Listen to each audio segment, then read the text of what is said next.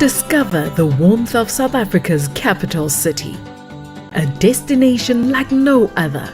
A world in one. Meet our Big Five family. Immerse yourself in our cultural diversity. Trace the steps of our walk to freedom. Experience our spirit of adventure. Feel our township energy.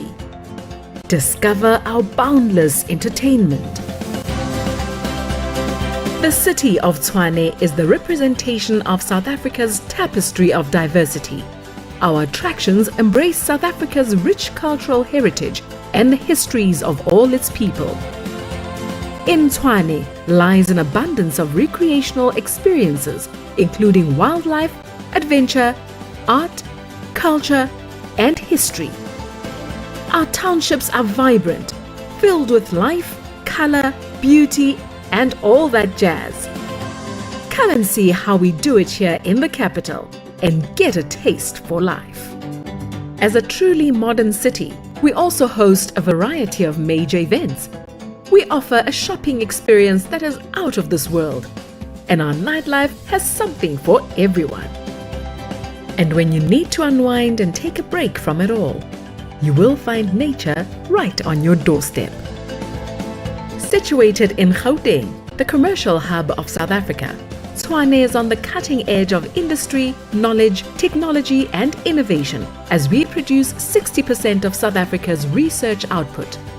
With world-class infrastructure, we offer a variety of top-class business and convention facilities, easy access to the South African national government facilities, and a large number of embassies and foreign missions, all making Tshwane a wonderful host that can cater to your every need. So, whether you're traveling for business or pleasure, make Tshwane your destination of choice.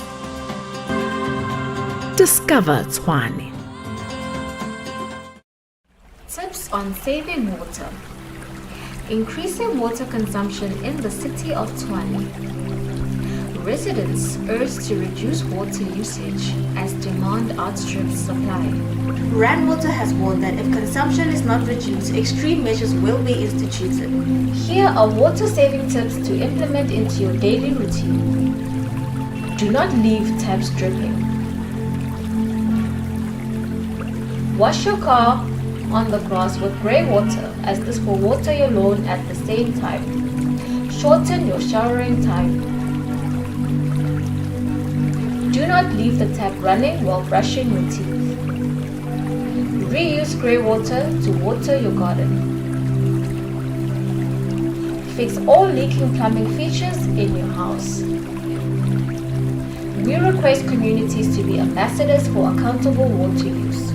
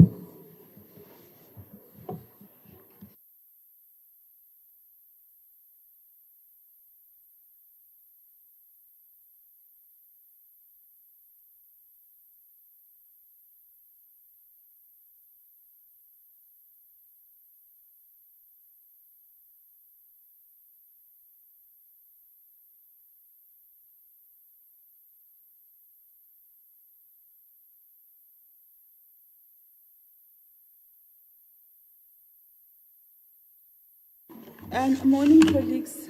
We have a quorum. We're going to get started in the next 2 minutes.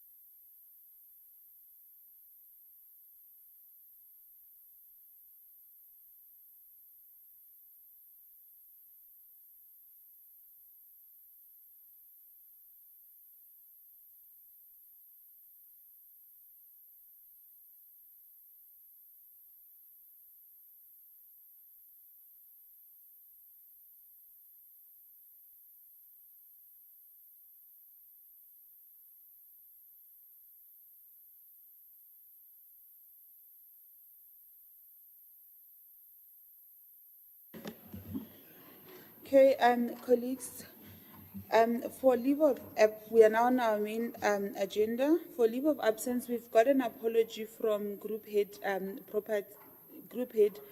for Property, Varushka Morgan, who's off sick. There are no other apologies that we have received. So we will go to point number 3, which is minutes for consideration.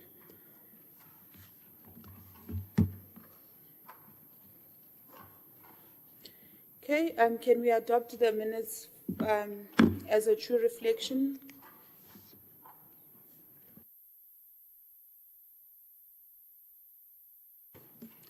Councillor Alderman Maluleka? Oh, okay, it's adopted by Alderman Maluleka. Any seconder? Seconded by Councillor Mabusela. We'll now move on to item 4, which is matters for consideration. The first report is from Regional Operations and Coordination Department, follow-up on grass cutting report for the period April 2022 to March 2023. This report is between page 5 and 27, and the recommendations are on page 27.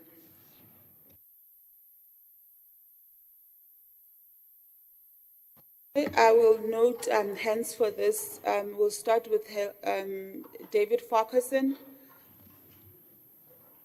Yes, Councillor Farquharson. Thanks, Chair. I just want to ask that the confidential items be moved to the end of the agenda. They're in the middle of the first printout. If we can do everything that's non-confidential before we go to confidential. Thank you, Madam Chair. Yes, thank you, David. Your request is accepted.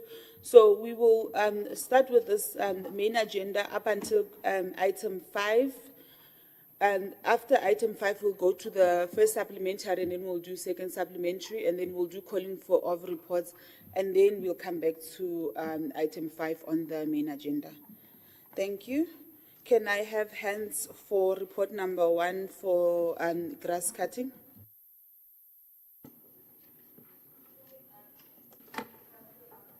Councillor Mula, followed by Alderman Maluleka.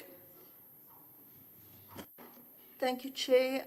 I have a few questions, please. One of them being, what I see in this report is there are a number of contractors that were contracted to the city through the tender. Some contractors got massive amounts of payments, others got nothing, not 1 cent. If we could have an understanding how it works, that not all contractors are actually used. The second question is to ask, we see that in page 8, page 11, there are contractors that were paid during the months when there is no cutting of grass, the June, July, August. And if it was old invoices, then there would be 3 months somewhere that they didn't get payments because they didn't cut. I also note that in this report they say that there was late rains which caused grass to grow, which would still have at least 2 to 3 months of no cutting. Added to that, if you go to the weather site of the Weather Bureau, in those months and the prior 2 months, there was not any specific amount of rain other than the normal rain in the winter and the preceding months. January, February, March into May of 2023, there was excessive rain and the rain was late as it is this year. However, 2022, that was not the case. The evidence is on the website of the Weather Bureau. So if the officials can please give us answers on those three. Okay, Alderman Maluleka. No, thanks, Chair. Good morning. I raised this issue with regard to issue of grass cutting. And I think Councillor Muller took a spin on her submission with regard to first looking at the finances and then later look at performance. I suggest that we should find space and ways of getting accountability from ROC. Not only on this, but on other activities that they are performing, so that we are not bogged down by issues that are not necessarily in our purview. I can't sit here and look at what grass cutting is doing. There are many issues that are confronting us as a committee that we need to look at, so that we can be able to jack up this institution. Therefore, many other issues, it's important to look at payments and other issues of contractors, but I think it has everything to do with performance. And we do not have a committee, oversight committee, that looks at performance of ROC, unless if somebody can advise that they should go to IDP or anywhere where they can account for their work. People can do scrutiny on these things, but for us as MPEG, I think we are just overloading ourselves with issues that I don't think are that important. There are issues that I'm not undermining the significance of cutting grass and making sure that there's value for money when people are doing work. But this can be done elsewhere. Can't we look at it, have a conversation with the mayor or city manager and look at how we can get accountability from ROC, instead of coming here and look at the unblocking sewer and cutting grass and a pothole somewhere there. We're just wasting our time, Chair. Thank you. If there are no more hands, I will, or is there another hand? Councillor, are you there?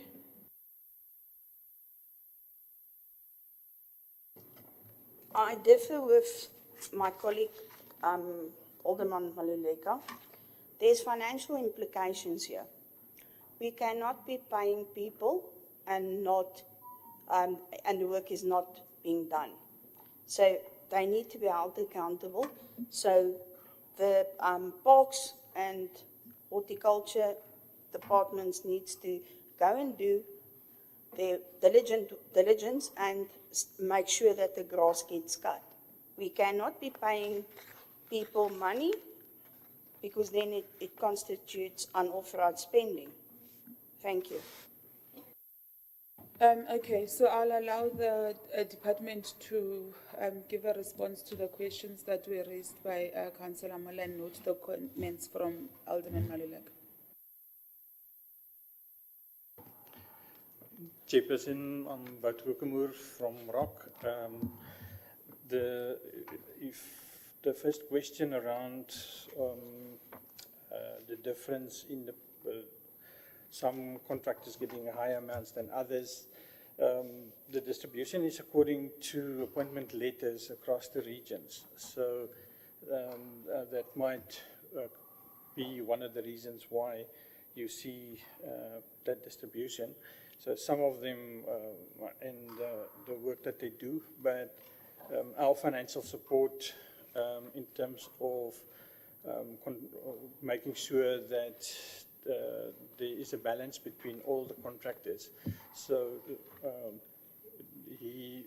Martin Lombard would then look at across what is being paid to all the contractors, and then so that at the end of a 3-year contract, that there's an equal distribution of payments across them. So the current report is in terms of a snapshot on a particular period, but the financial report ensure that that balance is kept. Then contractors that are paid in the second question, where the contractors are paid in like July, those months, there's also work that are being done. For customer complaints and areas that need, so it's sort of an as and when.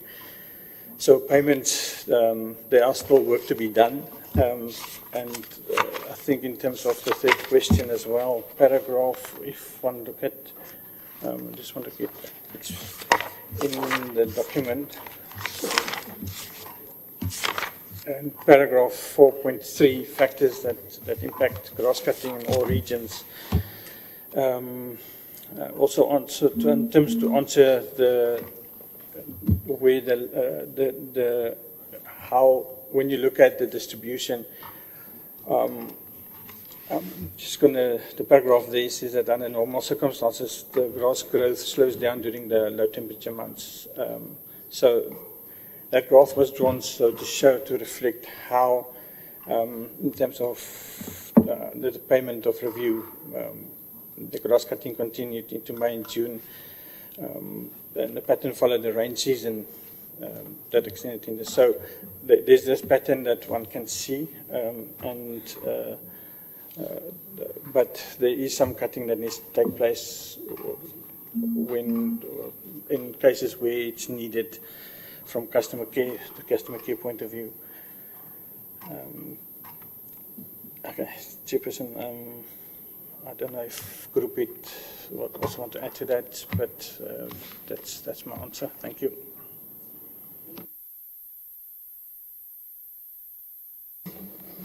Good morning, Chairperson and members of MPEC and CM and officials. Maybe to deal with the input by Alderman Maluleke in terms of governance mechanisms in place to oversee the work of regional operations and coordination. I wanted to confirm that ROC does report to an oversight committee, the Utilities Committee, which oversees the work of Energy and Electricity Department, Water and Sanitation Department, as well as Regional Operations and Coordination. So we do appear before that committee. Over and above that, we also do get invitations from time to time to submit reports. Insofar as the horticultural services are concerned, such as the report that the committee is discussing, the Oversight Committee on Environment also is seized with similar matters, including grass cutting. Also, the IDP Oversight has called on us to come present. So, Alderman Maluleke, I would say that actually I don't think there's a department that appears before oversight committees than the ROC, because of the nature of the work that we do. We also appear before, by the way, Section 79 on roads and transport, because remember the span of work of the ROC is energy and electricity, so water and sanitation, roads and stormwater, and community services from repairs, operations, and maintenance. So every other oversight committee that is seized with that specific nature of work does from time to time call on the ROC to present a report. But in terms of the natural home, if you like, it will be the Section 79 Oversight Committee on Utilities. Thank you, Chairperson. Thank you for that input. Colleagues, are there any more hands or follow-up questions before we move to the recommendations? Alderman Maluleke. Yeah, no thanks, Chair. Maybe we'll have a conversation different to this forum on how we can strengthen accountability. Because it means Group Head for ROC spends his time attending meetings instead of doing work. Then how we then rationalize his accounting, it will be important because we can't, and I differ with what my colleague has said earlier with regard to finances of this, and I said it in my submission that Councillor Muller took a spin on looking at the finances, and departments can report ongoing spending to MPEC, Chair. Let our argument be strengthened by responsibilities in terms of reference of MPEC. Because we are just going to have people come here because there's a lack of finance. That it means MPEC, it doesn't work like that.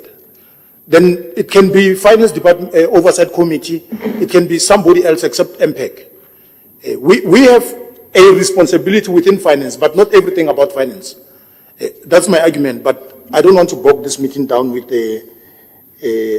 my submission, which I feel strongly about, but we can take it in a different forum, or maybe after the meeting, look at how we can work together, because this is not necessarily trying to avoid accountability, but it's how then do we rationalize accountability on ROC. I can just imagine, Carl, if you go to 6 meetings and go and report to everybody. Transport, they want you this week. Next week you go. When do you then sit and look at strategy and strengthen your department? Therefore, you are just a group head of meetings. Therefore, it can't work like that, city manager. Let's look at how we can have accountability. One stream, strong accountability, and all of us who are functioning. Thank you, Chair. Thank you, Councillor Maluk. I think that is a discussion that we will have with the Chair of Chairs so that there is coordination, because oversight is important and we don't want to compromise on that or make sure that there is no oversight at all. But I do agree that there's a need for coordination. And I think the Chair of Chairs can lead that process with the various departments that oversee or who are now causing these duplications. Other than that, colleagues, can we adopt the recommendations of this report as recommended? Yes. Thank you.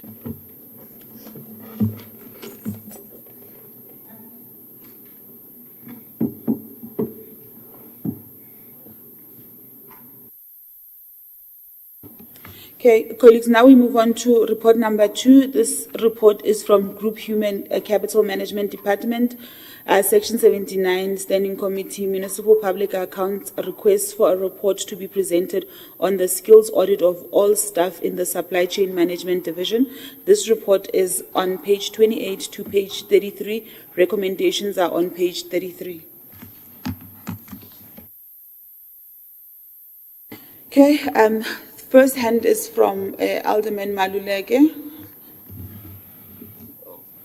Okay, I think you're the only, followed by Councillor Mola, then followed by Councillor Bushiel. No, thanks, Chair. This report was requested in May 2023.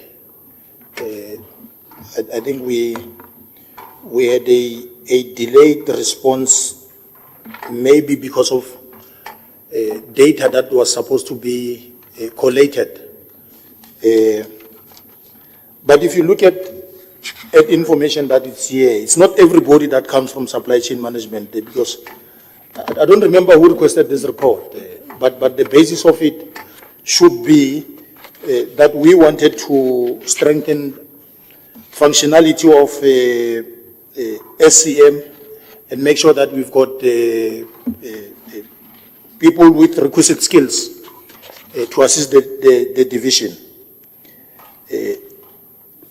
I just wonder why not everybody is included in that report, so that we can be able to then dissect what was what we've received against what was then requested. But also on the information that was supplied by Human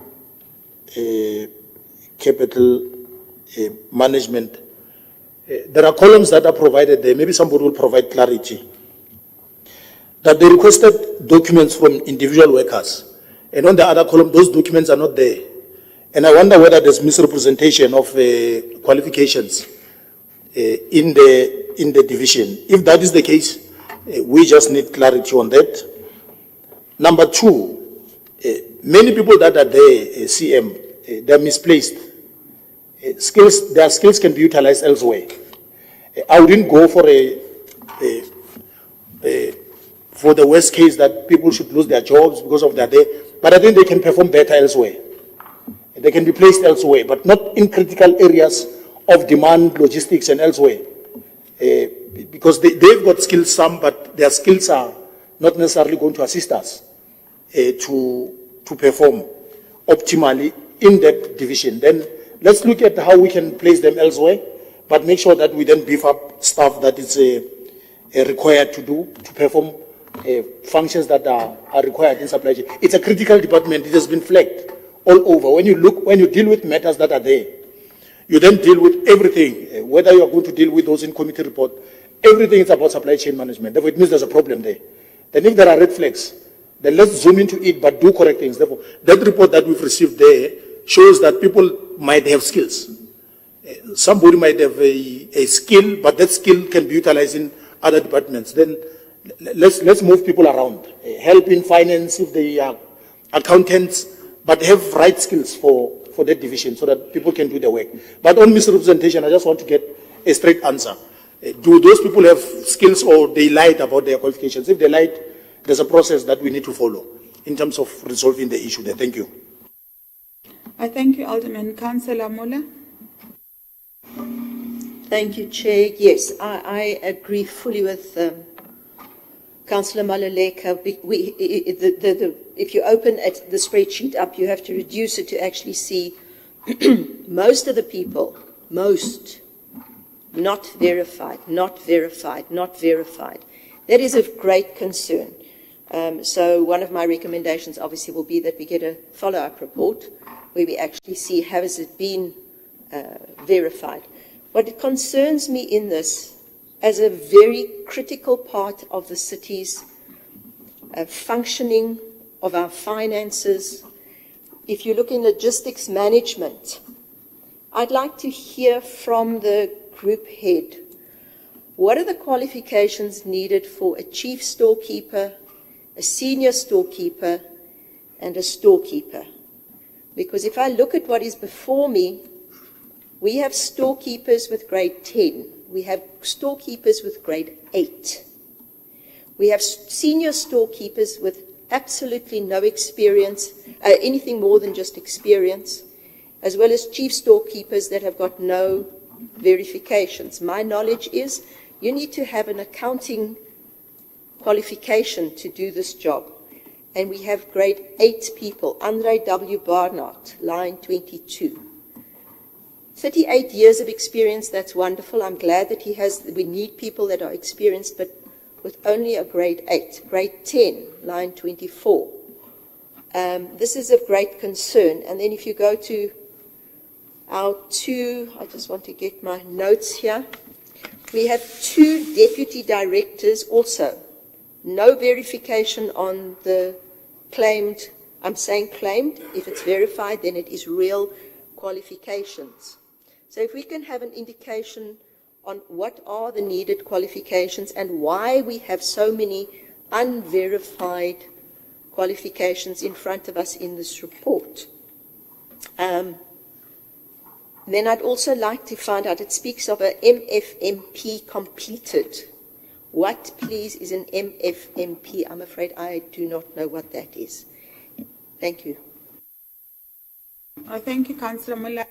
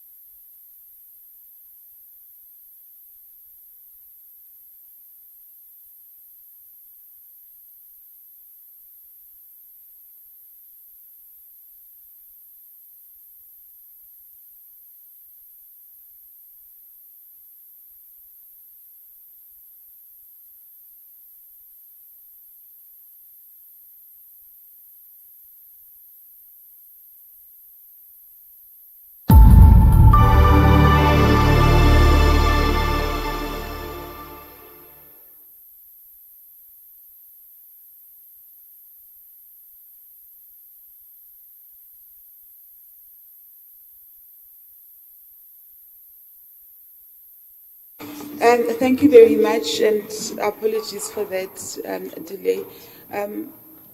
Councillor Bushelo, you can proceed. Yeah, thank you very much, Chairperson. I think I've been covered by the councillors that spoke before me, but I just wanted to emphasize some other aspects of the issues that they have raised. So I think this is a very critical report for us. We requested this report because most of the delay of the project, the supply chain is involved.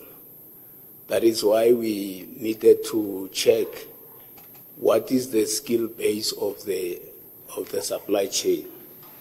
But as the councillors have already alluded, the report that is before us is not comprehensive. We also wanted to check for each position what is the requisite qualification and skills that is required by that particular positions versus the actual qualifications that those incumbent possesses. So we don't have those kind of information. We would be very much in a better position if we have got that kind of information. But as Alderman Maluleka has indicated, when we check, most of the people are not included in the report.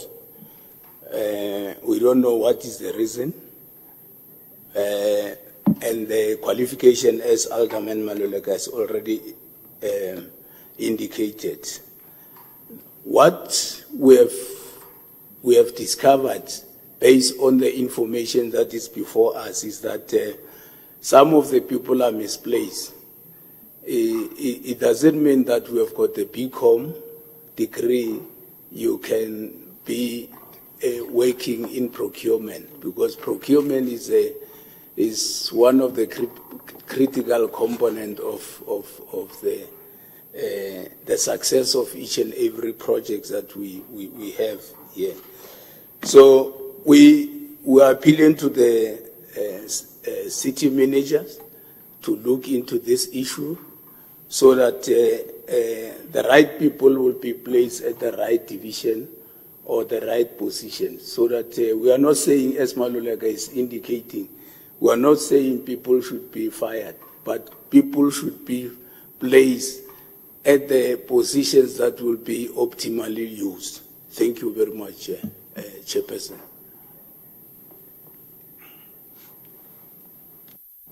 Thank you, Councillor Bushelo, for that input.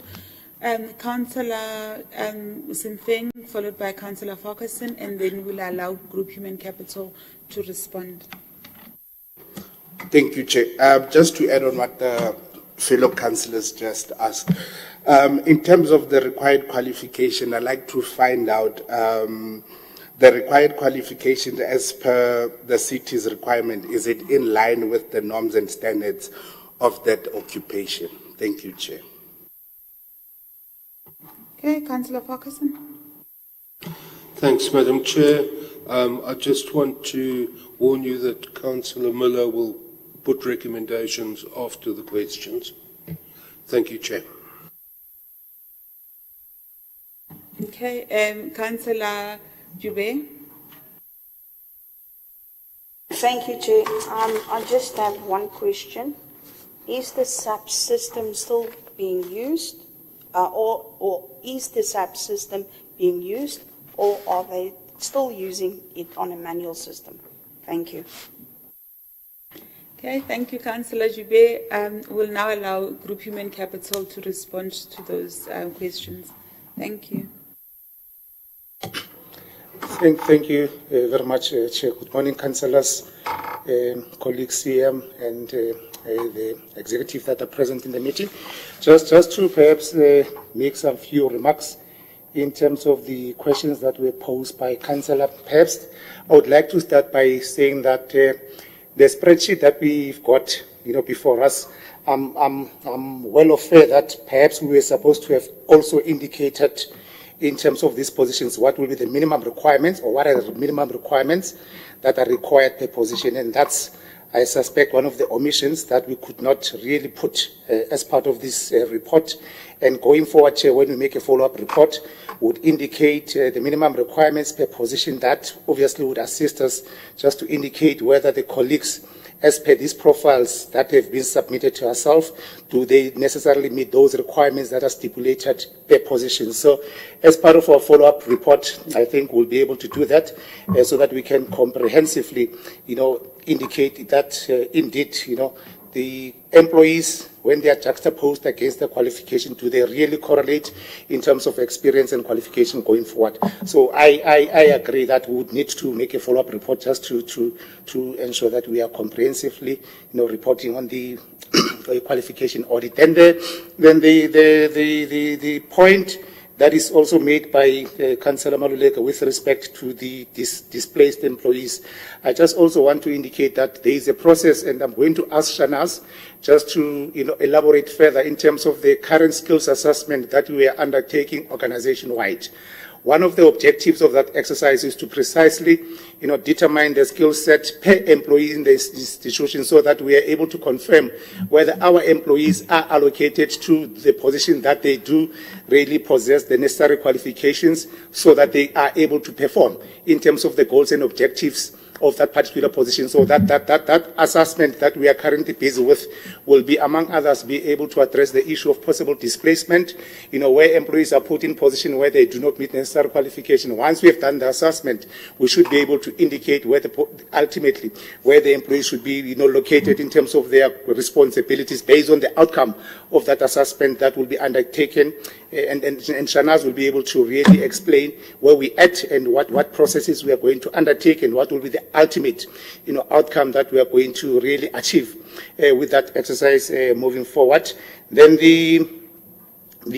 I think on the follow-up report is quite clear, from other councillors, that the report doesn't essentially, as I said earlier on, indicate minimum requirements per position.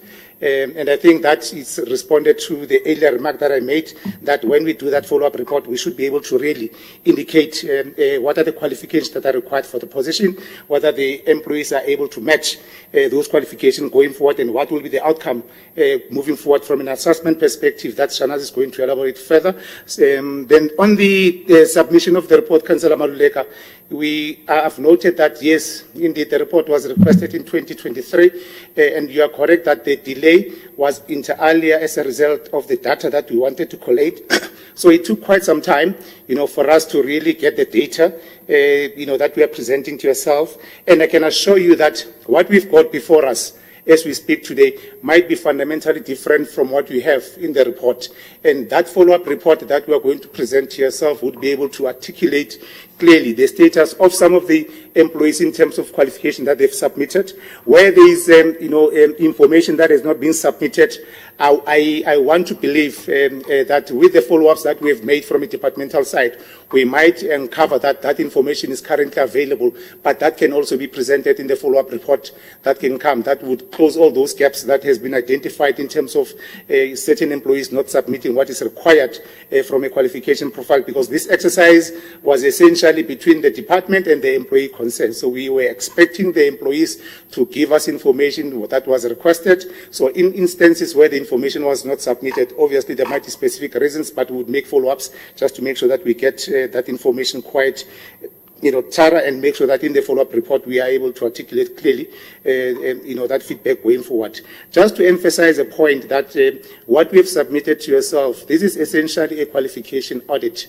We didn't go into the nuts and bolts that Shanaz is going to, address you on in terms of the skill sets, skills, analysis, like I said earlier on, in terms of different responsibilities within the department in the main. So finance, for example, is one of those departments that we've identified as a core department that would need to focus microscopically in to ensure that whatever outcomes that are going to come from the skills assessment, we're able to prioritize finance by implementing them first, because of the significance that it plays within the institution. So that is part of our agenda in terms of our program from a skills assessment perspective, just to isolate finance and ensure that we are able to give more attention to them, with respect to this project that we are undertaking currently. So I'm going to, Chair, through you, just to request Shanaz just to give just a succinct, progress in terms of the skills assessment, because it's a major component of what we are reporting upon. I mean, it assists the current project assists the institution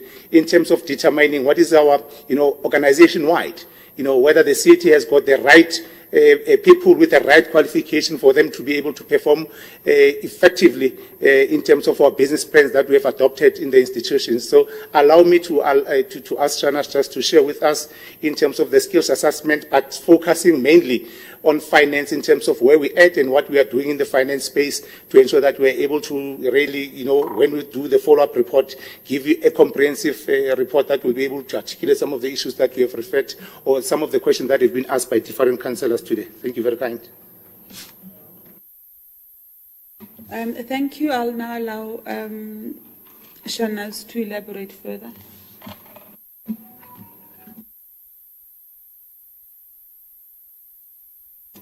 No, I think,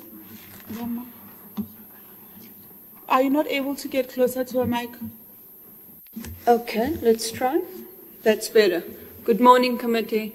3 key things that I wish to emphasize. 1, we've prioritized the finance department to do a comprehensive skills assessment audit. The audit is a legislative compliance requirement. The municipality is in the midst of making sure that every department, every permanent staff member is assessed as part of this requirement. The finance department as of today stands at 81% completion.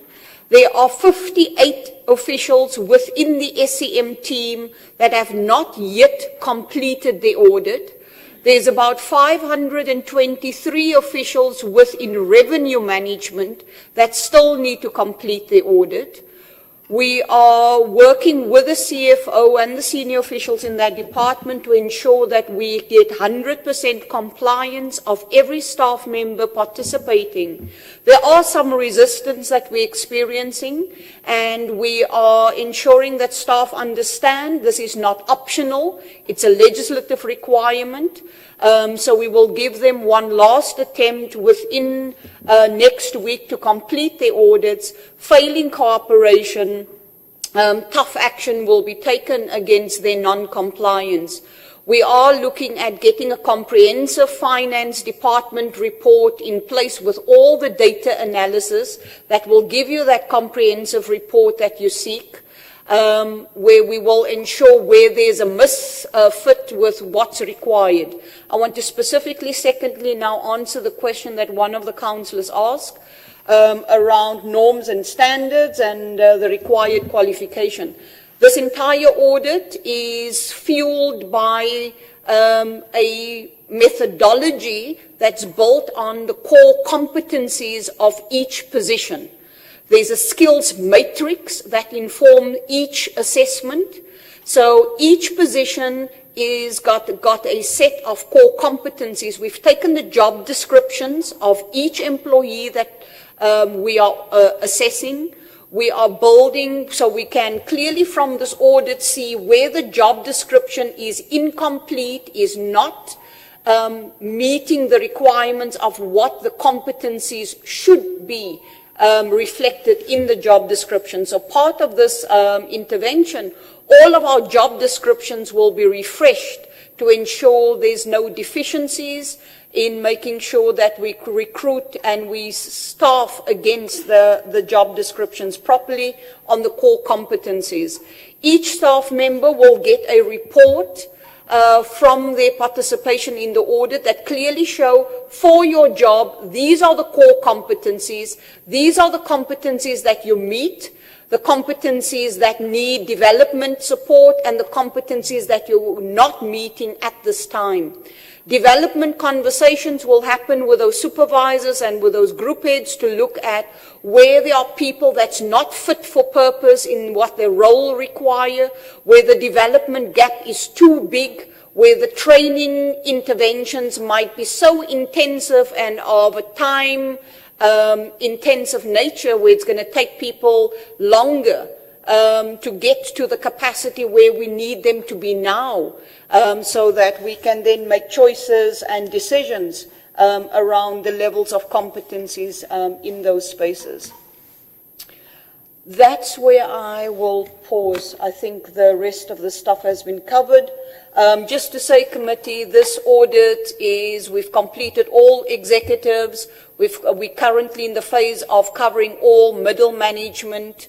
We are closing off phase 1. We are starting with phase 2. All the data preparation is happening. We are looking at the 10 core service delivery departments where that intensive audit will happen in the next month. We will go live with phase 2. So this is an intensive process where we as a city want to absolutely know what are the skills we're working with, where's our more targeted training interventions. Not every capacity problem is going to have a training solution. Some is it where we're going to need to make hard choices that people are not having what we need for the journey that we need to go on. I'm going to pause there. Thank you, Chair. Okay, I will take hands for follow-up. Okay, so Alderman Maluleka, David Farquharson, and Karabusin Thing, and lastly Rodney Mabuse. And Councillor Mula and Councillor Tsepo Khatli. Yeah, no, thanks, Chair. Group head, you are not responding to our question. You are not. You are, and Shines takes it further in bringing confusion. Because our focus is not on the institution. We understand the critical part of observing what happens in the institution, but we are focusing here. Remember, this was flagged by AG. Therefore, our mandate is not necessarily to look at the entire institution. It's important you are, Shines, you are responding to legislation and what needs to be done instead in strengthening the entire institution. But the request here is specific. Supply chain management. Because I asked a specific question. Is the report is not covering everybody from supply chain management. I hear what you're saying, but that's not what we are asking. What we are asking is about supply chain management. Let's be specific, so that we can be able to focus, because our issue here, G, it's in response to what Parliament is saying about Oversight Committee on MPEC. Every day you are dealing with cases of supply chain management. Who's overseeing, who presides over these tenders? Are these people having requisite skills? That's why the report, we're asking this report. If we were specific and were zooming on this specific, we'll be able to zoom in deep, get into, do we have right people for this? I understand that you are so overwhelmed by what you need to do in terms of the entire institution. But the report is about these people that next year, this year we're going to a new financial year. Audit finding is going to come flagging the very same issue that we were supposed to have corrected. And we did nothing about it. Therefore, what we're asking is that answer the questions. Why other executives are not included in this report? How long is it going to take us to get the follow-up report? Because it took us 7 months to get this report. If it's going to take us another year to get the report, only on supply chain management, we're going to have a problem.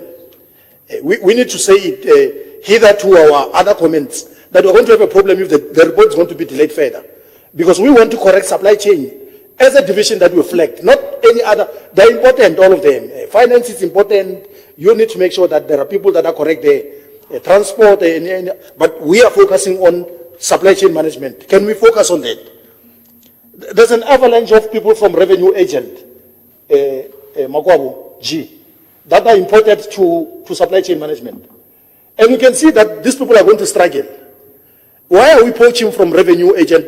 And when we are responding to the report, we are saying that these people are not appointed on permanent basis and other things. But we are still putting them on supply chain management.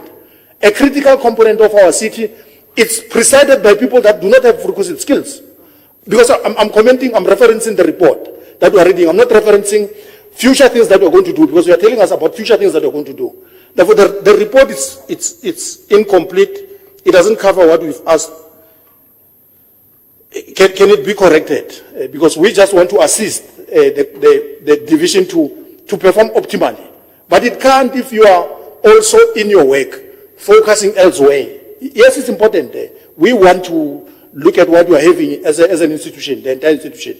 But for now, can we have supply chain division on who presides over the work that is being done there?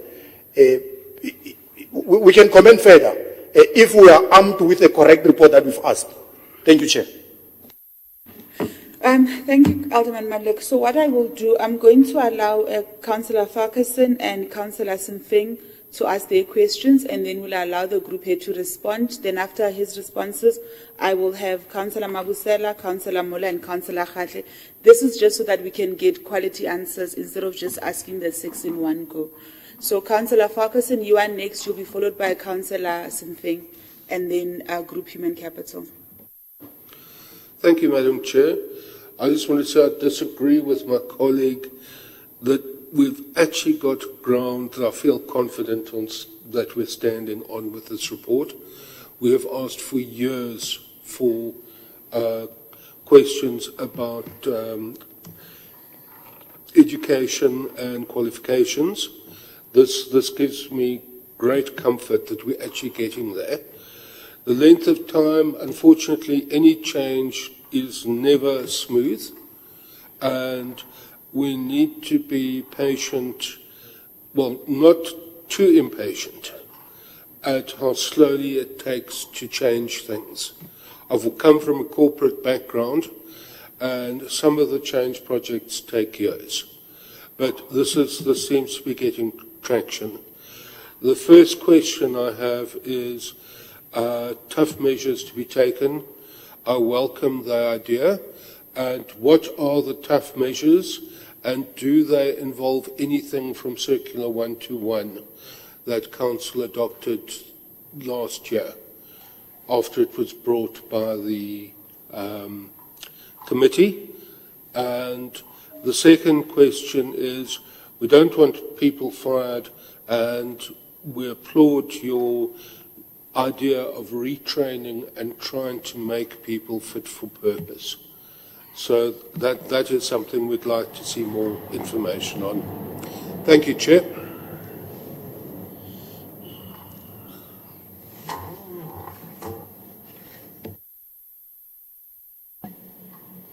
Thank you, Chair. My question to Shanaz is just to get an idea.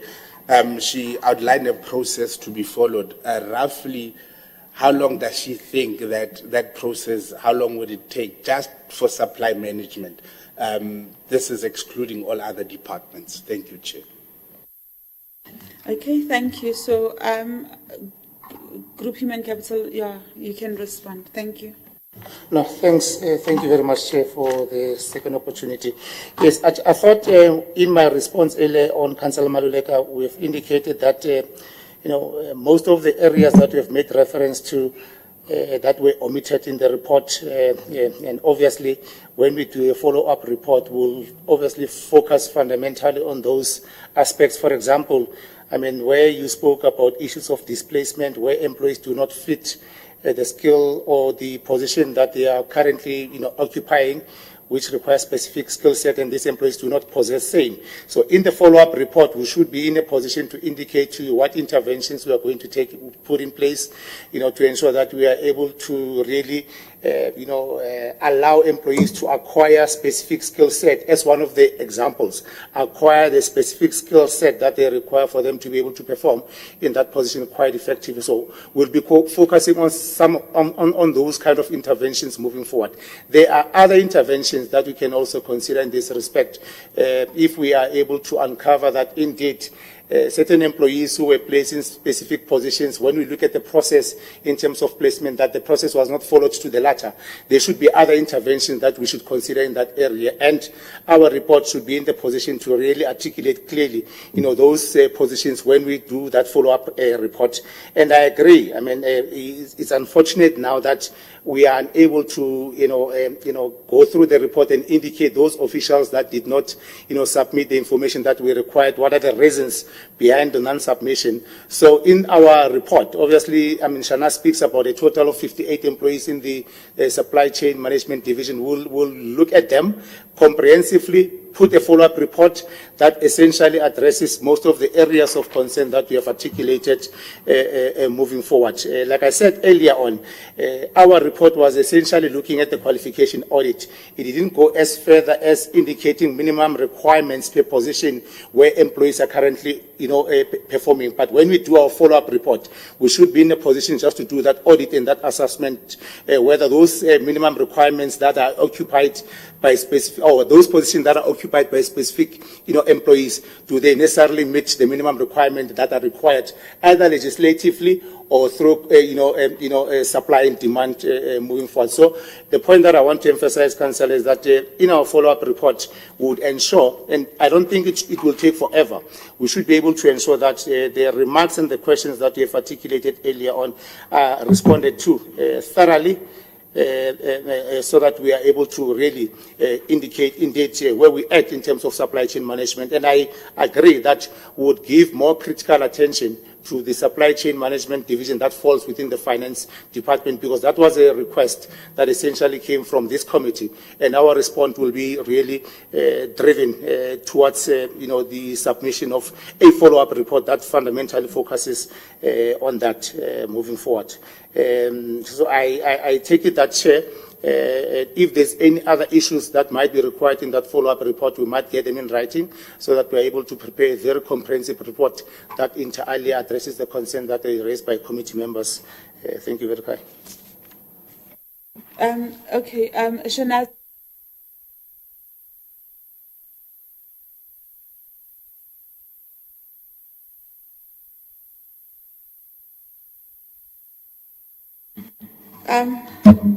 I think also, yes, on the timeline as well, but also there was a question from Councillor Farquharson about the tough action that you would take. So he wanted to understand, what does that tough action entail for those employees that just are not giving the information that is required?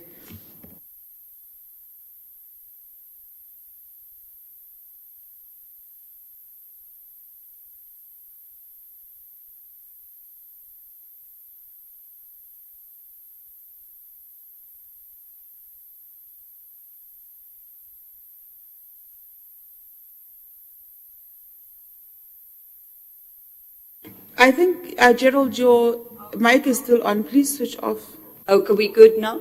Okay. Any skills assessment, as it is within the municipal staffing regulations, it is a developmental exercise. The skills assessment is not a witch hunt to look at who do we need to get rid of. It's an assessment to say, how do we build the institution? How do we build employees to what is required, right? And that's the spirit with which we are doing the assessment.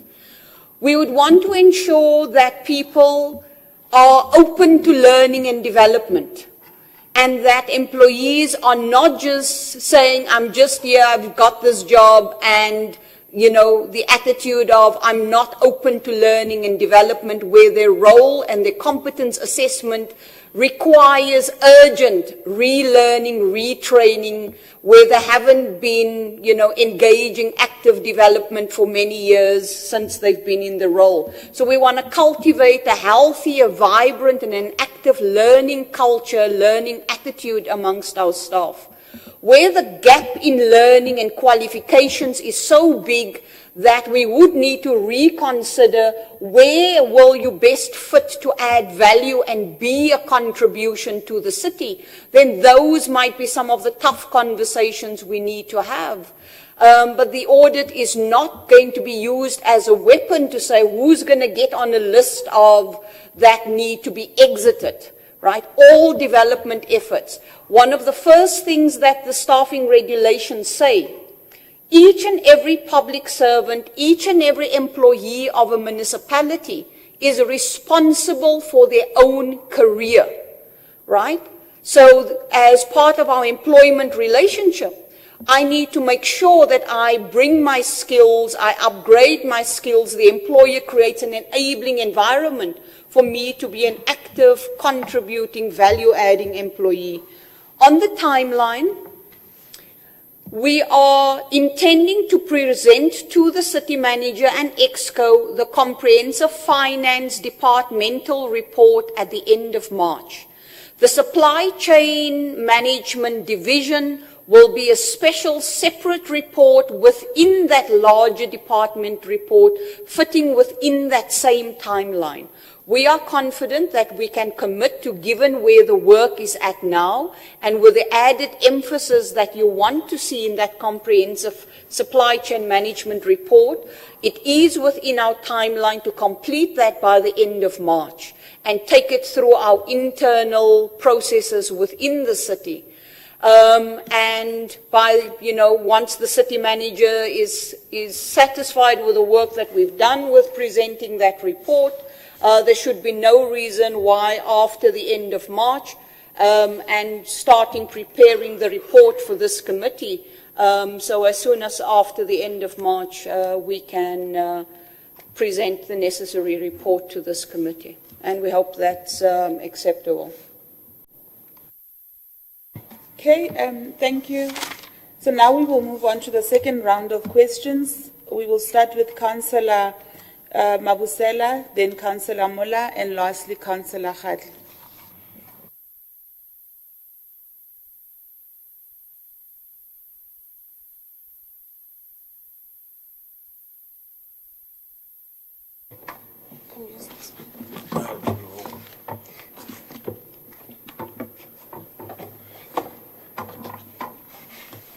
No, thanks, Chairperson.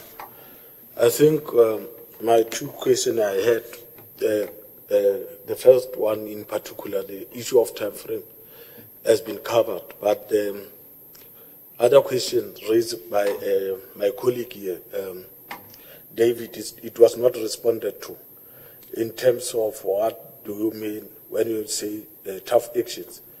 And we understand that, we understand the principle around the issue of conducting the skills audit. We are not in dispute about that. The methodology, we understand it. However, we say no. When we say no, the tough actions are going to be taken. What do you mean? So that it can make sense. The issue of principles around skills audit, that is not a witch hunt, and we agree about that.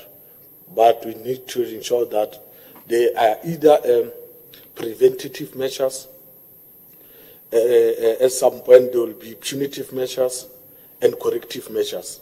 So I wanted to understand what does it mean. Thank you.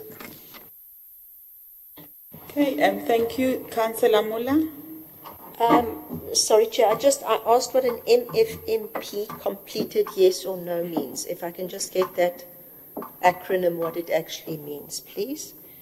And then why are revenue agents, it says they are not part of the procurement, the process, why do they not need to have a qualification? I don't understand on the spreadsheets. Thank you. Okay, and lastly, Councillor Khadli. Thanks a lot. Just to emphasize what Mr. Moleka is saying, we need a report of supply chain because sometimes we get wide reports, we can't focus. We don't want finance, we want supply chain. I think we need to be strict as MPEC to say that, leave everything out. We want a supply chain report. Why? Because supply chain is the backbone of every department. We are having delays in all departments, and every time we get one word, it's supply chain. You go to Rock, we can't do what? Supply chain. You go everywhere, supply chain. Everybody, why can't you perform? Supply chain. So we want to zoom into supply chain and be able to get to understand what is happening within supply chain. The finance report, they can come later, fine. But for now, we want the specific supply chain so that we read only supply chain and focus on it and resolve on it and fix supply chain so that we're able to deal with it. Another point that I want to raise is that, it's high time human resources take responsibility. Because whenever we have challenges within the city, we need comments from human resource. Maybe you need to look into your minimum requirements. Maybe there's latest things that your staff must have that your minimum requirements don't cover. I think you need to be strategic and look within the challenges with the city and respond as human resource department to say, how do you assist the city in dealing with the challenges that they have of performance, of every challenge that they have. Human resource must come to the table and tell us that their standard, their minimum requires standard of recruiting is still working within assisting the city. How can we improve? What other skills needs to be added to the staff that we have in order to make sure that they perform optimally? And number three, a question: who takes responsibility for somebody who's incompetent when they make irregular decisions? They will be coming to MPEC, will be forced to take money from people. But the problem is that those people were not competent enough. And the city knew that they were not competent enough. The next time they make mistakes, the next time they have to suffer the consequences. Was there systems in place to protect those people now? They are signing off documents, but they don't have the capacity to make all the decisions that they have. They're supposed to check some documents, they don't have the capacity. At the end of the day, when they make mistakes, who takes the fall? Will it be the head of human resource department or what? I want to understand that one, because we are working with people who at the present moment will make sure that we get other audit outcomes. Come March, we'll be having another audit finding reflect. Why? Because we are having an incompetent staff. What buffer, the last one is that, what buffers can we put in place to make sure, meanwhile, while you are waiting for people to retrain and what, to make sure that, is there a strategic plan to make sure that we don't get irregular decisions made within the city with people who are not competent enough? And that's why this report is very urgent, because we have been doing in circles, dealing with the same problem. Even now we'll be having a meeting committee dealing with the same things. But the result of a city that is unable to take proper decisions and make sure that it protects its staff. Thank you. Thank you, Councillor Khatle. Shanaz, we'll go over to you. I think there was a question that came from the previous round as well about what you said about the tough actions that you will take. And I think it's something that came out of your presentation. So if you could perhaps respond on that first and then respond on the other three questions from this round. Thank you. Thanks, Chairperson. MFMP. I don't exactly know, but I'm going to venture a guess. It stands for Municipal Finance Management Program. That's my best guess, right? On the what tough action am I insinuating? Now, skills development without performance management will always leave us in trouble, right? So I can have expectations of what are the skills development that need to be done? But if there's no proper performance management to keep me to, am I doing what I'm supposed to do? That's where the gap exists. And we are stepping up as Group Human Capital on both those fronts.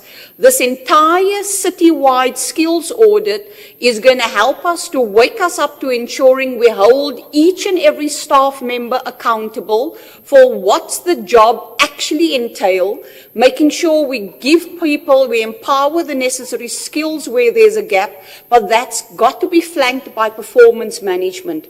Where the skills assessment and performance management intersect committee is that part of the performance development that needs to be part of every performance agreement is going to say, Shanaz, in these areas you're performing okay.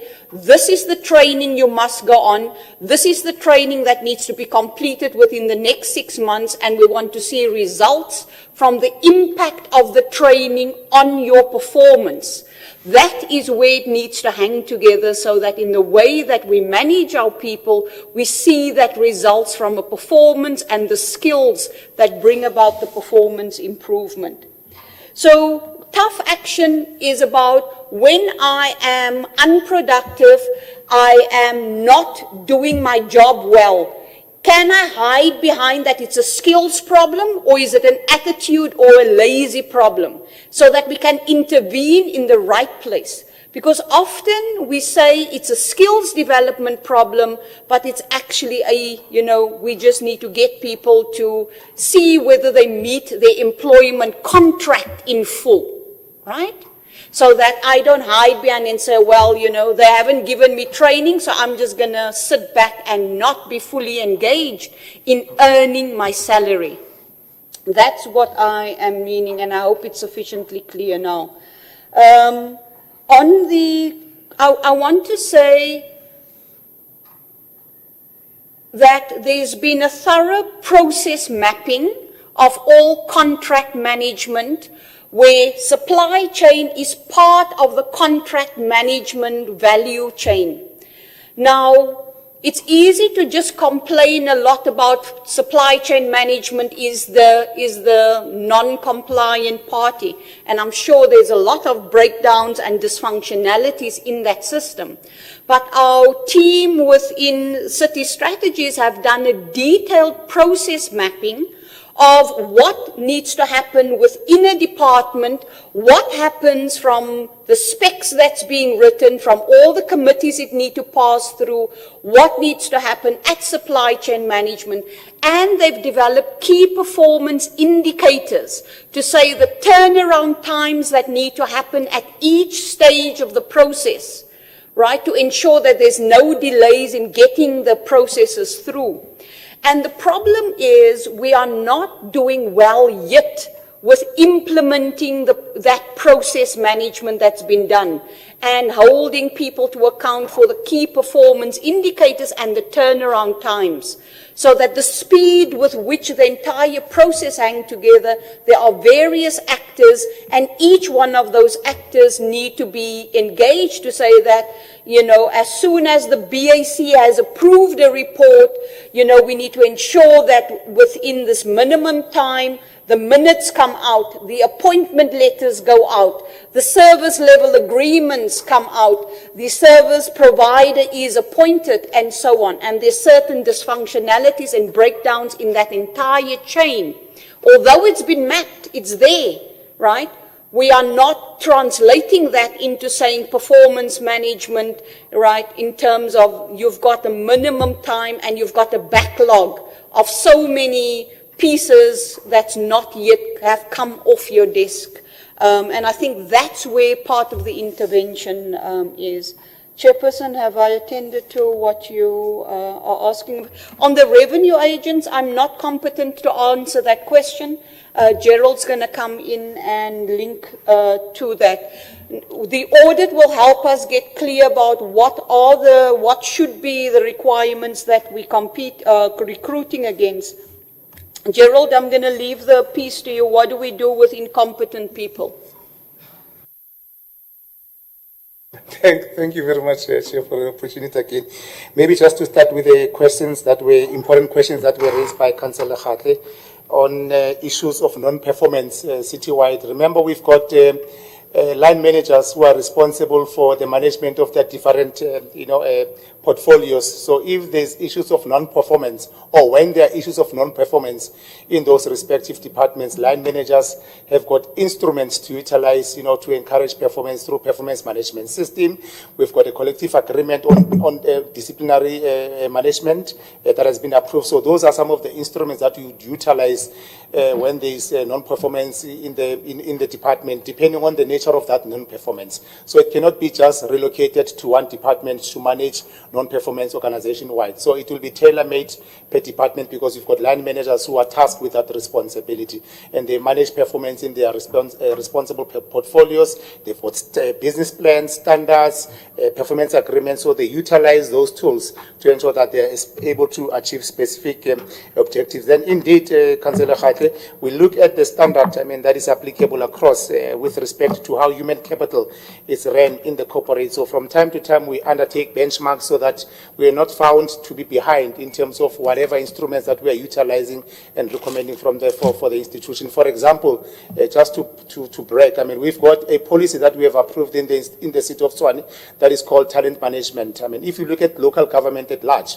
we might be among other one of those municipalities that have such a policy, and that policy is going to be instrumental in terms of changing behavior and attitude, and culture in the institution going forward. So we look at the trend, and then obviously where there's a need for us to adapt and review our policies, we do likewise, so that we are kept abreast of latest development that is applicable within the human capital management fraternity or portfolio. So, Councillor Khatle, we do precisely that. Then the issue with respect to tough actions, I didn't want to use the word tough, but there are actions obviously that we are undertaking as we speak now, specifically for those employees who did not meet the deadlines that we set for them to submit the information that were required as part of this qualification audit. So we are continuously going to make follow-ups, give them a last opportunity for them to submit information. Failure to do that, obviously this matter will be escalated to supervisors so that they can take corrective actions and measures to ensure that these employees are able to give us the information, because it's not like they are doing us a favor by giving us that information. I mean, it's one of the requirements that forms part of the skills assessment that we spoke to earlier for employees to submit that information. So we are going to continuously, like we were doing in the previous months, put more concerted effort for employees to give us those that are outstanding in terms of the qualification framework. Then the question with respect to revenue agents is a very important question. You would note that in our remarks, Councillor, what we have indicated in terms of qualification verification was that revenue agents, and then we make a statement that these chaps were not appointed, or officials were not appointed through a normal recruitment exercise.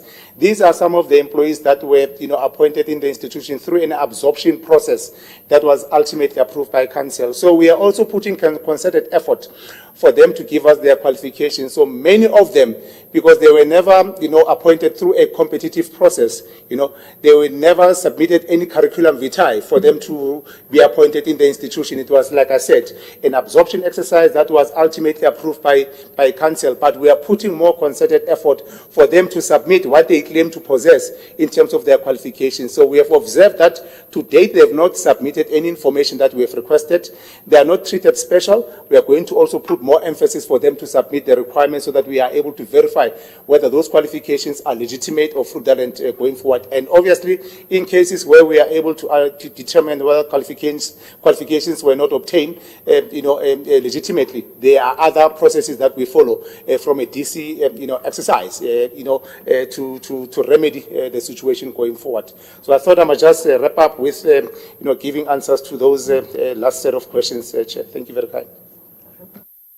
Okay, and thank you very much. So now, colleagues, we will take hands for the recommendation that David warned us about, and then we move on to the next report. Yes, Councillor Mola, you can make the recommendation. Thank you, Chair. That supply chain management report on the qualifications, that a quarterly report be brought to impact, including the verification of all qualifications which were not verified, and what action will be taken going forward to resolve the lack of qualifications. That the Learning and Developmental Division of Group Human Capital Management submit a progress report on the interventions to put in place to accelerate institutional capacity to yield service delivery on a quarterly basis, and that a similar report be brought to impact regarding buyers from supply chain management. And the report must also include minimum qualification requirements for all positions. I think that is what we discussed, and this is proposed by myself, Councillor Siobhan Miller, and seconded by Councillor Marie Hubert. Thank you.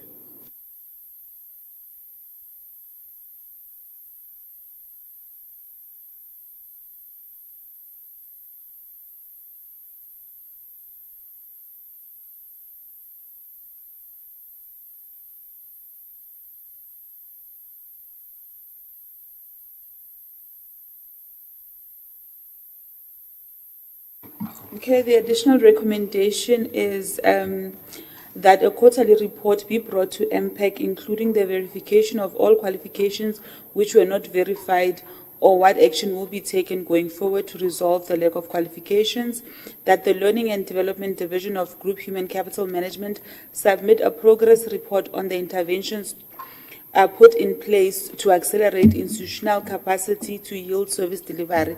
This should be submitted quarterly, and that a similar report be brought to MPEC regarding the buying section of supply chain management, and also include minimum qualifications and requirements for the various positions. This is proposed by Councillor Siobhan Miller, seconded by Councillor Marie Joubert. As recommended. Colleagues, we now move on to report number 3. This is from Environment and Agriculture Management Department, follow-up report on revenue generated by landfill sites for the year 2022-2023 financial year. This report is on page 34 to 38. Recommendations are on page 38.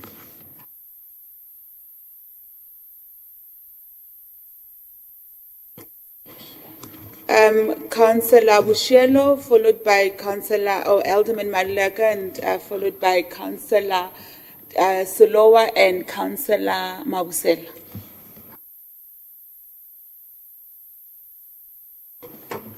Yeah, thank you very much, Chairperson. I'm just going to be quick,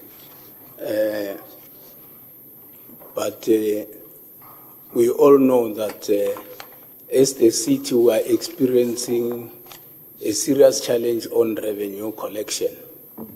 And it is our understanding that each and every mechanism or approach that will assist the city to improve its revenue collection, it must be pursued. As the impact we have gone through the site,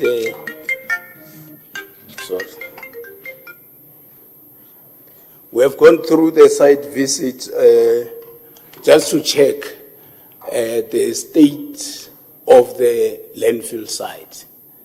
And we raised several issues. We discovered that at the sites there are no electricity. But however, the report is also indicating that their projection was 114 million, and the revenue that they have realized is 85 million, which bring us to the variance of 29 million.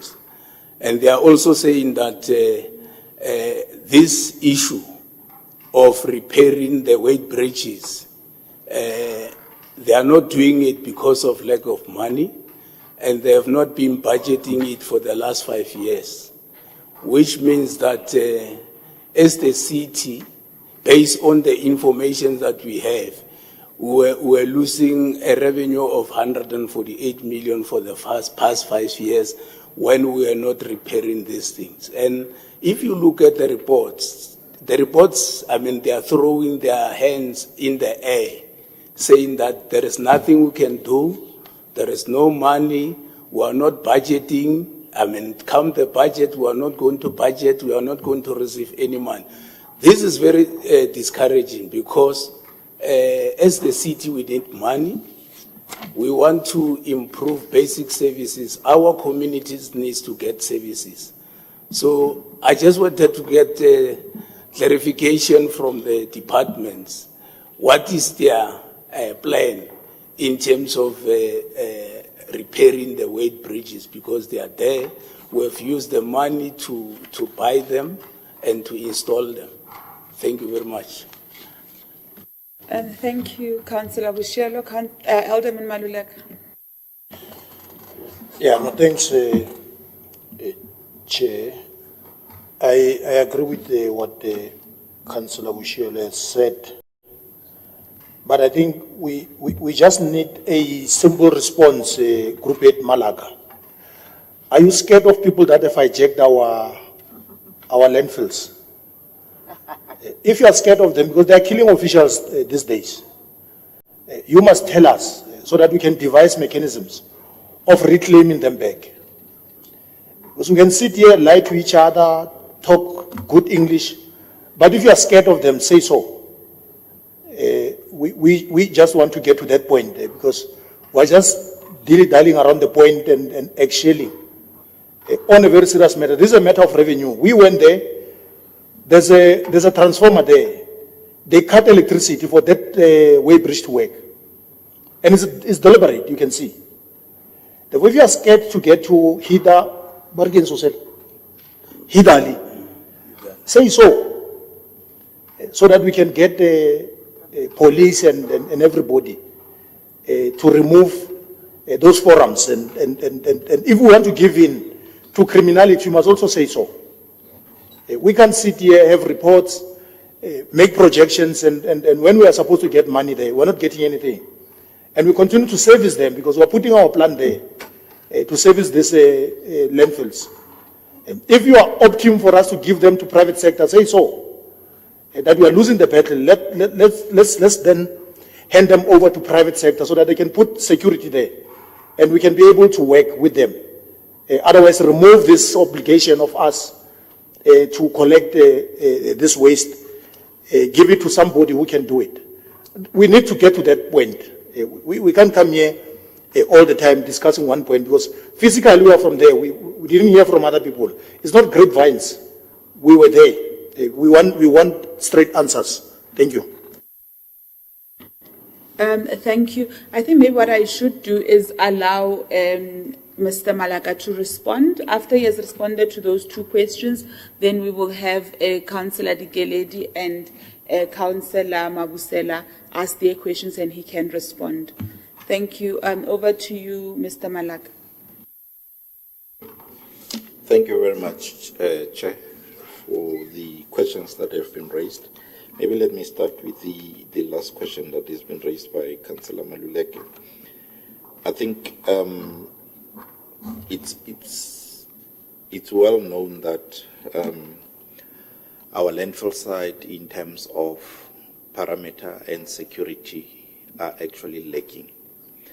Obviously, when that is lacking, the entire operation will be compromised, and that is the case in this stage. And obviously, what we had previously recommended was the fact that there should be a serious decongestion of the sites and properly be secured and proper security be provided. Then all else that is in terms of the infrastructure within the facility will be therefore protected, and therefore the operation can go into normal. So obviously that is the point at which we are. And it necessarily does not mean that we're throwing our hands in the air. If you look at the revenue generated in the period that has been requested by this committee, there was a variance of 29 million outside the 114 million that has been projected for the site, of which its reasons was basically because where there was a delay on the system in terms of billing the contractors that are directly contracted to the municipality. I think maybe just to also give a bit of context in terms of what Councillor Bushielo has raised, in terms of the plans to repair the weighbridge. Alternatively, we looked at exploring other options possible in terms of the weighbridge. But the unfortunate part is the fact that if the security and the parameter fencing and the decongestion of unauthorized persons in the landfill site still continues, obviously our efforts will be futile in terms of securing that site and taking control of the site. So in a way in which we are doing, we are using the manual system in terms of collecting revenue. Yes, I will agree that there might be gaps, basically using the manual system, because there might be people who are sneaking through the site without being paid. So, and again, maybe what is of great importance for the committee is therefore to illustrate that this report was purely requested in terms of the revenue generated, not necessarily the issues that relates to security, the issues that relates to the plans that we have in relation to the site, and the entire operation of the site, of which it can be provided in future. Thank you, Chair. Just to correct you, the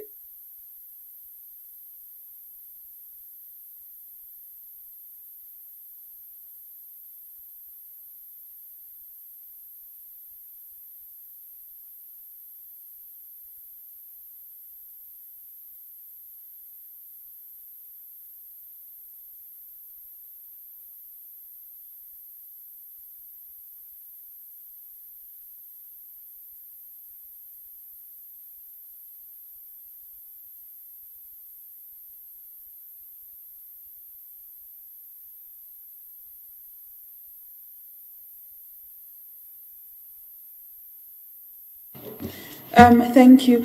Just for a correction there, this report did come to MPEC and it was sent back to give you that mandate that address some of those issues. The issue of revenue, yes, I see now you've put in a table for the figures, which makes it easier for us to read instead of a paragraph that you had previously. So that's appreciated. But we did speak about the manual system and we wanted you to address the issue of security.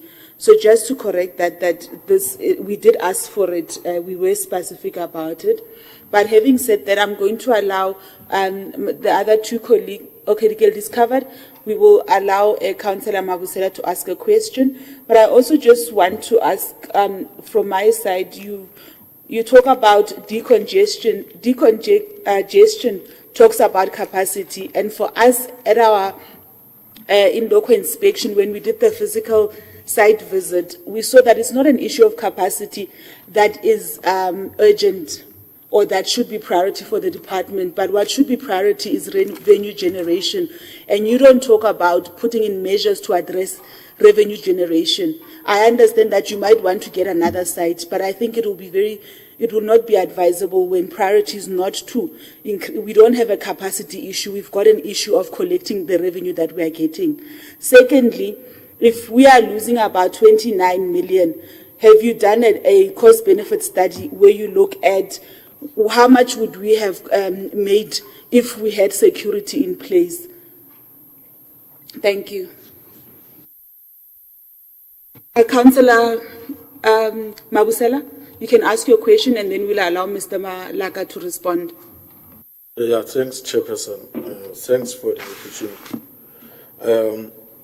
Just one of the critical issues that is being experienced in this report is an issue relating to, amongst the litany of issues, is the issue relating to material differences in a form of, through this manual system that we are operating, as the city, we are unable to account for the money that has been generated. It's a material differences in an accounting term. So I wanted to understand, and I want to take the group way to page 36 of the report. And I want to quote you because it's written there to say, and I quote, "It should be noted that the system for billing is not able to provide actual revenue collected per site." That is what is written in the report under page 36, and it reflects me to doubt the credibility of the report in terms of revenue collected, as the report indicated. Firstly, I wanted to understand, Chairperson, in terms of improvement measures in place around the issue of ensuring that we are not losing a revenue. What measures are put in place to avoid losing a revenue in place and in a form of improvement measures? Thank you. Thank you, Councillor Mabusela. Over to you, Mr. Malaka. Thank you, Chair, for the questions. Maybe let me start to the remarks that you have made in terms of the cost-benefit analysis, in terms of what we should be generating if there's proper security on site. I think if you look at what is on page 35, which is the projected revenue, because every year we will do a cost projection of what we will be bringing on all of the sites, and therefore that becomes what we are expected to generate in a specific financial year. And as with regard to the questions that has been raised by Councillor Mabusela on page 36, I think the current, our current SAP system, maybe let me start by saying the reflection of the revenue that is contained in this report, it's actually an extract from our SAP system in terms of what all the landfill sites combined has generated over the period in question. So obviously the system, what it does not do, and that's what is contained on page 36, it does not segment the revenue in terms of individual landfill site. It just gives you the global figure of what the disposal site has generated in a given particular financial year. So the credibility of the revenue cannot be doubted based on the fact that it has been extracted from the citywide used system of revenue, of revenue information as well as billing. When I think the other question was to say in a sense that what should be the measures that could be put in place in terms of to not lose revenue, and obviously it will be what we are currently doing and what it's not even contained in the report, which definitely look at various aspects, like for example the stop list that we are using at the landfill sites, the issues that relates to credit control of those that we know are not paying, the landfill sites that we have on our system, and also including the elements that relates to registration of vehicle plates that comes through the site on a daily basis, and therefore ensuring that they are tracked in terms of the volume of which they are disposed.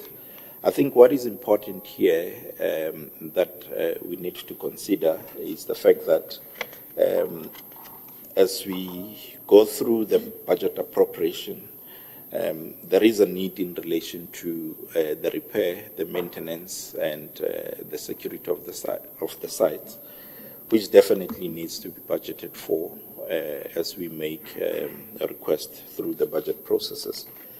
And again, Chairperson, you've raised the issue that relates to the decongestion of the site. I think I've used that word loosely, precisely because if you look at what the number of unauthorized persons in the landfill sites, precisely because of the vandalism, the lack of perimeter fencing, and as well as the security factors that are happening on the site, it's a major significant problem, which necessarily needs that you need to take out everybody that is on the site that is not authorized, secure the site, and take over control of the site. So literally that's what I was referring to. Chair, I think I have touched on all the questions that have been raised. Thank you. Thank you. Are there any follow-up questions, colleagues? Covered? Okay. We can then move on to recommendation. Oh, yes, we are moving on to recommendations. Councillor Mabusela is going to make a recommendation. No, thanks, Chairperson. We would like to request to add additional recommendation that read as follows, that the department submit a quarterly report to UNPAC on the improvement status of the manual system, repairing of weight bridge and wall and fence, and improvement plan around the asset protection. It was proposed by Councillor Rodney Mabusela and seconded by Councillor Shibon.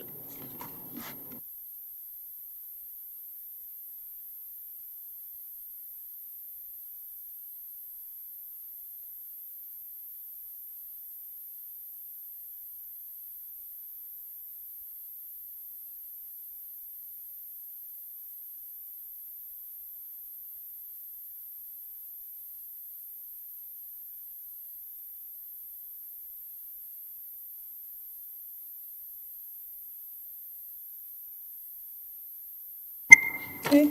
This additional recommendation is that the department submit a quarterly report to MPEC on the status of the manual system, the weight bridges, repairs to the fence or wall, and asset protection. So, okay. This is proposed by Councillor Rodney Mabusela, and it is seconded by Councillor Siobhan Muller. Thank you. So now we will move on to our next report. This report is from, and that was the recommendation as recommended. Sorry about that, colleagues. Okay, and the fourth item, this is from Roads and Transport Department. This is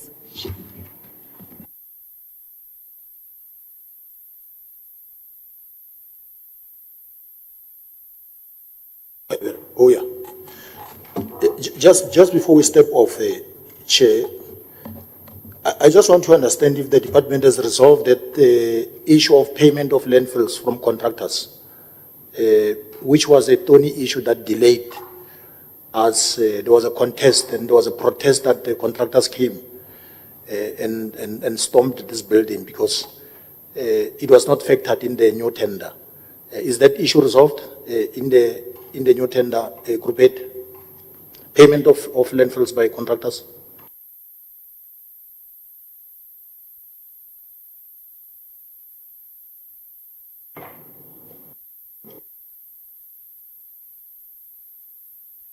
yes, please go ahead, Mr. Mat. Thank you, Chair. Yes, the issue that relates to automatic deduction of landfill fees from contractors contracted to the city, it's currently happening and it has been resolved. So we are almost in a 1.5 year cycle where we have finally addressed that matter. So it's deducted on the invoice payable every month. Thanks. Okay, thank you for that. We'll now go to report number 4. This report is from Roads and Transport Department.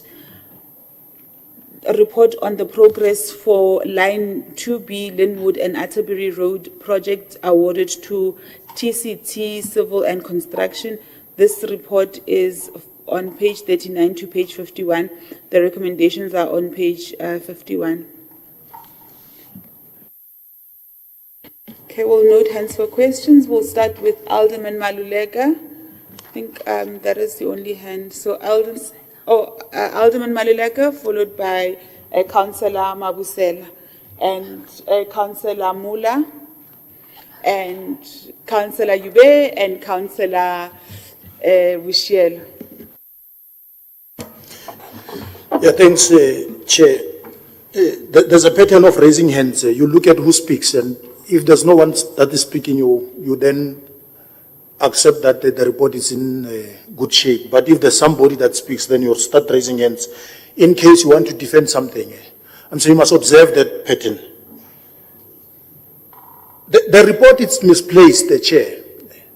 Councillor Mula is abusing her status in MPEC. Therefore, should not be subjected to abuse of power. This is more about service delivery. The contest there in the report, it's about the appointment of a CLO. Therefore, because Councillor Mula sits in this committee, she wants to take matters of her ward, bring them here in MPEC, and by extension, wants to threaten the contractor that I can reveal all the tenders that you did in the city. And so that's abuse, absolute abuse of power. It must be nipped in the bud. This is the second time it repeats itself. The ugly head finds itself in MPEC. First, it was Paul and Partners. Paul and Partners Association with the ANC, we need to bring his contracts from 2012. Therefore, TCT is targeted by Councillor Mula here. But I'm happy that in the response of the Councillor, they've resolved that matter. But it should not be repeated. Because what councillors that sits here, they're going to give us ANC caucus their matters, that we must bring them here. Ask how many land parcels have Atterbury acquired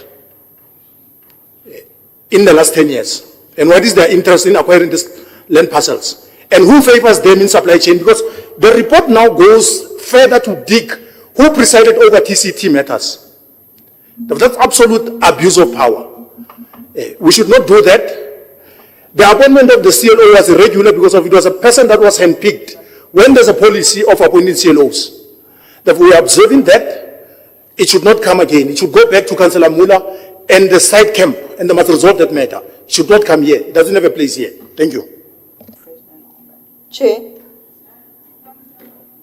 I think I need a right of reply to the accusations just made against me. Yes, Chair.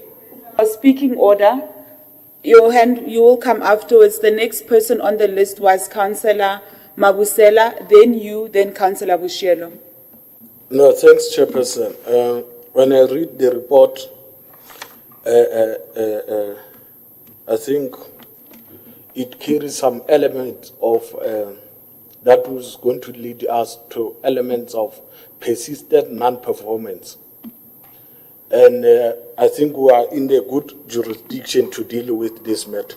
If you read the report, it will tell you that in January 2023, the contractor received an appointment letter. But that particular contractor could not do the work because the site was not officially handed over. The site was officially handed over on the 26th of May, 2023. So this is one of the elements of that lead us to non-performance. That can lead us to non-performance. So I wanted to understand in terms of the issues, what led to that particular 5 months to be delayed for the city to hand over. And the second question is in related to a planned versus an actual in the report. Is second issue relating to the performance. The report says the overall progress stands at 24%, to 12%. And you'll recall that it has been maybe 6 months to 8 months since the inception of this, even a year of this project. And currently we are sitting at 12% in overall performance. So I wanted to understand, because most of our projects are not completed, there are no consequences thereof. And the other issue that they raised lastly is the issue of saying the contract showing a limited experience with the works in a water course. And they are pointing this issue as the issue that contributed to a delay. So the question is that before you could appoint a contractor in terms of specifications, this issue was not picked up there. That is the question. Thank you, Chairperson. Thank you, Councillor Mabusela, Councillor Mola, and then Councillor Bushiel. And me. And Councillor Hubert, she says as well. Thank you, Chair. I'm not even going to respond to Councillor Maluleka. My decision has been. It is very clear that the CLO was appointed because he was the only person who lived in the ward, which is the prerequisite of a CLO. So, as far as this goes, why this report was called for is a very good reason, because what we are finding consistently, and it was in council last week, is we have to hand back grants and subsidies because of non-performance. And this is the point. This is an example specifically where BRT Line 2B is one of a network through the city where repeatedly we've had delays and repeatedly we stand the chance of losing that which comes from provincial and national government. We cannot afford it in the city of Tshwane. And what has come out in this is that there are these delays, sometimes very valid ones from the contractor. They cannot do things, whether it's the weather or whatever it is. However, there are delays in this specific project because of internal officials not working together. Our officials are not assisting to ensure projects get finished on time so that we get our grants for the next year. And this BRT is an ongoing project for many years now, and we cannot afford to lose that funding. One of the things that comes up is that city planning for the expropriation letters have been issued in this project. But the contractor is not moving forward, which once the letter is issued, they may continue. But they are limited also by the fact that city planning has to confirm building lines of the existing buildings on those properties. And legal and property management and all our different departments need to work together so that that very simple thing can be ascertained. What is the building line? And then to request a reduction in the building line. A very simple process. But because of our officials not bothering to work together, we are delaying projects. That is unacceptable. This project needs to be completed. It needs to be completed as soon as possible. We need to get further grants. We need to upgrade the connection from Mamelodi through to mainland through to the city. That is part of our requirement as a city. But we cannot, when officials are not doing their jobs or contractors are delaying the project because of whatever reason. I would like to ask why we are not having a presentation on the BR2 line this matter. But let's carry on with questions, and then I will see if there are further questions that I have. But our contractors must be competent. Our officials must comply and work together. We have a situation in this very area where this project takes place. 2010, with the World Cup, Justice Mohammed Street was broadened, as well as the bottom of Atterbury and Justice Mohammed, which is exactly where this project is also taking place. The contractor in 2010 connected new stormwater canals because the services had to be moved to the side, but never connected them to the actual stormwater canals. They were dead ends. We now sit with those roads deteriorating and breaking. And we as the city have to pay for the correction of this.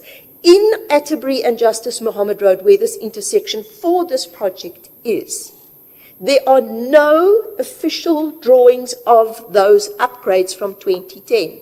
Our contractors are allowed to get away with murder. It costs the city hundreds of millions to rectify their mistakes. So currently, TCT is having to do the new drawings of the 2010 infrastructure so that they can continue. Once again, another delay due to incompetence or unwillingness for our project managers internally to monitor our contractors. And that is why this is here. It's costing the city hundreds of millions to rectify because our officials are not doing their jobs and the contractors are getting away with what they are not supposed to be doing. Thank you, Chair. Councillor Bushielo and Councillor Khatle, then Councillor Jube. Yeah, thank you very much, Chairperson. I'll try to be specific, but before I go into the report, I just wanted to also indicate, because I was reading this report, I've read it 3 times. And the question was, why is this report before us as MPEC? But I got the answer when Councillor Maluleka was raising issues. And also the 2 reports that we have just dispensed with when we presented the recommendation on the reports that we wanted to note. So I've realized that we are just going to spend a lot of time discussing the report that are not supposed to be discussed by this committee. Most of these reports are supposed to be discussed by other committees. Like, for example, this one. This report by right was supposed to be discussed by the Section 79 Committee of the Roads and Stormwater. So we need to, Chairperson, we need to sift the report that must come here and the report that must be sent to the other committees. You can take the order, Chairperson. Okay, no, it's fine. Because the other issue, if you look at this issue of the CLO, quite often when the councillor is starting to meddle himself with the appointment of the CL4, it's either that particular councillor have got an vested interest on particular the individual that that person is bringing.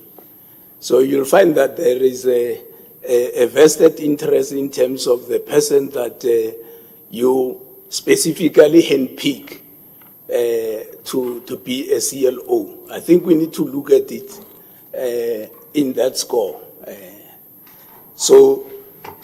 And as far as the delays, it is very clear that when you read this report, that delays can be solely or mainly attributed to the contractors, as they are saying that my fellow councillors are saying that they've spotted the line which says that the slow progress is attributed to the inexperience of the contractors. But if you look at the number of projects that contractor has completed, you can see that this contractor is experienced.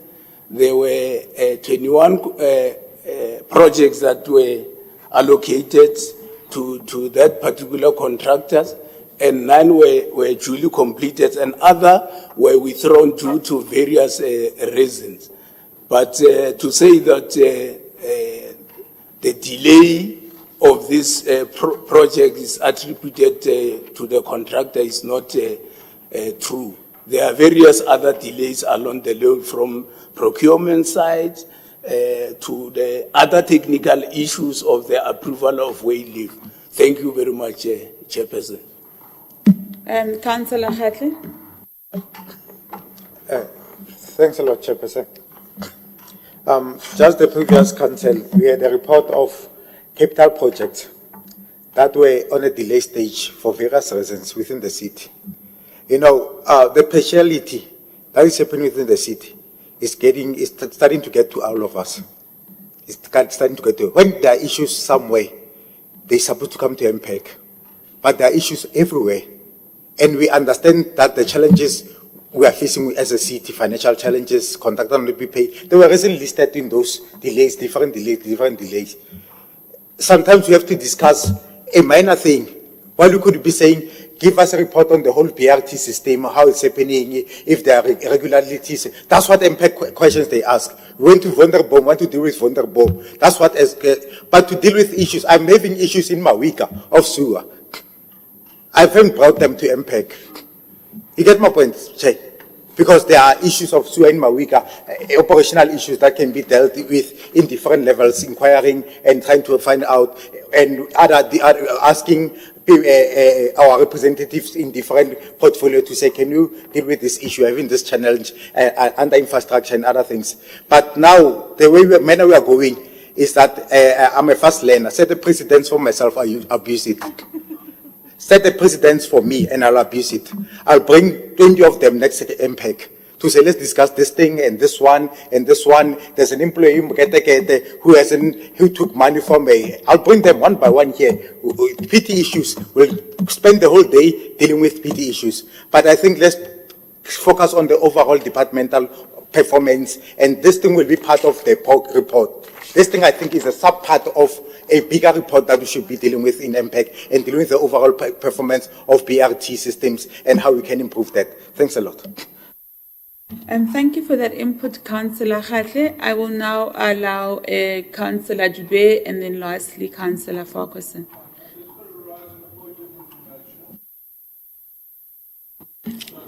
Yes. Okay, you can come first, make your information, and then we'll have Councillor Mari. All right, thank you, Madam Chair. I just want to draw my colleagues' attention to the Municipal Structures Act, 79A. And it says that MFMA must attend to and make recommendations to the Municipal Council on any matter referred to it by the Municipal Council, Executive Committee, a committee of the Council, a member of this committee, a councillor, and the municipal manager. When we had our first discussions, it was one of the issues I raised that we might get lots of small items coming through. So we need to work on a system of where anything is raised by any councillor. MPAC must look at it. So it's something we're going to have to work on our own processes. What I did recommend at the time was you request a report. It comes here, we discuss it, and make recommendations. But our scope is basically unlimited according to the legislation. That's my point of information, Madam Chair. Thank you. Okay, thank you for that. I think also maybe because Council recently approved the appointment of a Chair of Chairs, so the issues that Councillor Bushelo is raising, we can have it just for alignment purposes.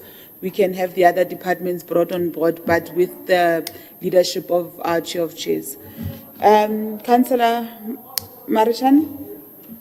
Councillor Jube, shame, no, it was Councillor Jube and then Councillor Marishan. Sorry, Councillor Jube. Thank you, Chair. I would like to ask the department, TCT Civil and Construction also had a tender in Ekurhuleni in 2019. It was publicly in the papers of shoddy work being done of 102 million rand tender that was given to them. And then I just want to emphasize that if you go and take a look on TCT Civil and Construction, one of the members, Selase Thomas Nzwane, has two other companies. One of them are Nshadi Consortium that was also involved in a forensic report into the City Hall. So how can we as a city give tenders out and not flag companies that are not doing their work? I'm sorry. It's my job. It's what we do. Colleague, sorry. I've noted your order. Unfortunately, I don't have that device where I can turn someone's mic off. Okay, I will do that for future. Yes, and Councillor Marie, there's a point of order. Councillor Maleka, let's hear your point of order. Yeah, Chair. I warned you before when we started. We then have defenders of certain interests here and pursuit of those that they do not like. If Councillor David wants us to go that route, there's going to be disorder in this committee, and we're going to fail in making sure that we do our work. Because we're going to just bring everything here. If we're not happy in council, MPEG is going to bring a report that we're not happy about the appointment of the deputy mayor. There's wastage in our appointment. Therefore, that report must be entertained here. Then we can't do that. We are too mature to be dealing with these things. Therefore, now TCT is targeted in Ekurhuleni and we're bringing their matter here. Take them to court. Go and politicize it. Then bring it to MPEG. Otherwise, if you want to be this petty, we will do the same. We've got energy for days to be this petty. Now we've been told about the matter that is in the newspapers. What does that have to do with MPEG? What must we do with issues that are in the papers? Because of many companies are in the papers all the time, but they are appointed by this city. In our financial statements, there's Great Africa that implicated all these people that were leading this coalition. There's no cent that we've recovered from those from Great Africa. Then what must we do? Must we fold arms? That we are going to bring them. If you bring, it will be tit for tat. you bring matters, we bring matters. Then let's go that route and see how we'll be successful. Thank you. I think, colleagues, let's continue in the manner that we were continuing. There was a lot of decorum in MPEC, so I'm going to sustain the order. We want to make sure that we're effective, we exercise oversight, so let's not threaten each other or threaten to bring this committee into disrepute.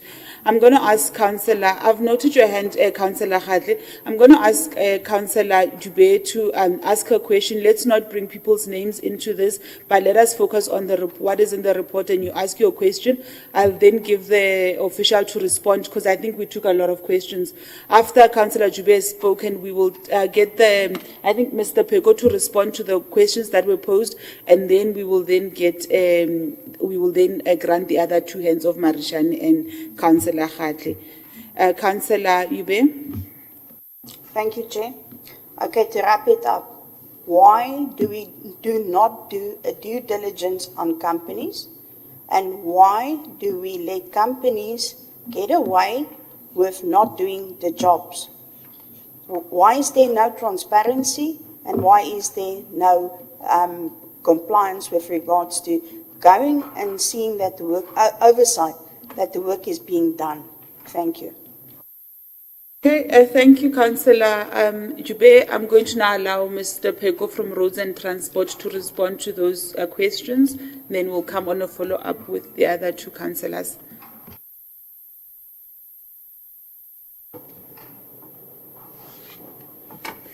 Thank you, Chairperson. I'll respond to the questions, but I think in the main there were many comments than questions. I'll attend to the issue that was raised in relation to the delays, which was a question also linking to the issue of performance. I just need to reflect that in terms of this particular appointment, and also the kick-off time of this particular contract, it was also delayed in terms of due to a number of factors. One being, given the value of the contract, the department was required to get an approval from the Department of Labor. There's a special permit that is required, and that basically took longer than anticipated. And also the issue around the wayleave administration, even though as the department we are the custodian of the wayleave system, there were certain aspects that needed to be dealt with in relation to the norms and standards, which was submitted to the wayleave administration system, which basically needed to be handled by the design consultant and the contractor. And those particular aspects actually led to a situation where the contract was actually only handed over in May 2023. So that particular process, especially in relation to the Department of Labor, is a process that is actually outside the purview of the department, and we need to get that particular permit from the Department of Labor. I think the other issues that talks to the issue of delays, talks to the issue that relate to the issues in terms of the constitution of the composition of the steercom, and also the appointment of the CLO, which basically also hampered the smooth running of the project, which all those issues have now been handled. But there are also issues relating to the inclement weather and the fact that certain aspect of the work, the design had to be reviewed. I will also talk to the issue around issues of land expropriations, and also the issues that was raised in relation to the building lines and the like. Those are the issues that are project related, and are issues that are currently being handled by the project steering team, and also are handled by the department. Chair, I can also confirm that as similar to any other projects that we are running as a department, there's always those teething problems at the start of the project. And as a result, you have a situation where the program or the progress is actually running slightly behind schedule. But in terms of the work that we are doing, we always come up with mitigation plans, and there are revised programs that have been completed and approved by the design engineer. And I think also just to confirm that it's not actually the contractor that is responsible for the design drawings. We have a design engineer that has been appointed to ensure that all the drawings for the projects are actually completed and are in line with the requirement of the department.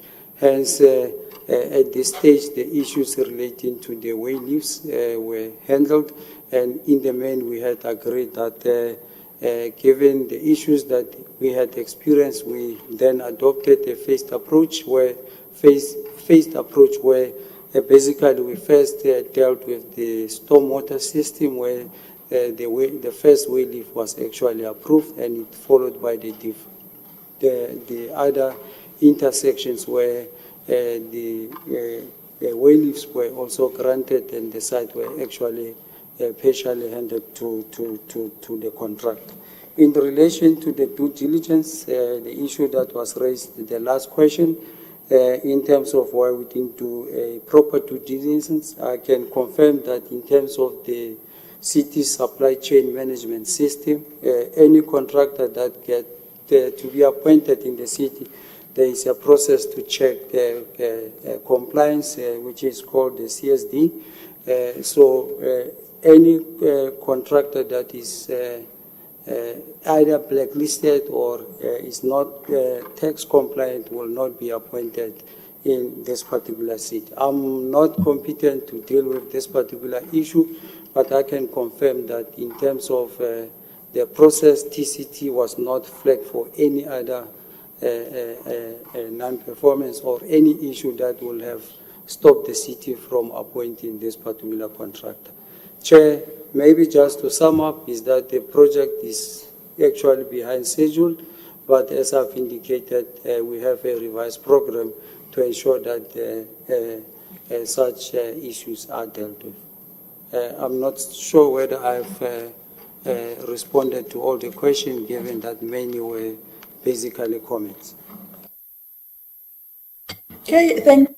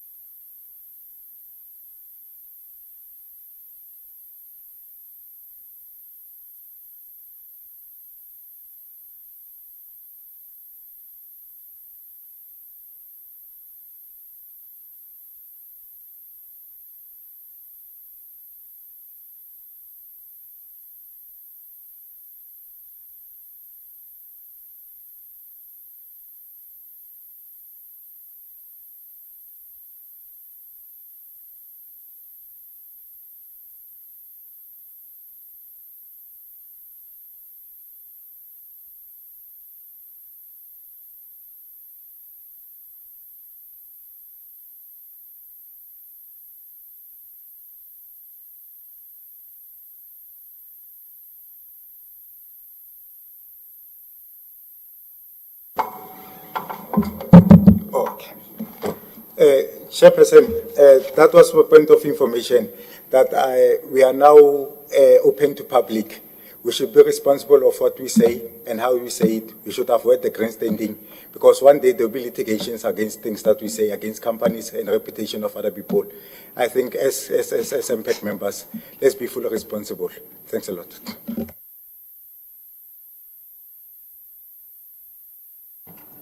Marishan, okay, thank you for that, Councillor Khatle. We will now take hands for recommendations. Is it Councillor Councillor Mula is for recommendations. And Mabusela.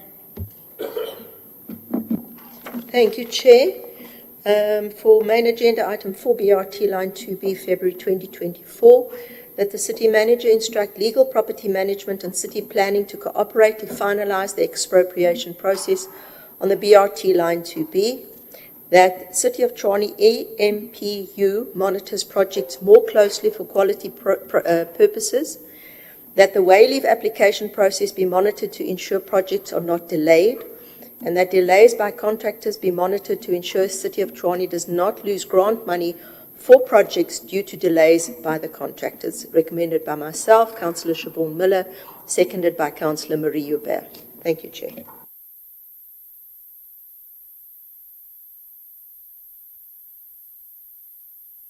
Agreed. That's the only progressive thing that you said, Councillor Muller. Colleagues, please, Councillor Khatle, you just gave us good advice that we must be on our best behavior because the public is watching, but you are part of those people now. Please, let's maintain decorum. Recommendation that the city manager instruct legal, group property management and city planning to cooperate to finalize the expropriation bill on BRT line 2B, that the City of Tshwane PMU monitors projects more closely for quality purposes, that the way leave application processes to be monitored and ensure projects are not delayed, that delays by contractors be monitored to ensure the City of Tshwane does not lose grant money for projects due to delays by contractors. This is proposed by Councillor Muller, seconded by Councillor Marie Joubert. As recommended?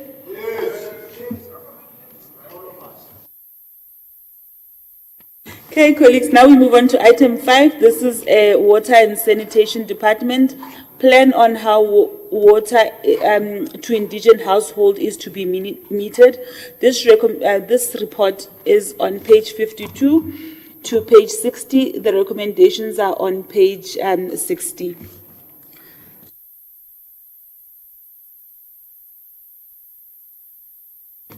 Okay, so I'll take questions, just one round of questions. If there are no questions, Councillor Mabusela and Councillor Dikeledi. I'll allow Dikeledi to go first since Councillor Mabusela has been hogging the spot. We'll start with Dikeledi and then we'll go to Councillor Mabusela. Thanks, Chair. Chair, just for noting, it's Councillor Siloa and not Councillor Dikeledi. Firstly, Chair, the title of this report is the plan how to decrease unmetered water in households. But the body of the report and what the title of the report actually states does not really speak to each other. The one thing is obviously the department has highlighted the fact that they had put in water management devices and that these devices did not yield any results and the pilot was not successful. We are as well to see that, yes, they have given us other solutions and as well a breakdown of what it would cost to actually have these devices in these households and why there was other factors into why there were so many there might be leaks due to water losses. But I think the approach is completely wrong, which the department can obviously correct, is that I feel that they are throwing out the baby with the bathwater. And this is on the basis purely of the fact that you cannot say that something will cost X amount, but you cannot, and you're losing X amount of water because of either leaks or because indigent households are exceeding their consumption, whereas you could have a phased approach other than just restricting it completely to the budget. And so in terms of the plan, we still don't have a plan in this body of this report to say what is the plan to actually reduce the excess amount of water that is actually being used in indigent households in this regard. So I think if they can come back with a plan to show us that, okay, this is the plan, yes, the city might not have the money, but what is a more cost-effective way of ensuring that between the 45,000 plus indigent households that can actually, at the end of the day, use water, but not exceed the consumption that the city is giving them for free. Thanks, Chair. Thank you, Councillor Sulua. My apologies. Councillor Mabusela? No, Chairperson, I'm covered, dear. Okay, thank you. I'll allow the Department of Water and Sanitation to respond to the question. Chair, thank you very much and good morning. Chair, the comments and the questions are well received. I think they are fair, actually. At the time, and the point was made that we've made the analysis and we've shared what are the consumption patterns through the various indigent households and all of that.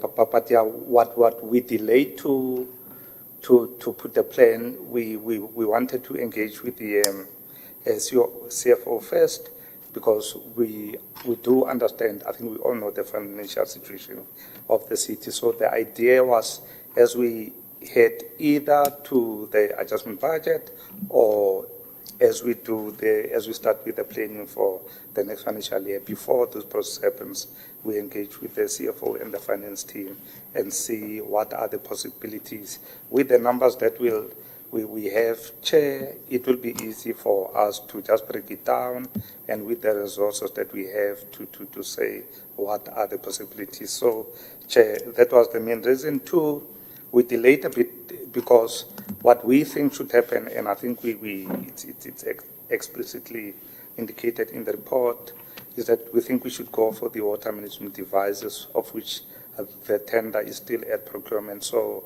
we were also not in with the tender not being concluded, we thought maybe as we engage with the CFO, it will also allow us for the tender to be concluded. Then you are talking about the current rates for the contractors that are appointed, then you can come with a proper, well-informed plan as to how do we go forward. I do agree with Councillor Silowa that with the numbers that we've shared, it will not be, it will make sense to face the rollout plan, Chair. So that is something that we are working on with the CFO. In fact, we've got a scheduled meeting with the CFO for next week to, amongst others, engage on this matter. Chair, thank you very much. So it might mean that we just come back with an updated report after the procurement process is concluded, and after we've had an engagement with the CFO to just share with MPEC as to how are we going to roll the whole process forward. Thank you, Chair. Okay, thank you. There's one more question from Alderman Maluleka. Over to you. No, Chair, I'm covered with what the group head has said. But when I was reading the report, group head, I thought you were choosing the middle line instead of committing. What is it actually that we need to do? Because on one point in the discussion, you are arguing that prepaid meters are not working for us. But you're also complaining about the loss. We can't choose the middle lane. What is it actually that we need to do? Because the committee wants to hear what would then be the indelible solution to this? Because we can't be in the middle of nowhere, but there's a recurrence of losses and other things. Then let's then choose the way. What is it actually that we want to do? If there are no finances, you chose that it should be done. This is what should be done. And the issue might be, the delay might be there's no money. But you've chosen a side. Then let's get to that point there. Thank you, Chair. Okay, and thank you. I will take hands for recommendations if there are any. Are there hands up? No. Okay, there are no hands. So as recommended. Okay, now we move on to report number 6. This is plan on how water theft is going to be prevented in all areas. This report is on page 61 to page 66. The recommendations are on page 66. Councillor Silowa. Thank you, Chairperson. Chairperson, looking at what is written in the report is obviously we do note the fact that the City of Tshwane is losing about 36.1% in terms of non-revenue water, which amounts to about 1.4 billion per annum. So we really do need to look at digitized systems. The one thing that was a bit alarming is that there were about 27 hydrants that still needed to be metered within the city that haven't been metered due to the cost. I think 27, considering the amount of water that is being lost in that regard, shouldn't be so much of a train smash. And whether that 27, how much are we losing based on those 27 hydrants, and whether it's going to car washes or informal settlements. There was also an issue that needed to be highlighted, is that for people who have bypassed the electricity meters, as a city, we are actually charging a high amount of penalties in that regard, and these penalties do not speak to the same when it does come to water. So if that could also be something between finance and the department, they could look into that. We actually bring the scale up in terms of the penalties that we do charge for households or businesses as well when it does come to the theft of water. There is an issue as well that was raised about TMPD available for operations, whether that some of these operations cannot be conducted based on the unavailability of TMPD. But I think it's something that the department with the other departments should look into in terms of the operations of where the meters are and what needs to be done, because it cannot be that even if it's for observation and analysis and to see where we are losing the most amount of water in which areas, even without TMPD being there, but just to send out people who can go and inspect and see where our problem areas and our hotspots are within the city. So that is just something that we needed to look at. And I think in terms of adjusting the amount of money that needed to be spent in terms of these 27 hydrants and trying to align it to a realistic revenue performance, I think that we should then look at how much are we really losing, and whether these 27 that are mentioned are a major issue, and whether we can save revenue on them, as well as to those tapping into our reservoirs in this regard. Thanks, Chairperson. Thank you, Councillor Solowa, Councillor Farquharson, and then Alderman Maluleka. Thank you, Chair. Very, very simple question. Please, can we get the contact details of the water audit officer so we can report water theft from fire hydrants? It will help us a lot. Thank you, Chair. And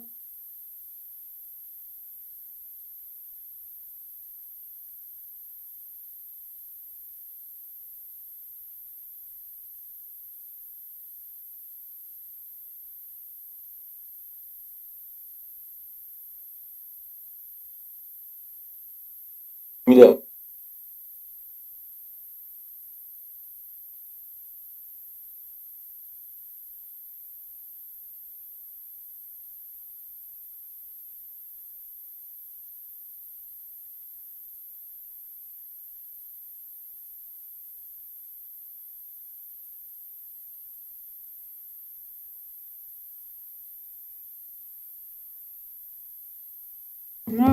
okay, maybe it will work. Let's.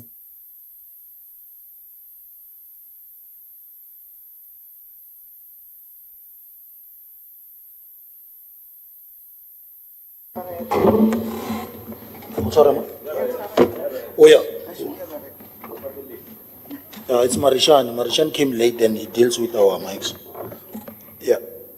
Chair, I think more than any other thing that we want to bring as an intervention,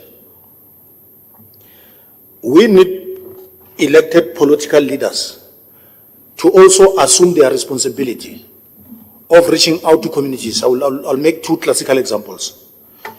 In Mamelodi, for over 2 years, councillors there complained about land invasion.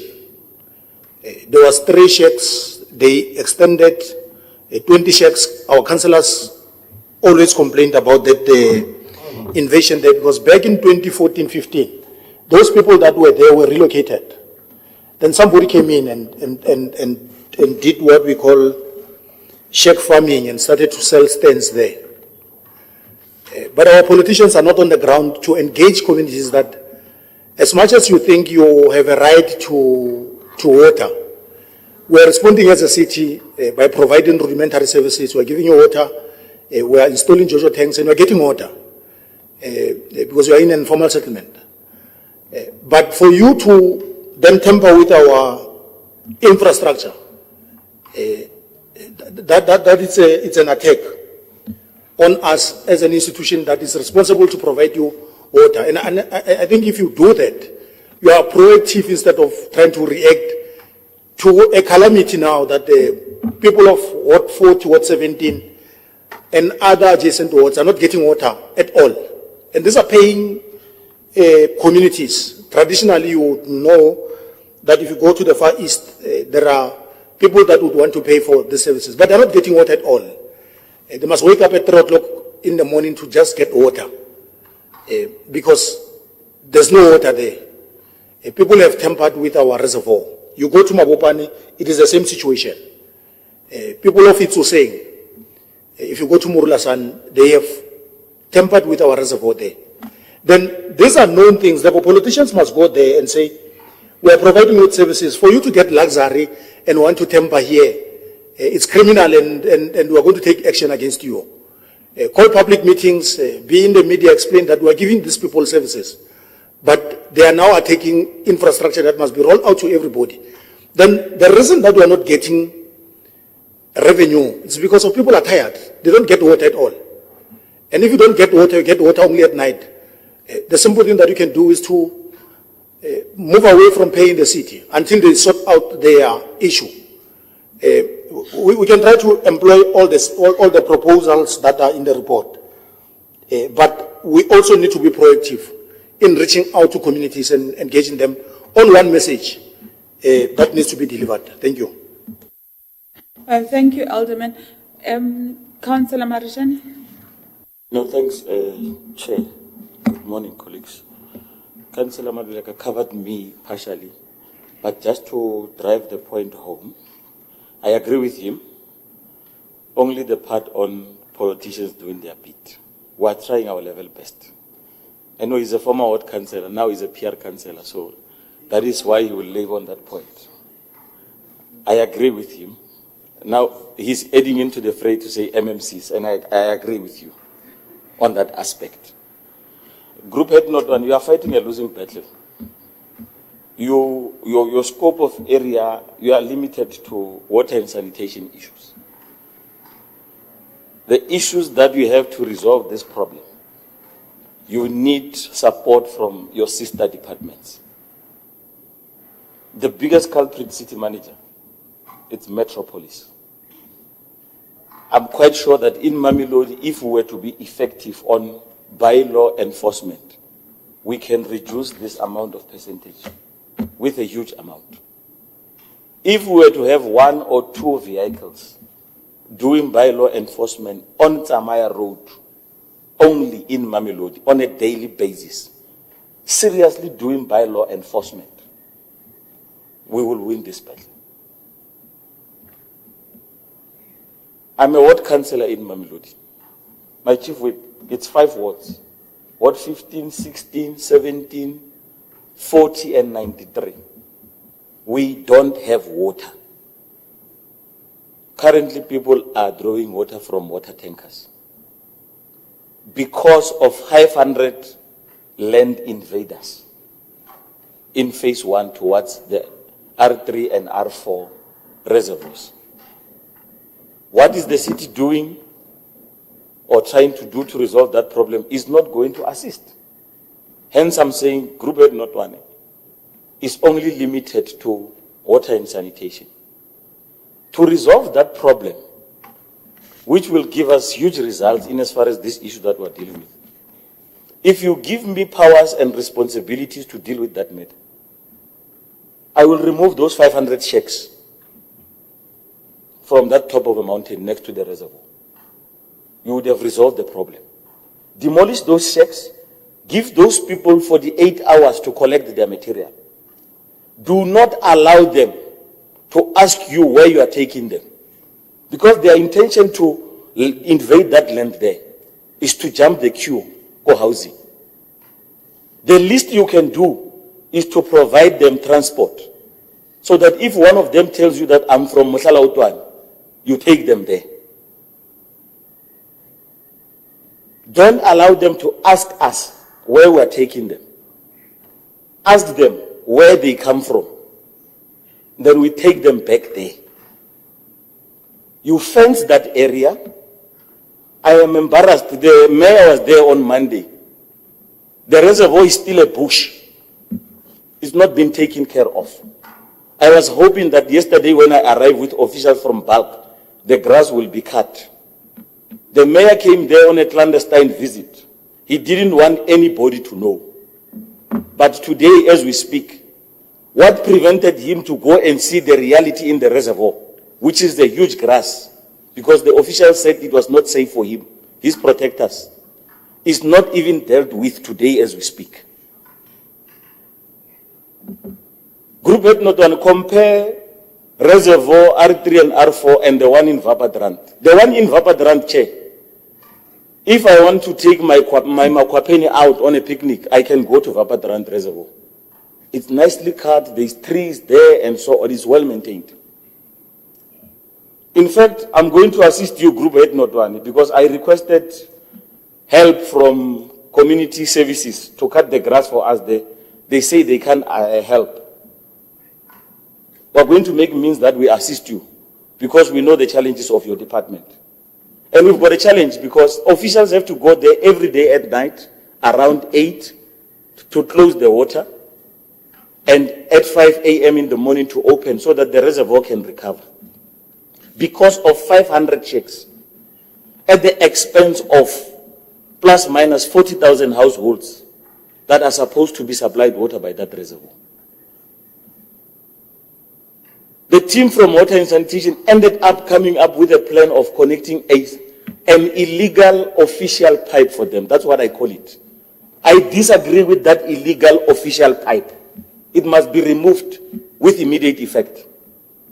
People of Ikageng, Extension 4, Extension 5, Extension 6, Phase 3, Phase 4, Phase 5, Extension 20, cannot suffer at the expense of 500 checks that are illegally invading the piece of land.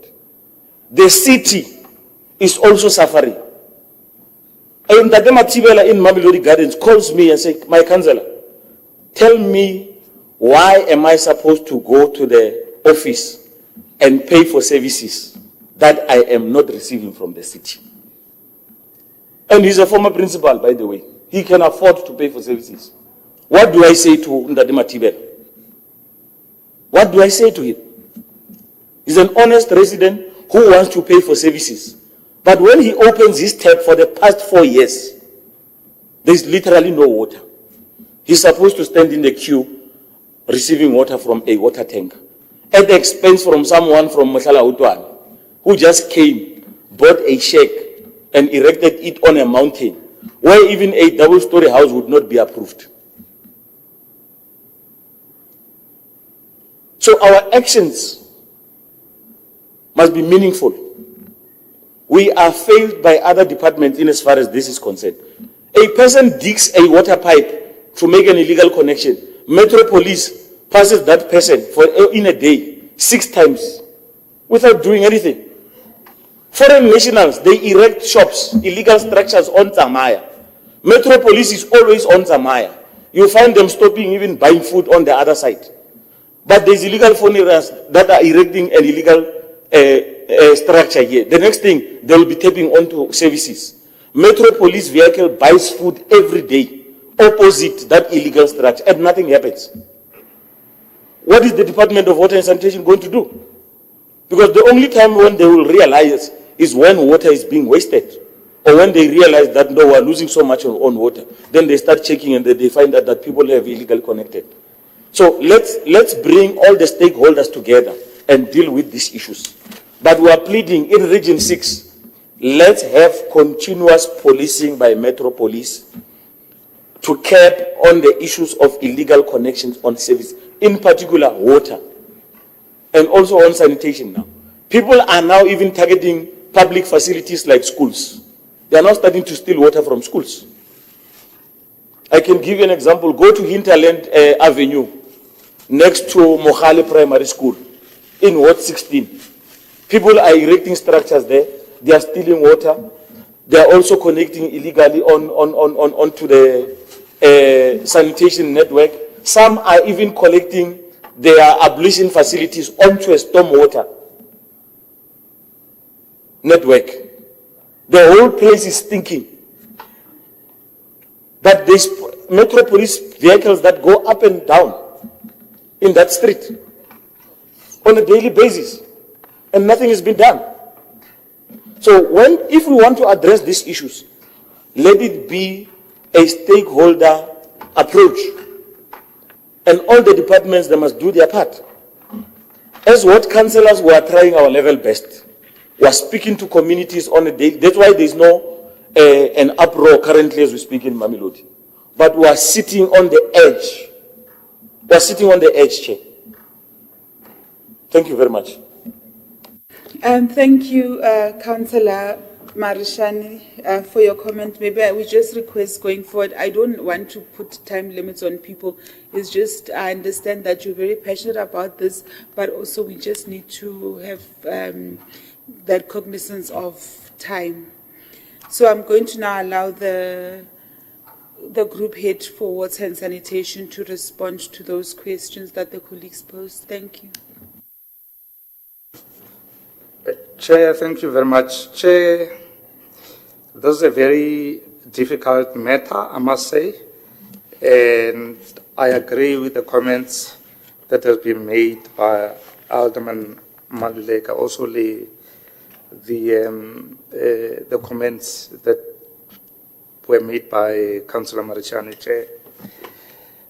It's very difficult. I don't know how many times we've been to Mamelodi to remove the illegal connections. They are reconnected the next day, and it's so professional. You can see it's a syndicate. And the point that Councillor Marichani makes with regard to those 500 checks, you can see it's a well-run syndicate. Chair, and he makes mention of a land invasion issue, and that is the approach that the city is taking. Chair, I so wish the laws of this country allowed us to go and remove the people, as alluded by Councillor Maluleka, but yeah, it's not what we have. So legal is on the matter. We've approached the Court of Laws, and they will ask for this and that and that. So that is what the city is doing, to follow the court processes. And what happens, they say, it doesn't end there. You can't just remove these people. Find alternative accommodation for them, and so it becomes an even bigger conversation. So there is a sort of a task team, Chair.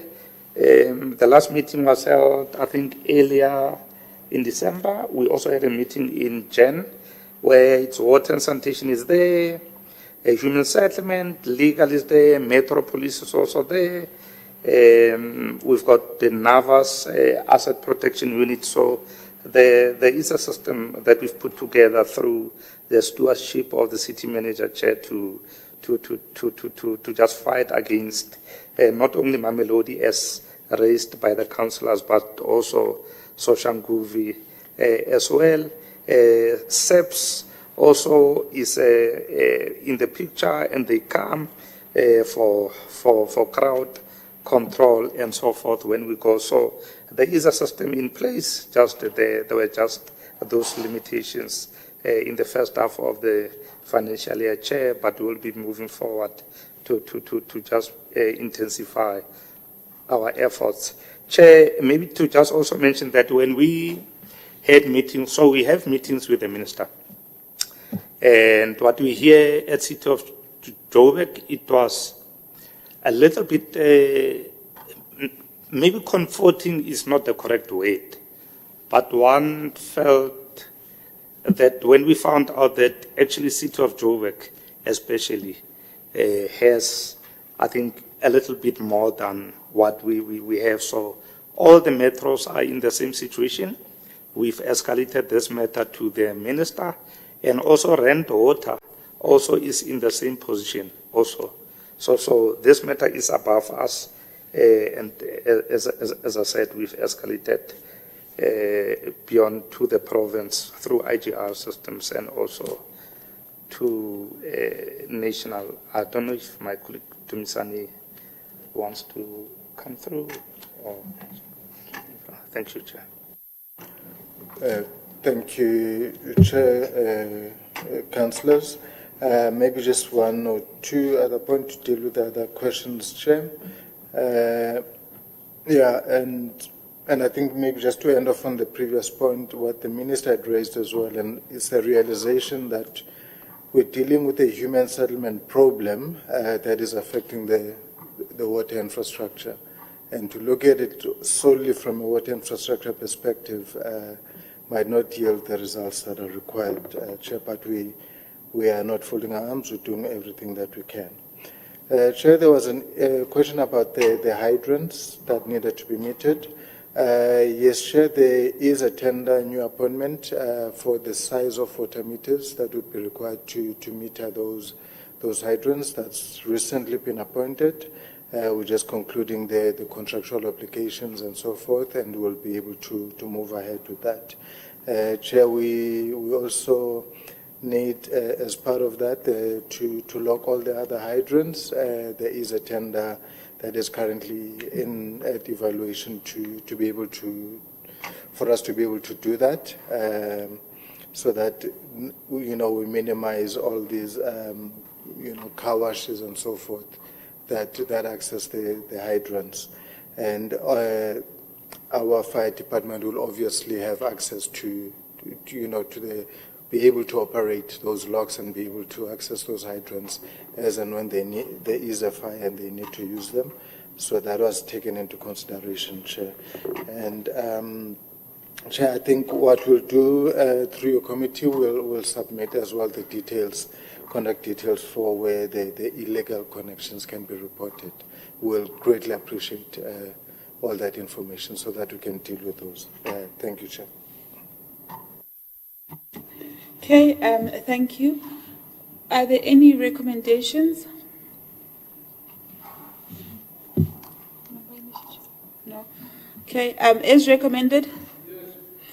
Okay, now we will go to report number 7. This is from Community and Social Development Services Department, list of deregistered pending and rejected applicants. This report is on pages 67 to page 74. The recommendations are on page 74.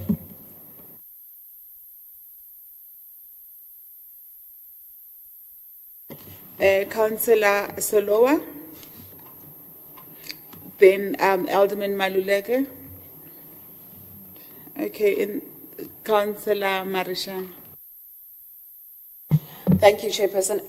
Chairperson, looking at the report, the one thing that I do need to highlight is that the report indicates that there are no pending applications when it does come to the indigent register.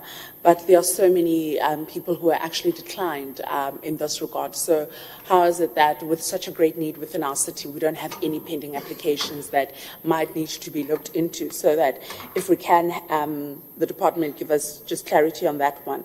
As well, we would also want to see a percentage comparison, whether in a graph or a pie chart in this regard, just to show us how many applicants were actually, the percentage of the Tshwane populace was actually declined, how many people did apply, how many people how many households are pending. The reasons for why people were deregistered are valid, so we can accept that in this regard, but as well as to go and look at the department and say, how many drives are they doing to inform people how to become an indigent? We know that especially after COVID, there are many households that are struggling, but in terms of our indigent register, are there not any new people who actually want to be registered as an indigent, and are we allowing communities to actually know that there is an indigent register instead of finding households that are just raking up their municipal accounts because they can't pay and they don't know where else to go and they don't even know where to get assistance in this regard. So I don't think it's something they should leave just to the ward councillors or the PR councillors in this regard, but for the department as well to just ensure that they are reaching communities out there that do need assistance as well. So I think that will be all from my side. Thanks, Chair. Thank you.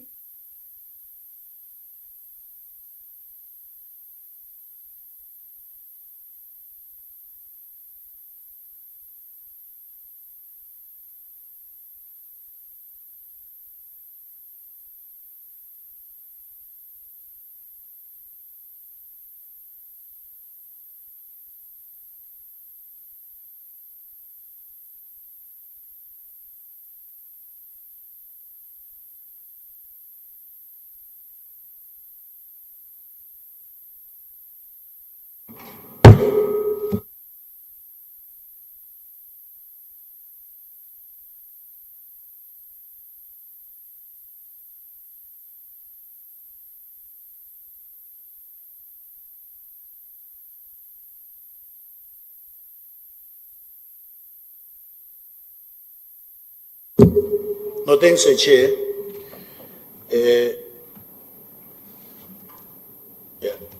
This report on the list of deregistered and pending rejected applications. I think what we are doing here, we are more reactive than being proactive. Then if you look at the discussions in the report, we are more scared about what AG has raised with regard to our policy and how we then deal with compliance on the report. Therefore, immediately when there's a panic, we remove everybody, even those that are qualifying. Therefore, we are insisting that they must come back and register. But instead, we were supposed to be on the 20th month because the policy says we should wait for 24 months or we should register people for 24 months. On the 20th month, we were supposed to do reach outs. Look for people that are interested in being registered, start to work on it. When you get to the 24th month, you have everybody that then qualifies or that their status have changed and are no longer qualifying. You then deal with that and remove them and re-register people. But I'll tell you what is the implication. The implication is it's an impact on the two reports that we dealt with on the losses of water and electricity, because suddenly these people are not registered, but they are continuing to consume our services. Then at the later stage, we realize that they've consumed, but they're not registered. Then we rush. There are queues, long queues in our customer care centers, and our councillors are having complaints of people that needs to be re-registered. Then I propose that we should then have a better mechanism of dealing with compliance without punishing people. Because when you rush, you then punish people in terms of what you're doing. Then let's find a clinical way of dealing with compliance and following regulations. Thank you. Okay, thank you, Councillor Marishani, and then Councillor Mabusela, and then we allow the department to respond. No, Chair. You see, the attitude of Republic of Cape Town solutions are not going to assist us here in City of Tshwane. The attitude of Republic of Cape Town are not going to be helpful. The DA and its coalition partners takes over in City of Tshwane, deregister all indigent customers without an engagement. Then our customer care centers are flooded. I repeat, the Republic of Cape Town attitude is not going to assist us.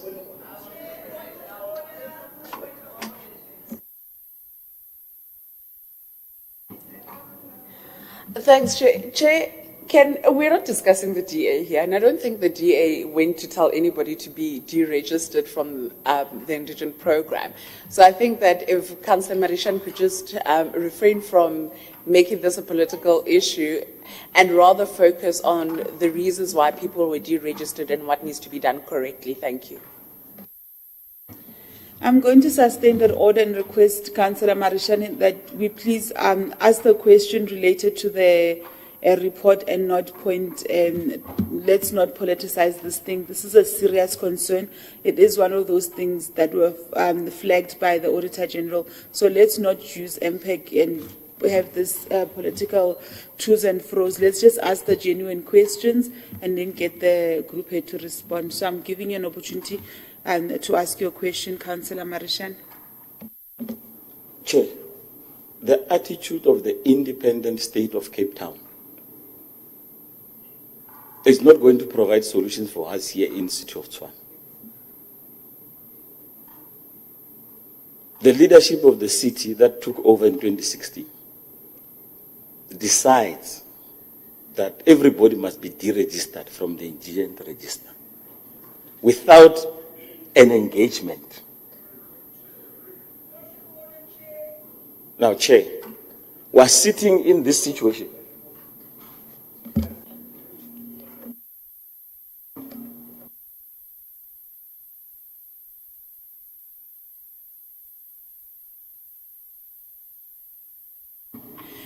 Councillor Mula, let's hear your order. Chair, the rules and orders are clear on a repetition in what is being said. This is a repeat of the same speech. Please, can we move forward? Thank you. Colleagues, please, colleagues, please, let's not allow our meeting to deteriorate. We are making lots of progress. I'm going to plead with you, Councillor Marishan. Ask the question. Let's leave. There's going to be plenty of time on the streets to do the campaigning, but this is something genuine about people that need to be on the register. Be robust. Ask your question, but let's leave the politicking outside. Okay, thanks. Chair, can you please confirm if I'm barred from speaking? Let's not do this, Councillor Marishan. You are given a platform. Councillor Alderman Maluleke, let's not do this. Councillor Khatle told us that this is something that is broadcast to the public. Let us not deteriorate.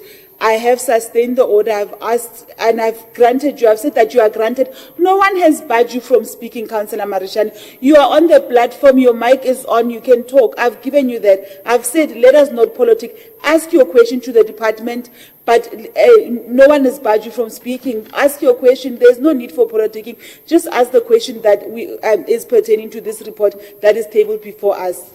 But Chair, you're wrong. No, you are wrong, Chairperson. There is no politic in there.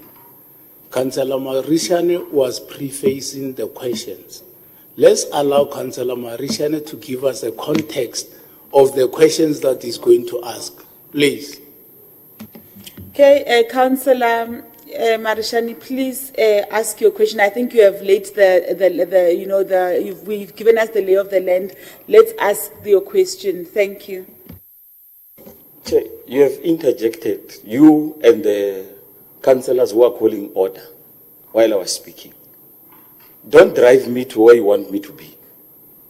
I will arrive there nicely. Or else tell me if you don't want me to speak in this meeting. I will keep quiet. I'm a very democratic person. Tell me if I'm not allowed to speak in this meeting. I will gladly keep quiet. I repeat, the attitude of this city informed by the independent state of Cape Town is not going to take us anywhere. You deregister people without proper engagements. Then you... Okay, you know what, colleagues? I'm going to I'm going to present a little, or maybe ask that we have a break, adjourn the meeting for 5 minutes, that we can have a caucus as MPEC. We will return in 5 minutes. So this, I think at 12:11 we'll come back. Let's just have a quick MPEC caucus in the classroom. Thank you.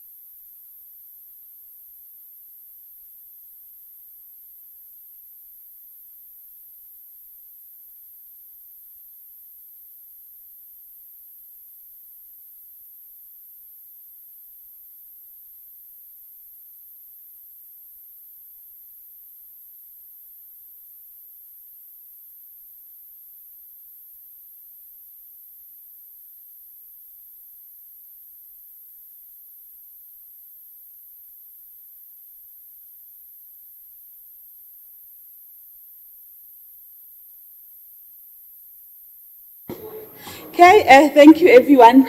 We are back from our caucus. I'll give you the feedback that we found each other and we are ready to proceed. I hope the group had noted the questions that were raised and that they can begin giving the responses. Thank you. Okay, thank you, Chairperson, and good day to councillors, CM, COO, and colleagues. My name is Thabo Mukebe. I'm the Acting Group Head for Community and Social Development Services. And I think I would go to the first question by Alderman Maluleka in terms of the deregistration. I think, Alderman, because our indigent program is guided by the approved indigent policy, which basically prescribes that beneficiaries would only benefit out of the program for a period of 24 months. What we normally do is that upon registration, social workers will always actually advise applicants that they must actually come and be re-evaluated prior, at least 4 months before the expiry or a period.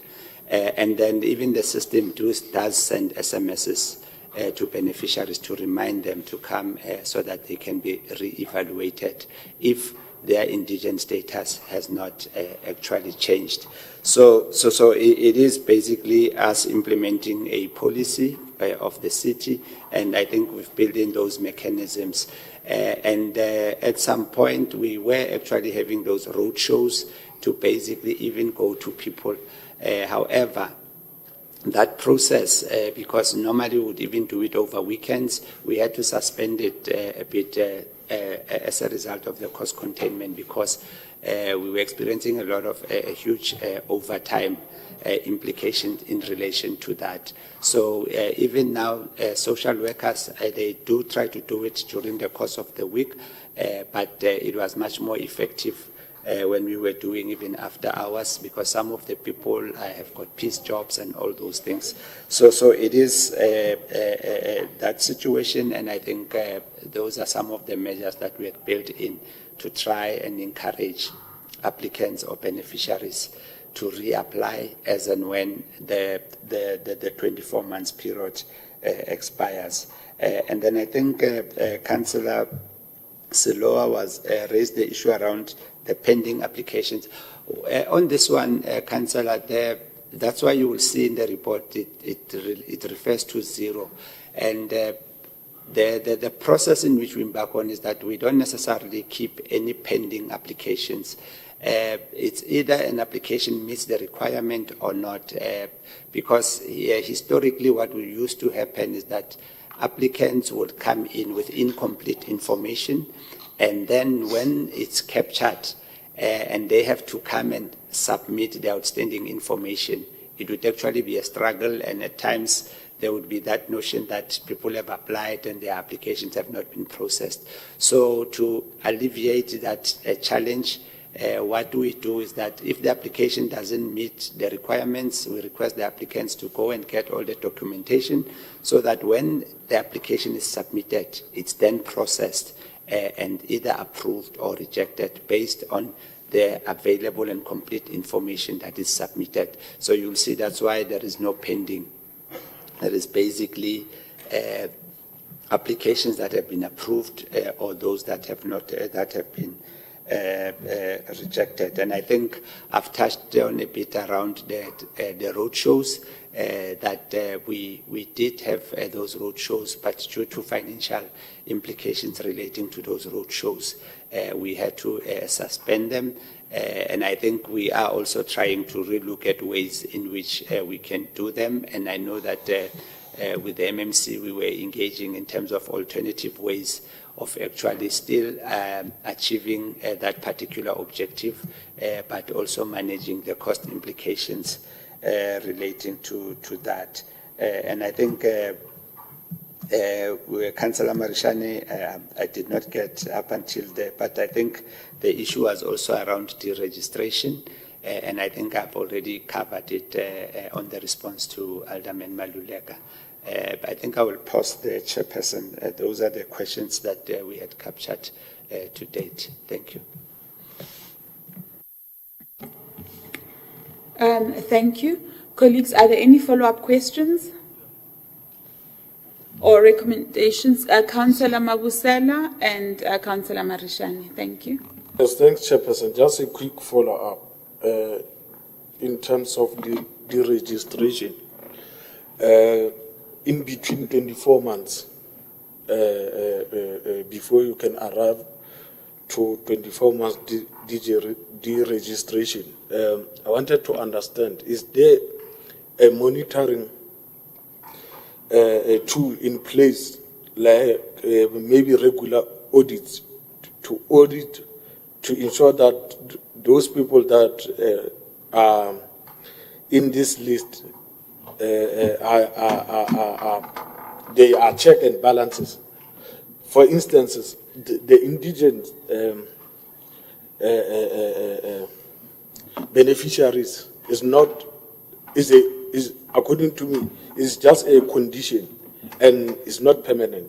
Along the process before 24 months, we will find that my financial circumstances improve to that result where I can be able to afford. So I wanted to understand, is there a monitoring tool in between these 24 months? Thank you. Okay, thank you. Group head, over to you. Sorry, Councillor Marishani. Before the group head, let's allow Councillor Marishani to come in.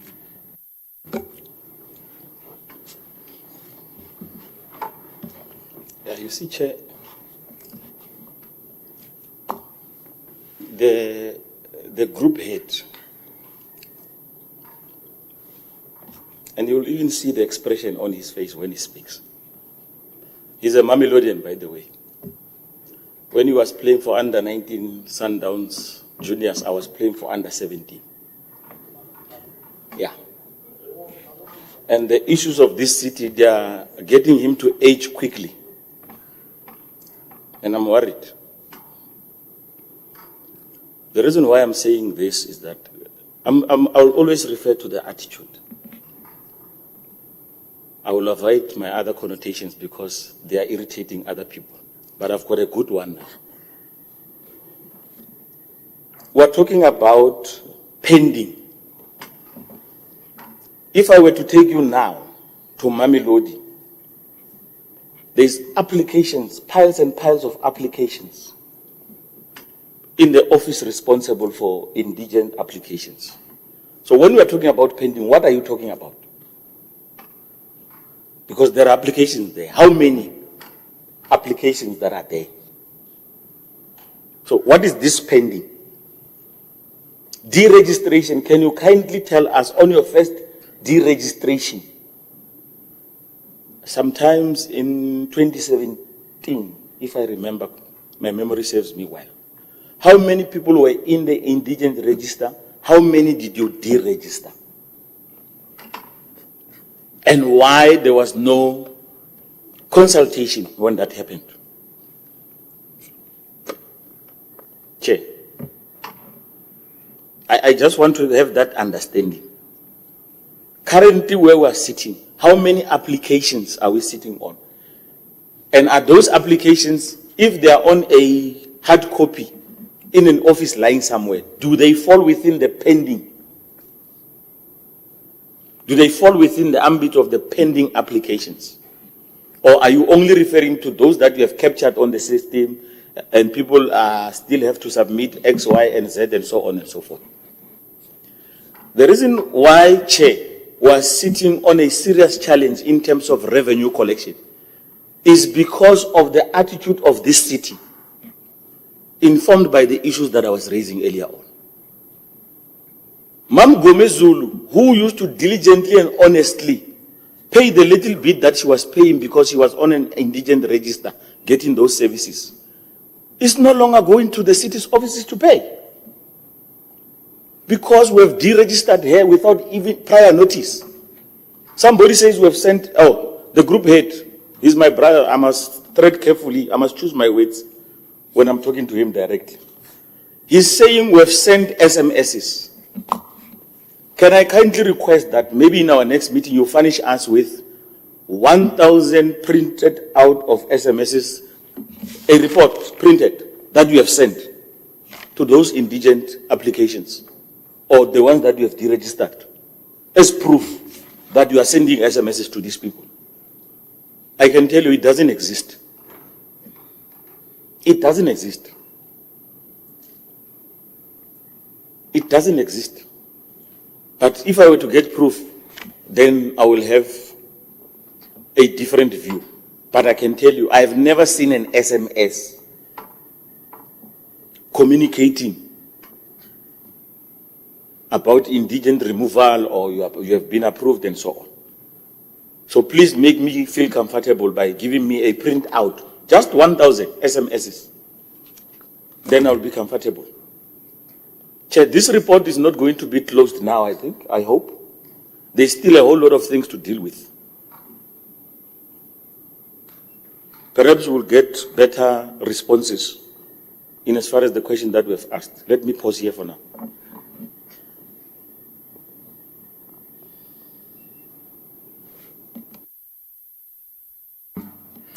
Thank you. We'll allow the group head now to answer those two questions and then we move forward.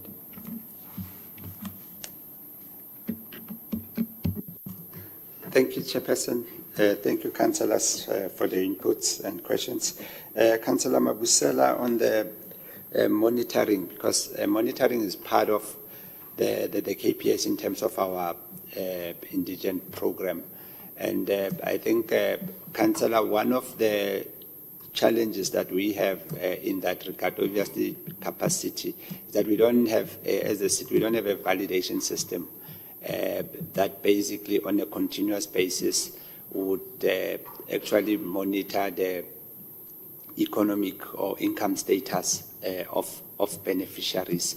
And that's why there's been engagements with quite a number of different state entities like SARS, so that we then have that capacity so that we can actually pick up those aspects before actually even the expiry period of 24 months.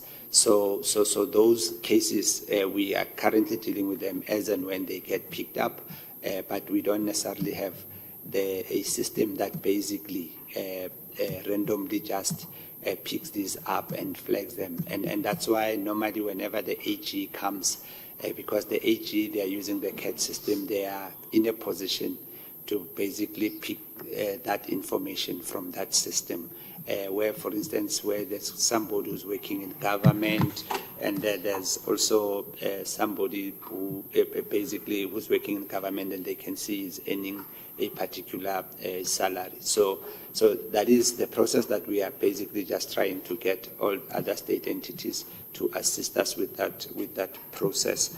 And then I think Councillor Marishani, I think the issue around the SMSs, we can work around that together with finance to provide that information in terms of the evidence relating to SMS information that is sent to beneficiaries in this regard. But again, I think the issue around the registration, it's a policy issue, and as and when, even when we get AGSA, I think you would note in terms of the AGSA audits, the indigent program is one of the programs that is highly audited, and we basically normally get quite a number of findings in terms of the process. So the deregistration is not malicious, but it's basically in terms of us trying to comply with the policy. And like we said, we do with the limited capacity try and encourage people to reapply and get re-evaluated. Thank you, Chair. Thank you very much. Are there any recommendations? Or as recommended? Okay, colleagues, now we will move on to report number 8. This report is from Roads and Transport Department, Financial Sustainability of Wonderboom National Airport. This report is between pages 75 to 115. The recommendations are on page 115.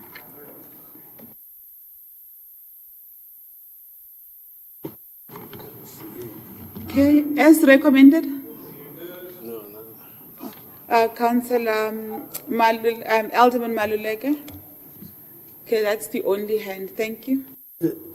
Where's the airport manager, Chair, if I may ask? Or Group Head Pegu will take questions. Yes, I think do you need the airport manager to table the report? Oh, yeah. You see what we are receiving in this report and juxtapose it against what we received from the airport manager. And just to add the visit that we did, the local inspection, I found this report conflicting what we received from the airport manager, because I wanted to hear from him. What is his conviction? Is he here? Again, oh yes, yes. Oh, next morning, oh yes, yes. Yeah, oh he's there. I couldn't see the airport manager. Airport manager, you had conviction on the airport to salvage it in a particular manner, and the initiator of the report, which is the group head now here, he gives us a different picture. I hope that you've realigned your views with what the group head says, because your conviction was, let's preserve this asset. You've got plans, ideas on how to resuscitate it and make it work. But also you are very sharp in raising what are deterrents and how we can avert them. And we listened to you. We heard what you said. Our assessment and observation was that there were security breaches, there were revenue challenges that we were facing. But then the group head says to us, no.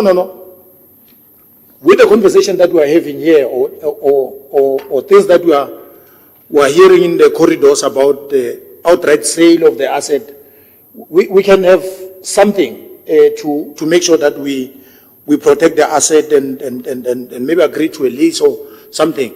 But I just wanted to hear if your views are aligned, so that all of us we are aware what is it actually that we want to do with this asset.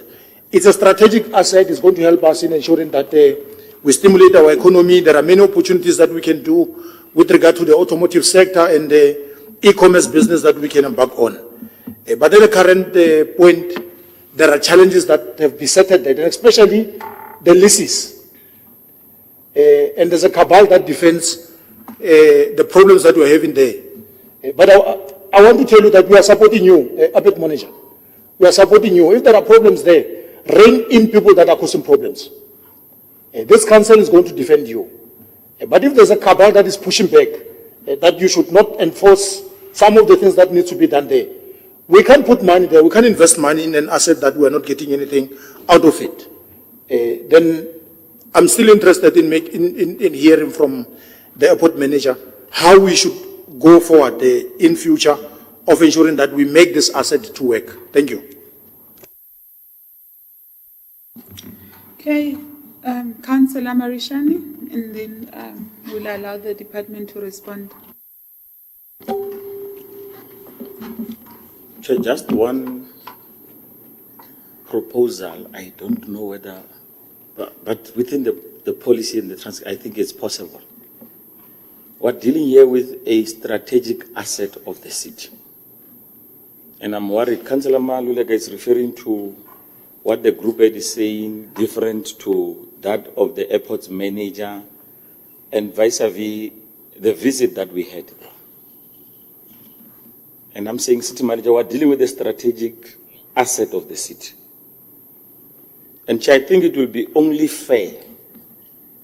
That man is very passionate in that space. And he blew our mind when we went there for a visit. It's just that, a visit, you walk from one place to the other and so on. I just want to make a proposal. Because my fear is that the mayor keeps on bending about selling these strategic assets. And we are vehemently opposed to that, city manager, if indeed there is that process that the city has embarked on. Chair, I want to plead with the committee, and perhaps through you and my chief whip here, through the systems of council, we must find a way for the airport manager to make a presentation in a full sitting of council. We have done it before. Agree, ordinary community members, but the representation. Now, this one is an official of the city. I want us to lobby council, to lobby the speaker, to give this airport manager, very passionate, he understands that space, to come and give us a presentation on the opportunities that this city can offer to its residents in as far as that strategic asset is concerned. Before we can make that uninformed decision bandied about by the mayor. That is my humble proposal, Chair. I think we can still salvage a lot in as far as that asset is concerned. I will fight tooth and nail. We can produce a whole lot of airplane operators. We can produce a whole lot of opportunities for mechanics and so on and so forth. We can have business opportunities for the people of Tshwane in that asset. I still believe that there is a lot that can be done in that asset as the city. Now, I am requesting, Chair, that let us give that man an opportunity so that each and every councillor, not only us and only colleagues that are serving in roads and transport, Section 79 committee, every councillor can hear for him or herself, and then we can make an informed decision as council, not an individual called mayor. That is my humble submission, Chair. Thank you for your input, Councillor Marishani. I'll now allow the department to respond to this particular report. Thank you.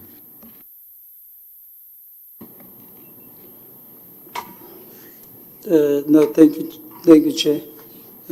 Just to respond to the comments that were made by Councillor Maluleke and Councillor Marishani, just to confirm that in terms of report writing as a start, as the group head, I do not write report.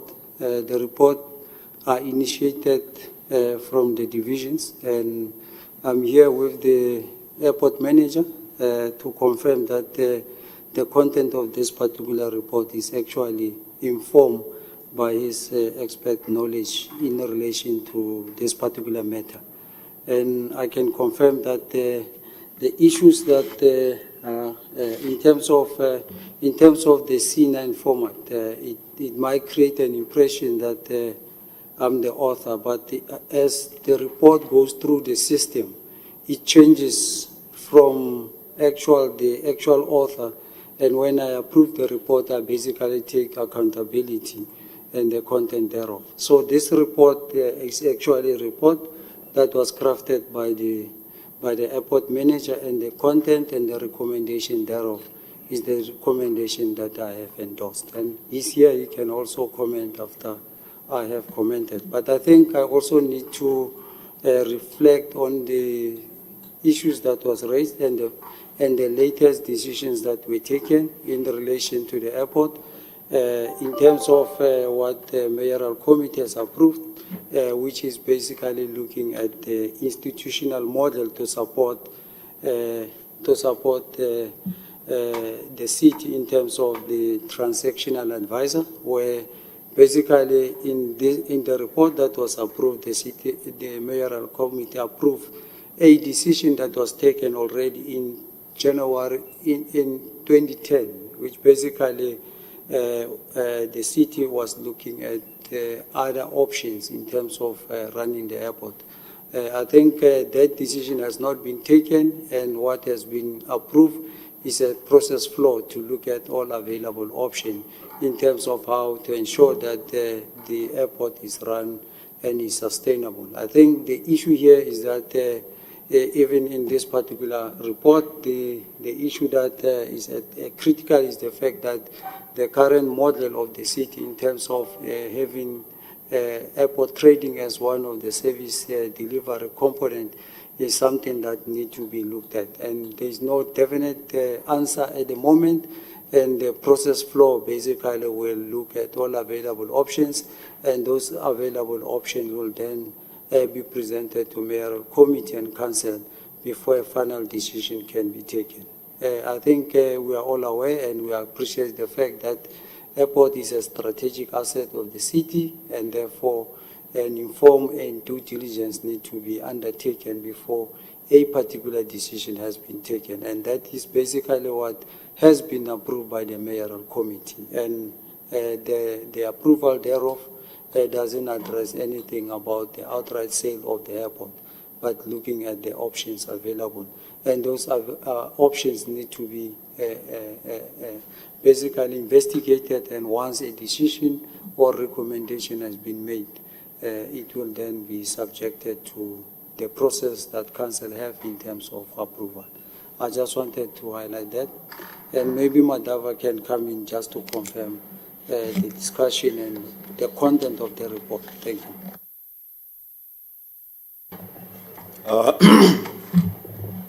Thank you, Chair, Councillors, CM, and colleagues. There is no diversion of thought or variance of thought when it comes to the messaging from Vulnerable Airport to where we are now today with the report which is in front of us that we are going to table, reflecting the sustainability of Vulnerable National Airport. There are two aspects that are critical to understand about Vulnerable Airport. The first aspect is just an operational aspect, the day-to-day activities, how the airport can be funded, given that it's currently carried by the municipal fiscus. How do we then make the airport autonomous financially so that it can pay its own bills, it can carry its own activities without relying on council appropriation year on year? That is the first part. The second part deals with, yes, we've got this asset. It has been with us for 88 years now. We have seen it from its infancy to where it is. But going forward, what are we going to do with this? We keep saying this is a strategic economic asset of the city. Have we done enough to enable it to grow and attract the air commerce that is going to stimulate the economy of the city, the commerce that is going to give back the social dividends and the financial returns to the city of Tshwane? That is the second component. So this report mainly deals with the first aspect of the issue, but it touches on the snippets of if the airport is going to be financially sustainable by all the activities that are being carried out now and cleaning the business of Vulnerable Airport now to make sure that that business it's liquid by itself. Then once you are done with that, then what? The city says, no, we've got Vision 2050 where we aspire Vulnerable Airport to play a role in the economy of the city. How do we get there? Then the question is, we need money to develop this airport. We need resources to develop the airport to be where we envisage the airport to be in 2050. Coupled with that question, then comes another question that says, are we properly structured to run an airport of that magnitude within the service delivery model of the city? And the question is a big no. There's no airport in South Africa that we're going to run successfully as a commercial airport within the service delivery model of the city. Then it brings then the need for us to look at other modalities of how are we going to structure the airport in a way that is going to grow as envisaged. Hence, the consideration to say, can we give the airport the life of its own? And to give the life of its own, what will be the best mechanism, coupled with the need to inject capital at that airport so that it develops? You will realize that in the last 14 years, from 2010 up to now, Wonderbom Airport was in the same class as Lanseria Airport. But within these 14 years, Lanseria Airport have raised ahead of Wonderbom Airport just because there was capital injection that went into Lanseria Airport. There was a new structure that was adopted for Lanseria Airport, but Wonderbom Airport at the same time, it was stagnant. So in order for the city to go forward, there has to be a new governance structure for the airport.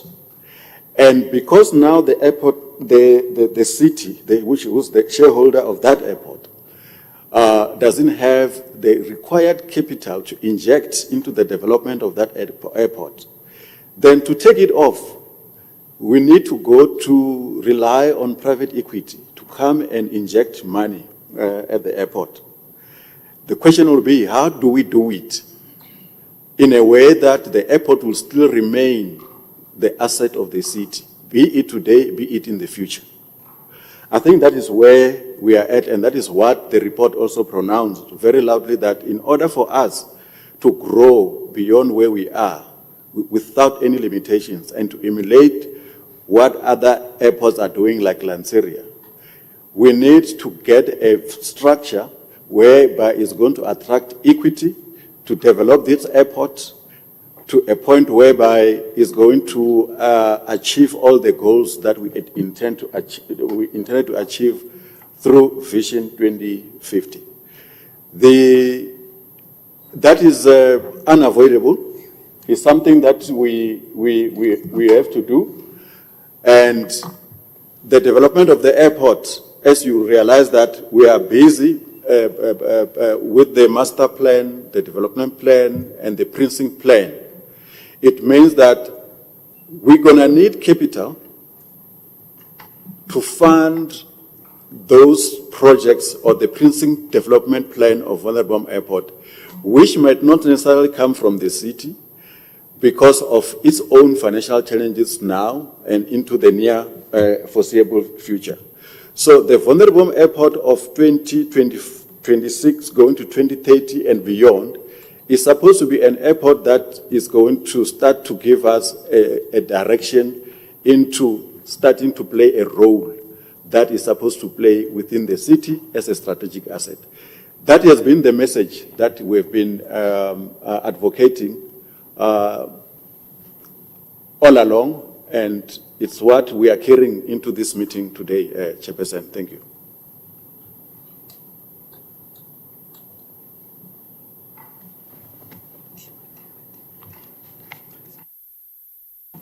Okay, thank you. Councillor Farquharson. Thank you, Madam Chair. Can I just suggest a way forward? It sounds like a report has been delivered to Maker, and I think we should all take it up when it comes to council. So if it was passed in January, it should be coming through council meeting this month. So I suggest we approve the report as is and move on. Thank you, Chair. Okay, thank you for that information. As recommended?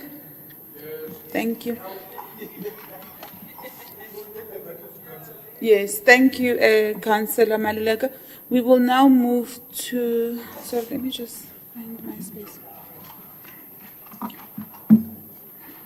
We will now move on to report number 9. This is a report from the Office of the City Manager Department, a report on performance agreements signed by the municipal manager and Section 56 officials for 2023 to 2024 financial year. This report is on page 116 to page 120. The recommendations are on page 120. I will note hands. As recommended? Okay.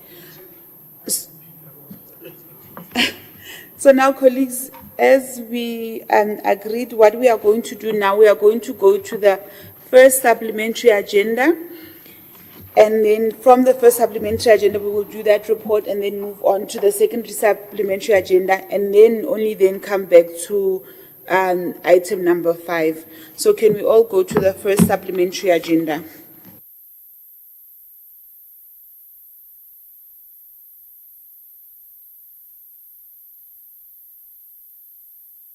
On the first supplementary agenda, we have one report. This report is from Community and Social Development Services Department, status report on the completion of upgrading of Refugee Stadium. This report is page 14 to page 16. The recommendations are on page 16.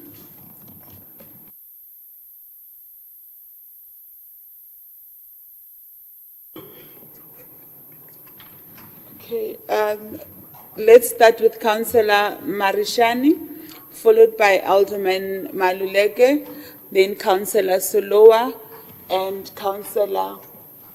What are there more there? No, okay, and then lastly Councillor Mabusela. In that order, Councillor Marishani. No, Chair. On this one, mine is just a little one. I just want to propose that we do a site visit. That's all.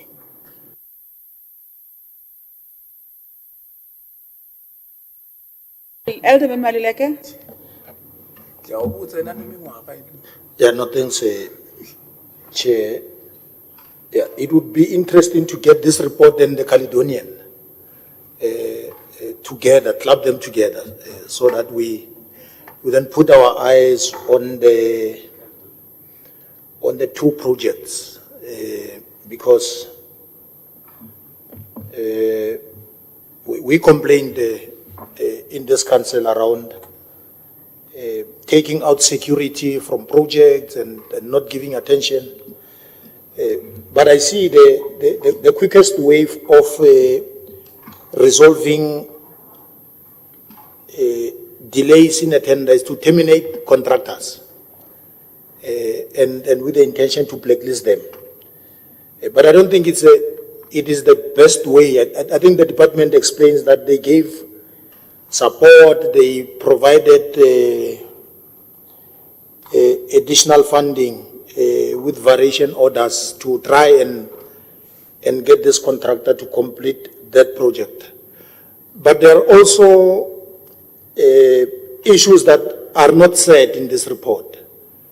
That when you pay a contractor late, when you don't pay a contractor and they are faced with late payments and unpaid subcontractors, that on its own, when subcontractors are not paid, city manager, they go and close site.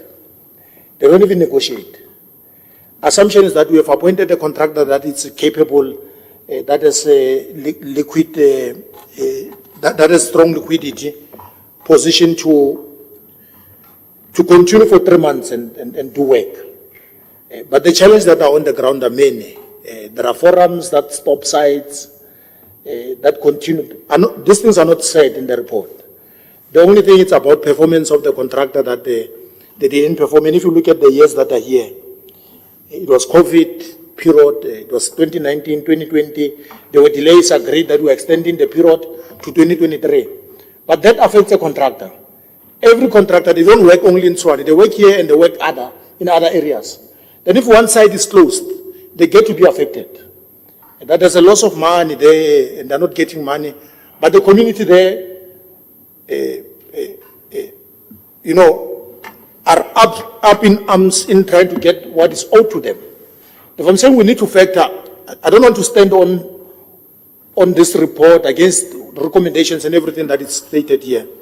But I'm saying let's look further. Let's look at other things that are affecting contractors, because contractors will run away from doing business with the city. That when they are able to carry the city, when we don't have funds, when there are problems of disruptions and other things, we are not able to support them. Now let's factor everything into what is at play before we rush into termination, because that should be the last resort, and they should be stated, those reasons. But refuel must be completed, Caledonian must be attended. These are things that have been here for many years. Moved from the last administration to this new administration. They should be finalized, and we support every effort to try and resolve them. There's wastage. If you look at Caledonian, which will come, just in one line, we are going to start from scratch there, Chair. But there's money invested, and we can't politicize these things. We just need to get that asset up and for our community to get it and use it. Thank you. Councillor Solowa and then Councillor Mabuse. Thanks, Chairperson. Chairperson, just looking into this report, I think there are a lot of alarm bells that we need to take into consideration. The one thing that obviously there is a session that was done by the department with the contractor in this regard, and I think Councillor Alderman Maluleka raised a very important point to say we need to also look into the issue of late payments. So if the department could then maybe come up with a follow-up report where it does look into the payment issue in this regard, but as well as to say, since they've gotten to a point of termination within the sessions, is to see how much the contractor has owed to subcontractors and the list of those subcontractors and how much is really owed to wrap up issues with the said contractor. As well, there's an issue that we need to highlight, and that is the fact that there's lack thereof, or there was just no project management in this regard. And this also comes to the role of EPMU in this regard. What was their role in this? And the project manager from the said department, because certain things could have been avoided to get to a point where we spent X amount of money. You either have a contractor that hasn't performed, whether the city is part and parcel to blame in that also becomes a big question in this regard, and the political landscape in Refilwe. As well, in the report, it speaks to EPWP labourers not being paid. So it's just an issue of, are these people still on EPWP, or did the contractor take them to work on the project, just to ensure that whether there was double salaries in this regard, or were they just being paid from the contract, from the project itself. There's also another issue in terms of the money that can be recovered from the contractor. There is obviously the issue around the retention, which the city does keep, and whether the other money, the performance guarantee, can be retrieved from the contractor in this regard.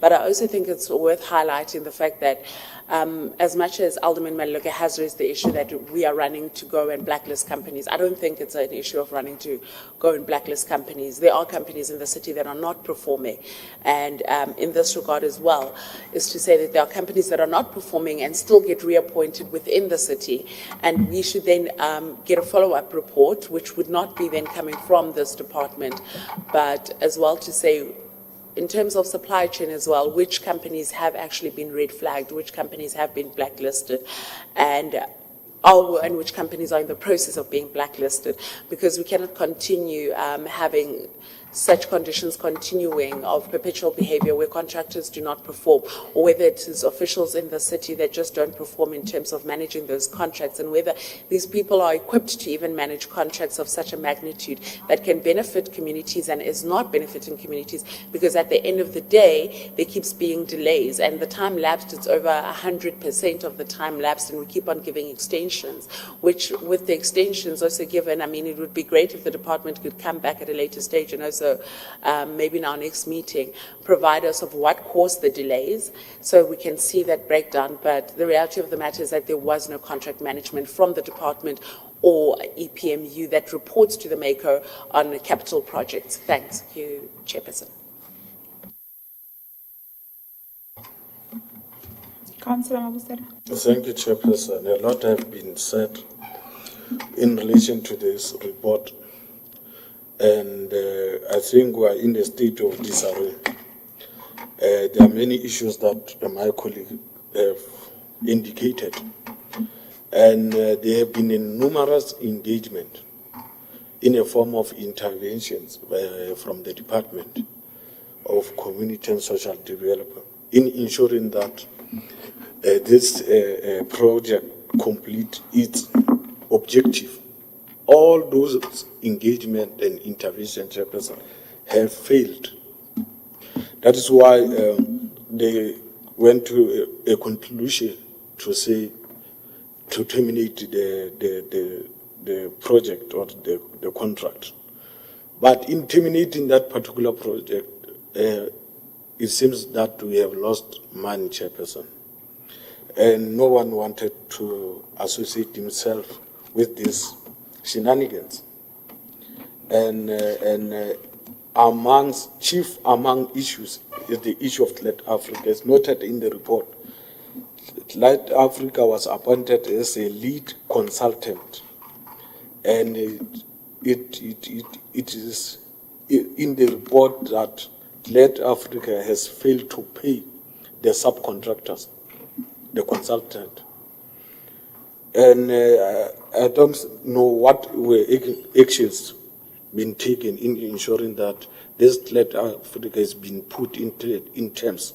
If you read the report, Chairperson, you will realize that there are existing fundamental valid reasons as to why the municipality was supposed to ensure that they implement an issue of recovery.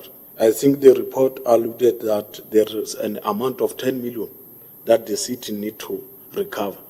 But what the report doesn't tell us is that whether that process was initiated or they are in the process of initiating that process. And this is what I want to hear from the department. Also, the issue of initiating the blacklisting. I know that Alderman Malodeka is against it, but there are fundamental reasons existing in ensuring that the city was supposed to initiate the process of blacklisting the company together with its shareholders and directors. This is uncalled for, Chairperson. No one can like to preside over this situation. And drastic decision and decisive action need to be taken. So, Chairperson, I wanted the department to respond. Their view, their understanding, whether they intended to pursue the recovery. In the report, it says an amount of 10 million should be recovered in terms of retention. So I wanted to understand the intention thereof, but also what is the response of the department in terms of going or initiating the process of listing this particular company. Thank you, Chairperson. Okay, thank you. I'll now allow Group Head Mugele to respond to those questions and comments from our councillors. Thank you, Chairperson. Thank you, councillors. I think Councillor Marishani proposed a site visit, and I think the issue around 2 joint reports, I think, Chairperson, we will follow your lead in that regard. But I think on the report, in relation to the delayed payments, I think that aspects we do cover in the report, Chairperson. We acknowledge there was a period where the contractor was paid as a result of the suspension of loan-funded projects. But equally, Chairperson, if you can also see in the report, there were quite a number of efforts to assist the contractor to an extent that there was an extension of time report that was approved by BAC to basically cover some of these challenges, even during COVID and all those. So at various points, there has always been that willingness to try and assist the contractor, because I think it was in the best interest of the department for the project to be completed. And hence, you will see even the notices that were issued. So the issue of the late payments is acknowledged in the report, and obviously the interventions thereof.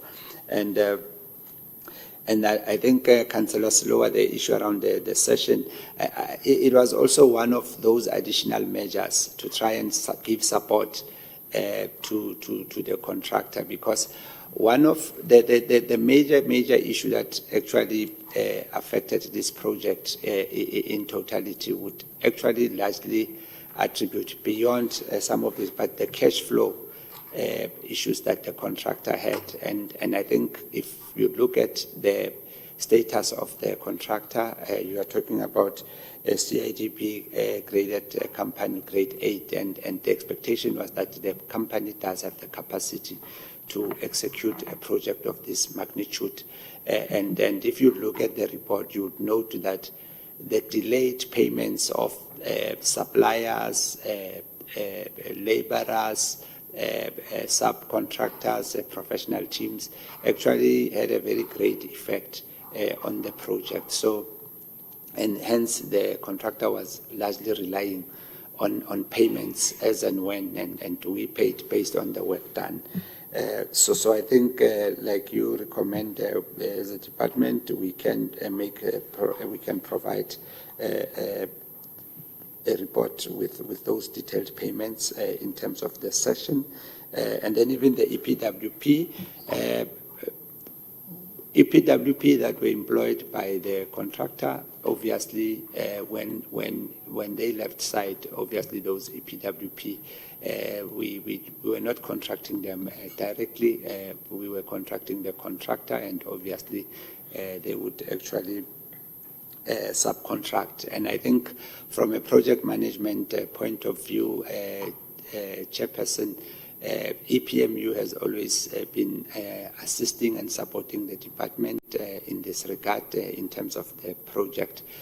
So I think even where we might have been limited, I think we were basically being supported and assisted by EPMU, and hence the project, after the various interventions, we managed to get the project to at least to be at 94% in terms of progress. And Councillor Mabusela, I think in terms of the process of recouping the money, I think it's captured in the report that part of the termination process entails that, but we must also indicate, as outlined in the report under legal implications, that there is a potential for litigation. As a matter of fact, the company is basically pursuing an arbitration process. So whatever processes that might relate to other issues, I think, would be pending the finalization of those processes. So I think whatever follows would be after those legal processes have been exhausted or concluded. Thank you, Chairperson. Okay, Councillor Khat.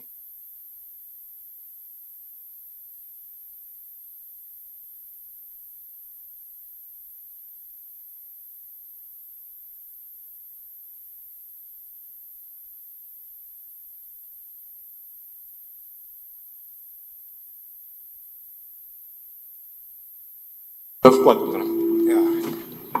Yes, you are very important, Marisha. I wanted to check, the 94% the project is at, is it still at 94%? What measures are in place to make sure that it doesn't drop from 94% and when you get there?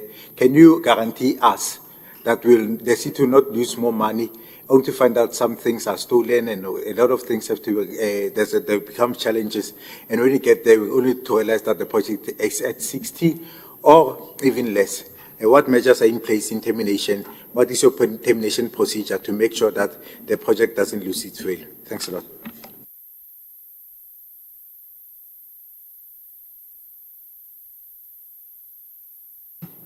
Okay, thank you, Chairperson. Thanks, Councillor. Before the contractor could actually leave site, we did actually request the office of the city manager, Mr. Pillay, to assist us with security. So the site is secured, obviously to ensure that there's no vandalism and whatever, whilst we're exploring processes to complete the project. So we can confirm, Councillor, the site is secured, there are guards on site. Thank you. Thank you. And the last hand on the. Yeah, just a quick follow-up, GH, acting in terms of whether I heard you correctly and your response might affect our recommendations that we want to make. Are you saying currently there is a litigation between the city and the contractor? That is why you couldn't pursue a process of recovery and also the process of listing. Is what are you saying? So that I can understand you correctly. Thanks, Chairperson. Thanks, Councillor. What I'm saying, Councillor, is that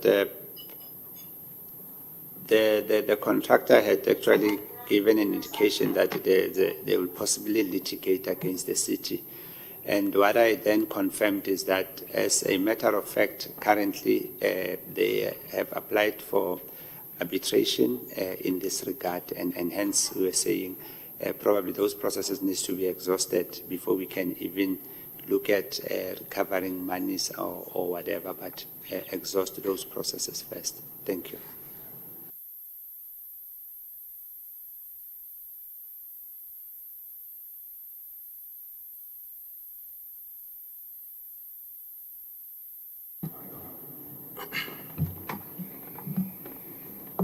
Thanks, Chair. I'm not sure if you've noted me, if I can just go ahead. Okay, thank you. Chairperson, can we just have a progress report from the department? I don't know if it's bi-monthly, so that we can just follow how the process is going in this regard. Thank you. Is that a recommendation?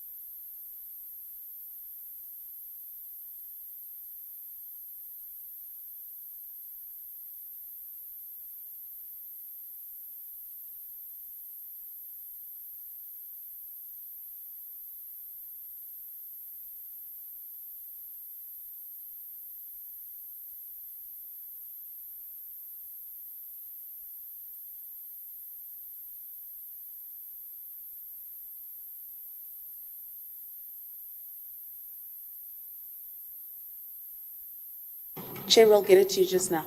Almost done.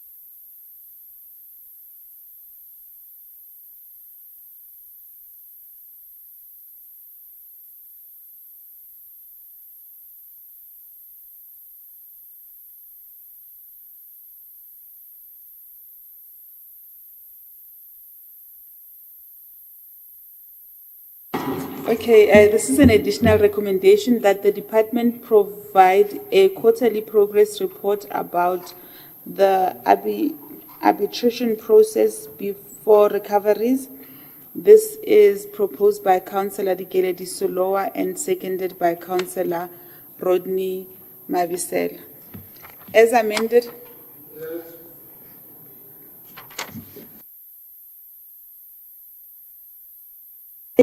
Colleagues, we'll now move to our secondary supplementary agenda. There are 3 reports on the secondary supplementary agenda.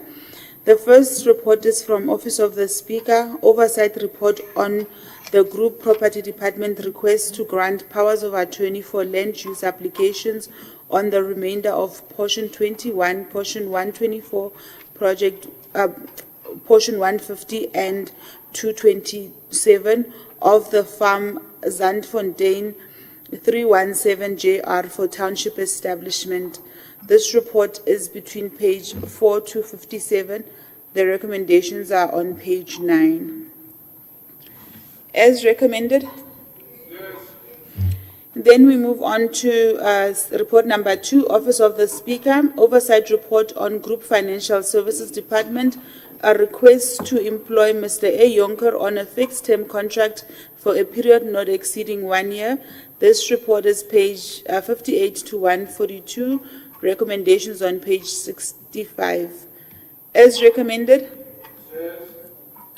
Okay, then we move on to the third report, Office of the Speaker, Oversight Report on the Group Property Department, proposed natural lease of ERF 1120 Arcadian portion of ERF 574 Arcadia. This report is on page 143 to 176. The recommendations are on page 150. As recommended. Okay, thank you, colleagues. So now we will move back to our in-committee. And I think before we do that, let us go back to our main agenda. And then there on the main agenda, before we do the in-committee, we need to quickly do the calling of reports, then we will go into committee. So let me just find my way back to the main agenda.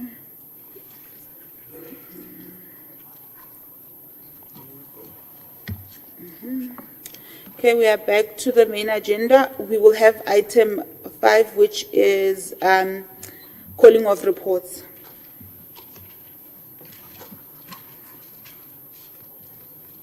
Colleagues, are there any reports that you will be calling? Councillor Solowa.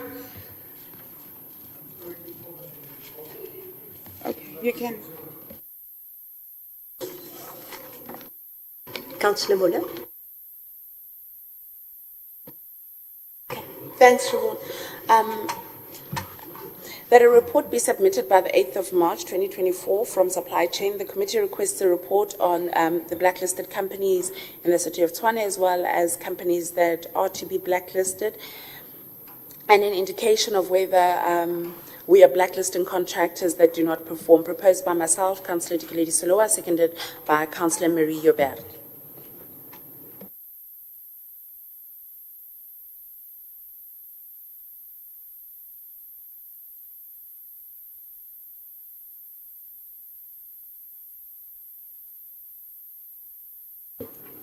Thank you, Chair. Can I continue?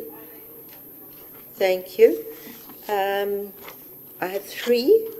Calling for report, the TMPD store clothing follow-up report to show action taken against officials who ignored warnings they were contravening the MFMA as implicated in the original report to impact.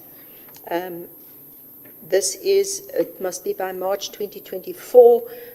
Councillor Siobhan Miller, seconded by Councillor Mario Hubert. The second one is the calling of report, which I've done previously, and we have not seen the report. It's on the Denokeng Tribe 1 Music Festival. It's the same as it was the previous time when I called for the report. It this time says it must be done by March 2024 to impact. It is proposed by myself and seconded by Councillor Sydney. Rodney, not Sydney. Rodney Mabusela. And then my third one is calling a report subject to the sale of Earth 10409 Mabopani Extension R, Unit 1, Extension Unit R, Extension 1. Suspected land sold without council resolution. Impact has oversight over transactions that has financial implications. Please provide the council resolution for the sale. Please provide the internal and external valuation that supported the sale. Please provide the legal sale document signed by the buyer and the City of Tshwane. Please indicate who the buyer was and the price the property was sold for. Please indicate if the correct open sale process was followed, and if not, why not. The City Manager, Group Head Property and Group Head Legal should report. And then obviously why it is. It is proposed by myself, seconded by Councillor Rodney Mabusela, not Sydney.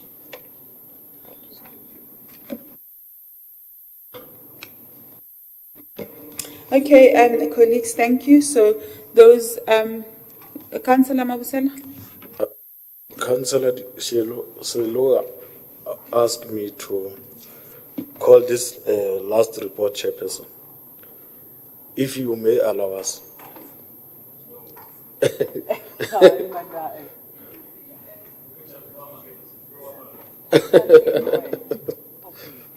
Chairperson, we may continue. Subject, fruitless expenditure incurred as a result of late payments to service providers. That is a subject. Motivation.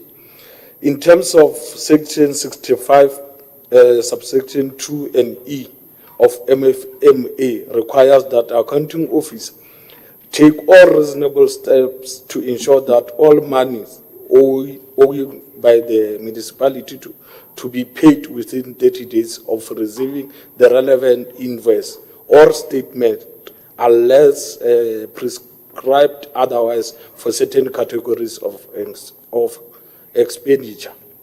Who must report, I think, a CFO. Yeah, CFO.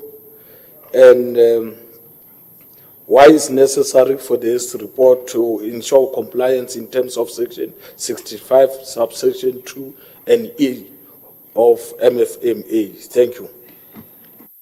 Okay, and thank you, colleagues. So what we will do, this will be sent to Secretariat, and then our committee administrator will send letters to the departments for the relevant, our secretary will send these letters to the department where these reports are being called, just so that we don't have any administrative glitches on our side. Oh yes, Alderman Maluleke. Yeah, just a point of information on this last report that both Councillor Dikeledi, you might change your surname in future, we don't know. Councillor Dikeledi and Councillor Rodney. This information comes through Section 71 and 72 reports. Why are we overburdening City Manager to come and report again? Because at council, we then refer them here for further scrutiny. I can tell you, I can assure you that this information was in one of our Section 71 and 72 reports. Now, let's go back to that information instead of demanding other reports. Because we're going to have a list of reports as if we have work. But it's not work, it's not reading reports. That would be the reason. Let's not duplicate functions, colleagues. But it's in your hands to decide whether you want it. But this information on quarterly basis and monthly statements, city manager and the mayor reports in terms of their performance and the delays and other things that we need. They report to Treasury, Provincial Treasury and MEC for COCTA, declaring some of this information that we are requiring. But I don't know, maybe you must be seen working in your caucuses. But we are getting this information. Thank you. Thank you, colleagues. So what we will now do is break for 10 minutes so that we can go into in-committee. There's only about 4 in-committee reports, so we don't really want to take a lunch break and then have everyone come back late. So let's just push on. We're going to take a 10-minute break so that the people that are not part of the in-committee can be excused, and then those that are part can come back at 20 to 2. Exactly 20 to 2. Thank you.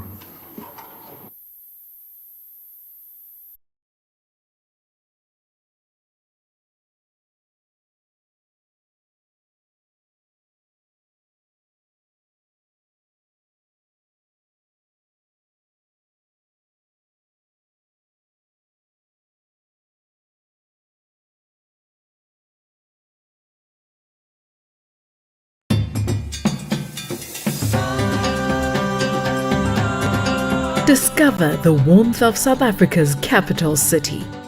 A destination like no other, a world in one. Meet our Big Five family.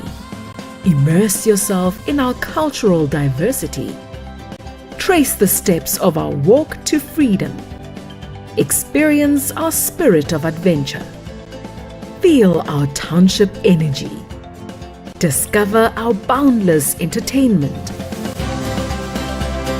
The city of Tshwane is the representation of South Africa's tapestry of diversity. Our attractions embrace South Africa's rich cultural heritage and the histories of all its people.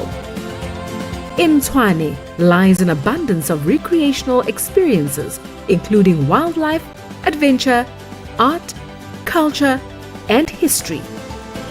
Our townships are vibrant, filled with life, color, beauty, and all that jazz.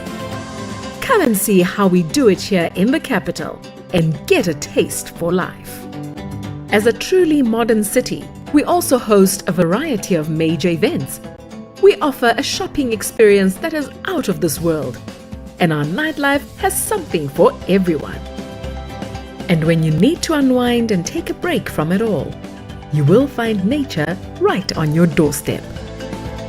Situated in Gauteng, the commercial hub of South Africa, Tshwane is on the cutting edge of industry, knowledge, technology and innovation as we produce 60% of South Africa's research output. With world-class infrastructure, we offer a variety of top-class business and convention facilities, easy access to the South African national government facilities, and a large number of embassies and foreign missions, all making Tshwane a wonderful host that can cater to your every need. So, whether you're traveling for business or pleasure, make Tshwane your destination of choice. Discover Tshwane.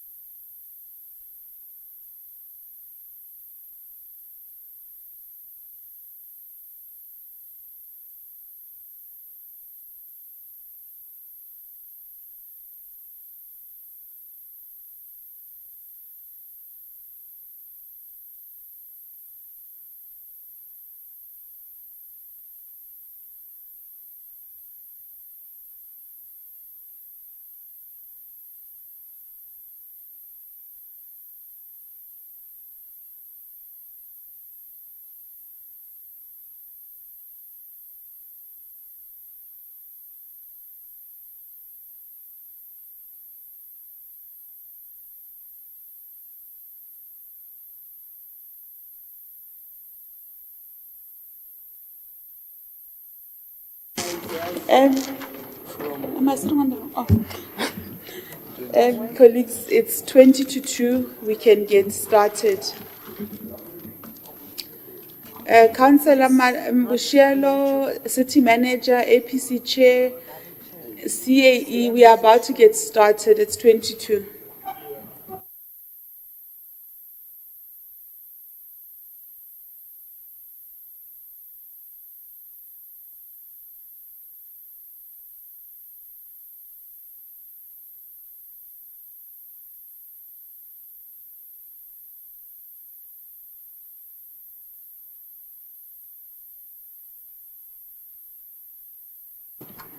Okay, colleagues, we are back on the main agenda.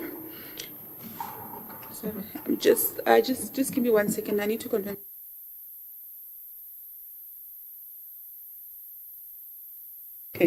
Okay. I was just checking if we are ready in committee with the live feed.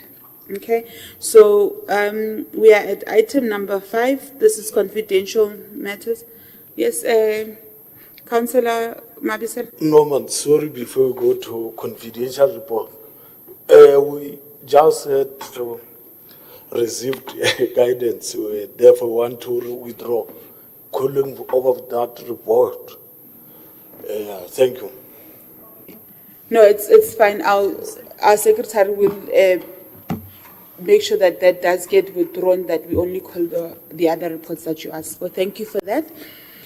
Colleagues, we now go into our confidential matters. We've got 4 reports. I'm going to give the CAE to tabled reports and take councillors through the various reports, and then we'll take questions. Thank you.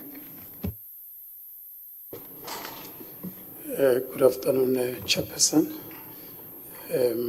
councillors, City Manager, Chairperson of APC, and colleagues. We are tabling for forensics reports, and I'm with my colleague Lutando, who's the acting divisional head responsible for forensic services. I will request him to take us through the reports. Chairperson, I want to presume that yourself and the members have gone through the reports, and I'll ask Lutando to, on the high level, highlight the important details, including the recommendations, and will then be directed by yourself in terms of taking questions after that. Thank you. If you allow me to allow Lutando to speak to the reports.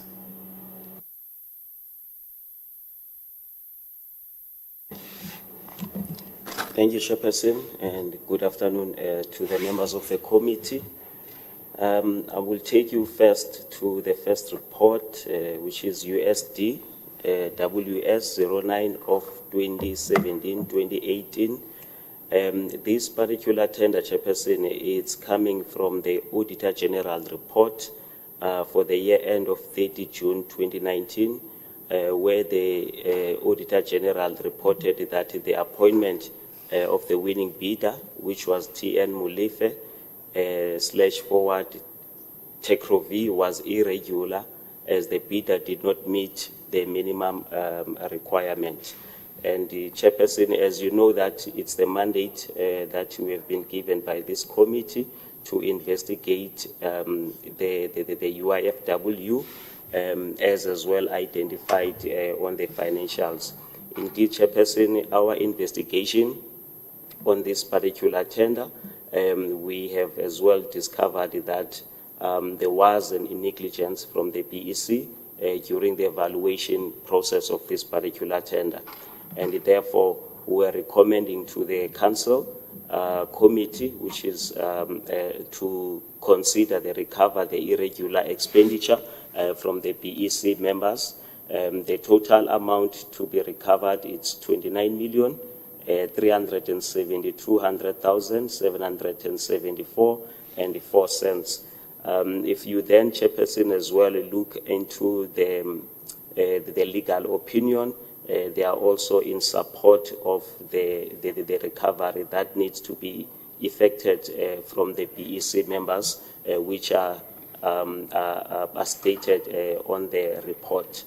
Chairperson, in terms of our recommendation on this particular report, we recommended that the Section 32 report be activated and completed on unauthorized, irregular, and fruitless and wasteful expenditure be treated in terms of the requirement of the Section 32, and as well the investigation report and corresponding legal comment that Section 79 committee to investigate whether irregular should be recovered from the affected employees as per the investigation findings in line with the legal opinion. The report is tabled, Chair. Thank you. Thank you. I'll take hands for questions or comments. Councillor Farquharson, Councillor Khatle. So we will do 2 questions and then answers, and then if there are further questions, we will then take the next 2 questions. Councillor Farquharson and then Councillor Khatle. Thank you, Madam Chair. I'm going to make recommendations once we've finished with questions. I just want to make a point in general. On the 9th of November last year, Council adopted the Integrity Management Framework Policy. When it was in Council, I did ask for this report to be sent to MPAC, because that is going to be the infrastructure or the structure that we're going to be able to handle these things. But my one question is, it seems that the recommendation is recover, and I think that's a legal position as well. All fruitless, unauthorized, irregular, wasteful expenditure must be recovered. Thank you, Madam Chair. Councillor Khatle. Thank you, Chair. I'm good to be back. Mine is just a few questions because I went through the report and I went through even the legal opinion itself. I want to ask a few questions, just a few questions. We MPAC, we are tasked to discuss the recoverability of this thing.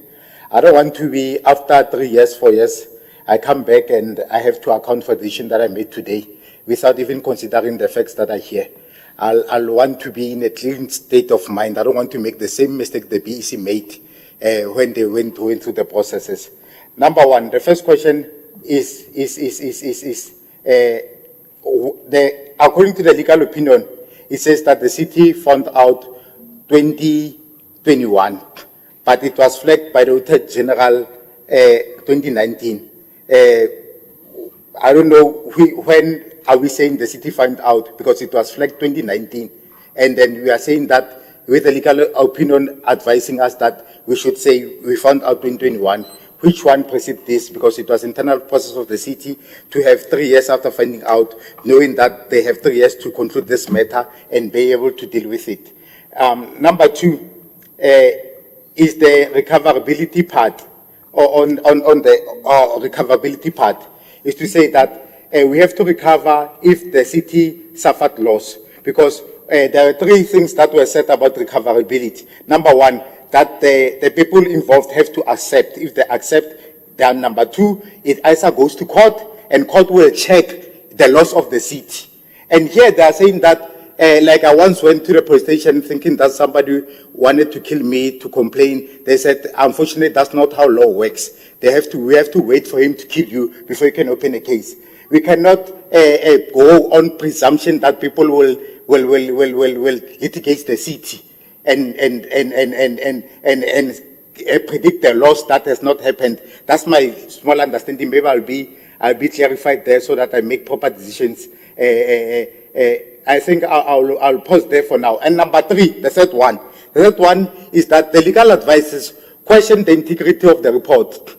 They give legal advice, but yet they question the integrity of the report to say that it's not signed, it's photocopies. And, why give me a legal advice if you're questioning the integrity of the report? Why not deal with the integrity of the report first and come back and give me legal advice? So, the legal opinion, that's why I'm having problems with these things. And I feel like everything is thrown into MPAC and so that it becomes an impact decisions. But the opinion for me, I'm having those three challenges with the legal opinion after going through it, reading the document itself. Those are the three things that I feel that the recoverability part and what is the loss of the city on that part is not clear.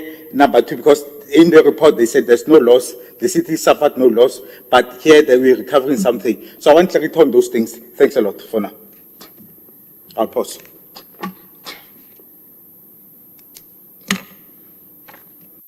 Okay, back to you, CAE. Thanks, Chairperson.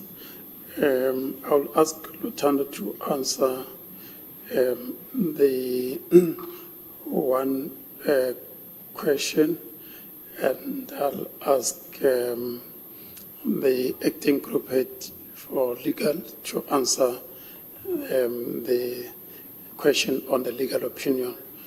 But let me answer the one on the integrity management framework. Yes, indeed, the IMF has been approved by Council, and we, from my department, are busy now working on a plan to fully implement that.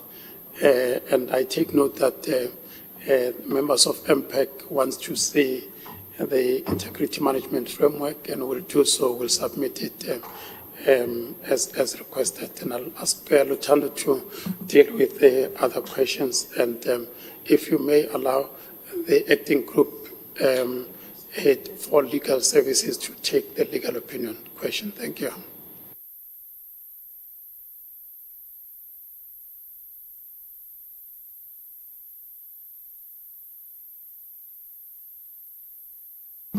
Okay, thanks, Chair. Let me just tackle one of the questions. I think maybe legal can be able to assist in terms of explaining the process or unpacking the prescripts around the issue of recovery and as well the opinion. But the AG identified this indeed in 2019 and 20. So the legal opinion there, it makes reference to when the report was submitted to legal to provide the legal comment. And the report was finalized in 2021. So that 2021 period is making reference when the final investigation report was submitted to them. In terms of the legalities around that as to when was the city becomes aware and when did the city started to act, I think maybe legal can be able then to assist when it comes to that in relation to the prescription period. Thanks.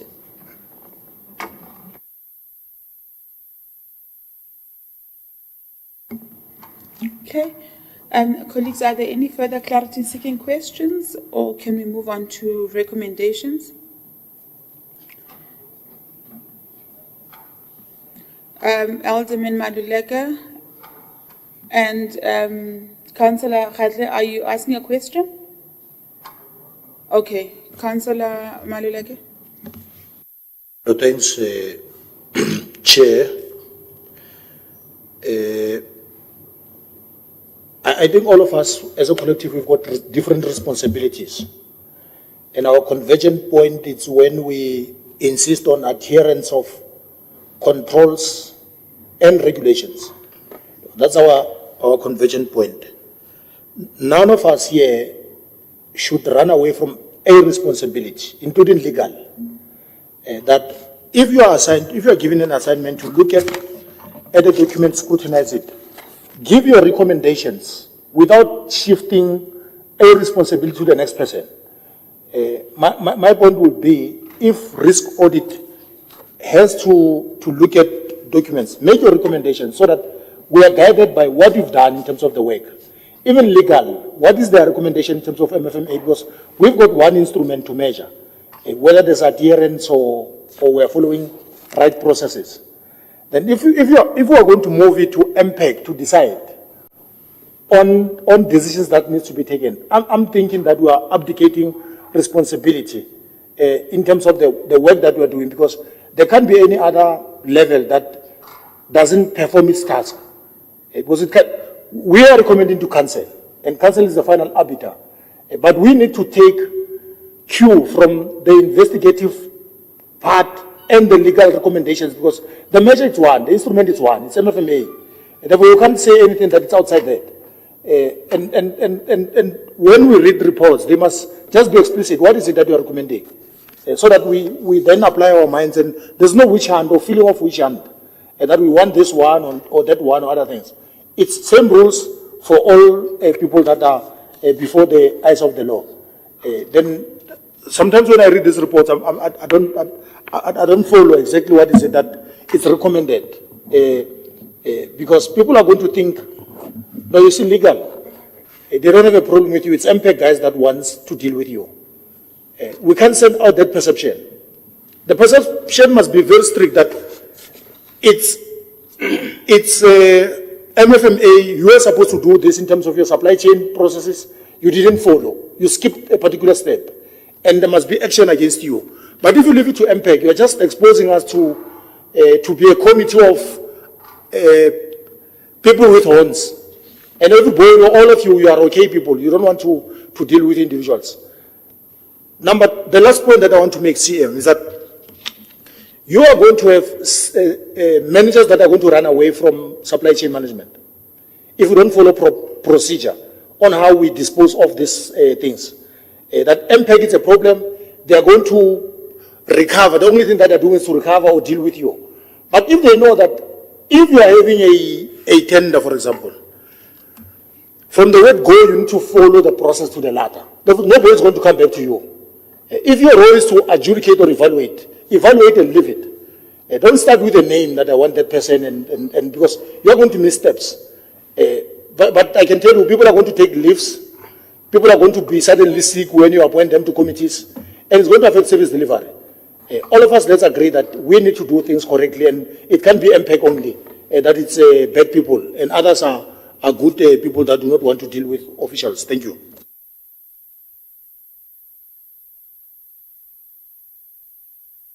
Councillor Bushielo.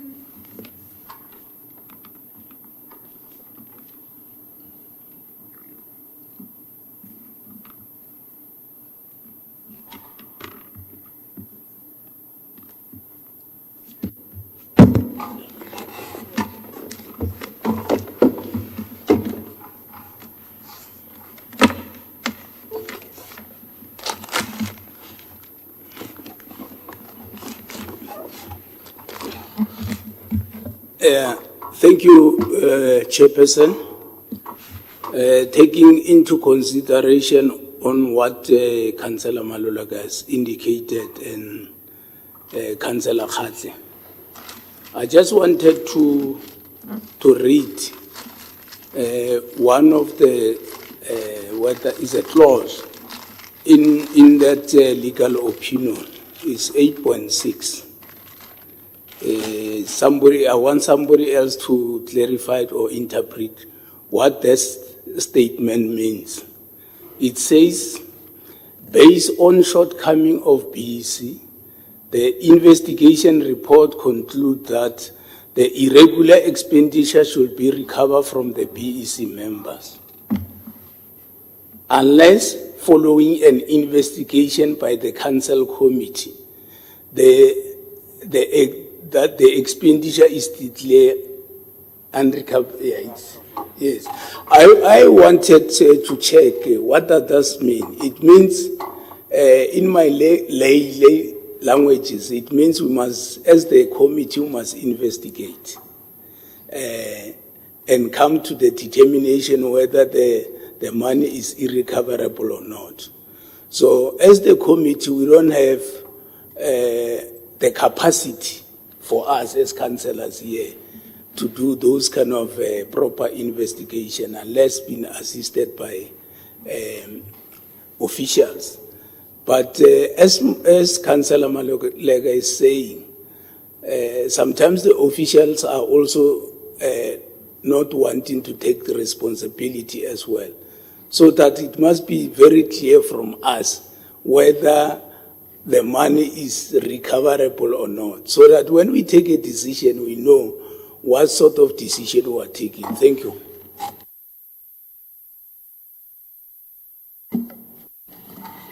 Councillor it was Councillor Khatle and then Councillor Mola.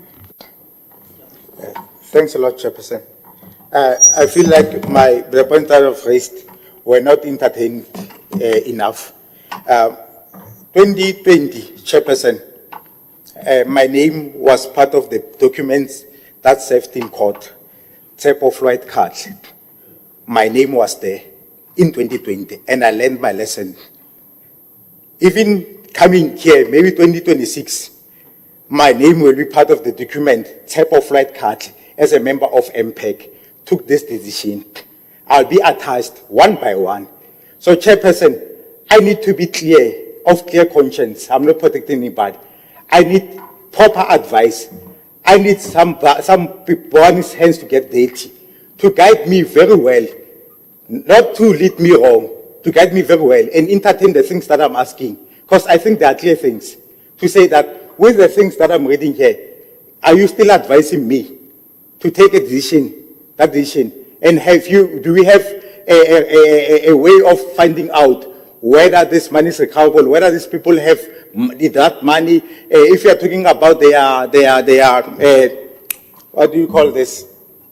Pension funds. How much is their pension funds? We might be chasing 200,000, trying to recover 21 million. What are you talking about? Is there any scientifics? Maybe I'm a maths and science person. Is there any scientifics behind their recoverability? What are we talking about? I feel that we are not given enough information. How do we match accounting-wise? How do we match recoverability? What are we saying? What is the word recoverable? What are we talking about? I want the facts here on the table. And I believe that today is not the right day to deal with the matter and finish it. Because I'm having many questions. And then I don't think the report gives me enough answers. Thanks a lot. Councillor Mola. Thank you, Chair. I think we're misunderstanding our role. Our role is to consider the documents in front of us, not to re-investigate it or get legal opinions. We have that in front of us, and the legal opinion and the information is in front of us, which gives us, as impact, the ability to say, implement the recommendations, which is recovery. So I don't understand what the next process should be, other than we make the recommendations and continue. Thank you.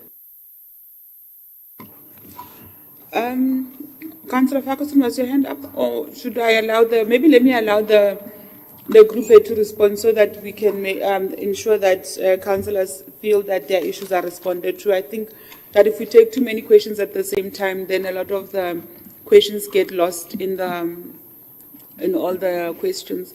So I'll allow the CAE to come in again for the questions raised by the two colleagues.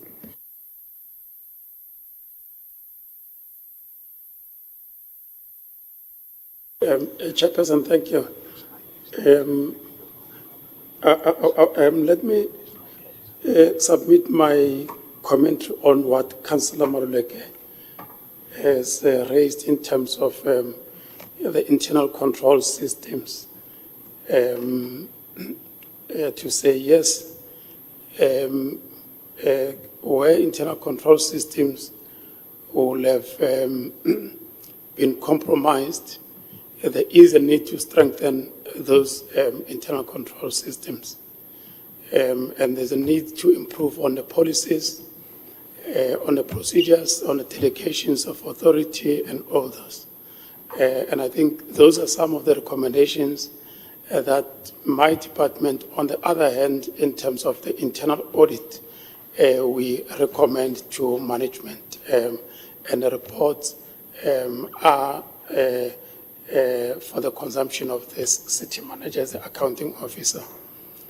Yes, in a situation whereby controls would have not been proper or able to prevent the issues of fraud or maybe corruptive activities that have to be tested.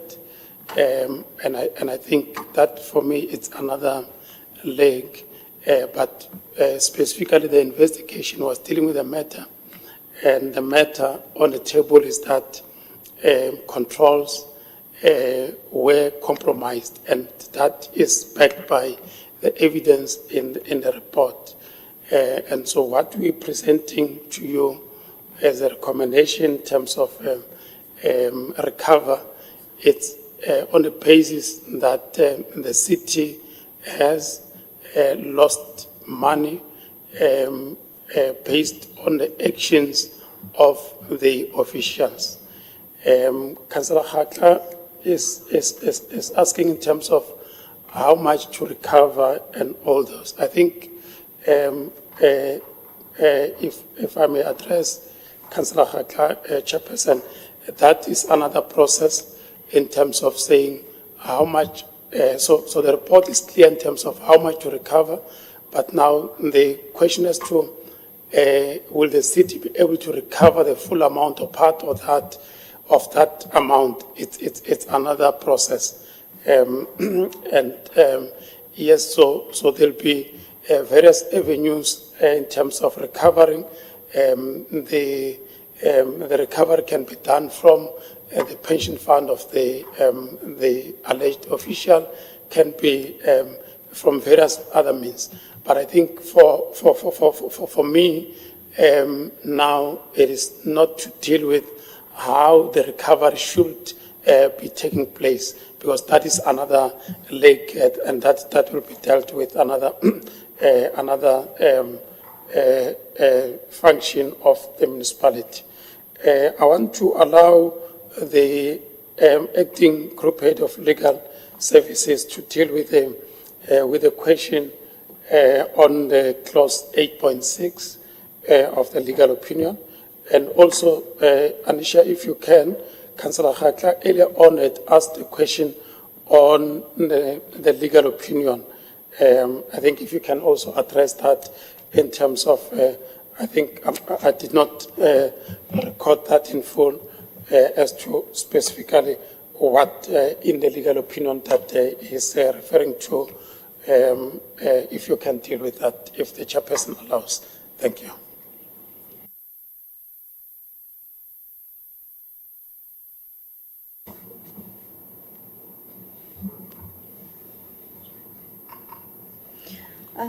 Thank you, Councillor.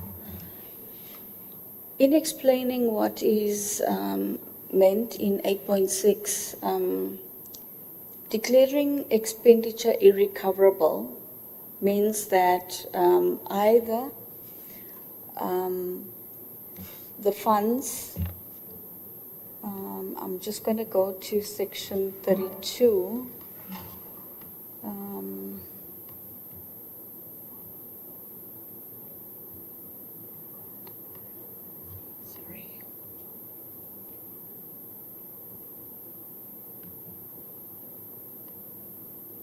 Okay, if I can just explain this in terms of section 32 of the MFMA, where we're looking at irregular expenditure, and the section 32 indicates clearly that we can look at recovering losses where we did not receive any value for money because of this, and where we've suffered damages because of this irregular expenditure.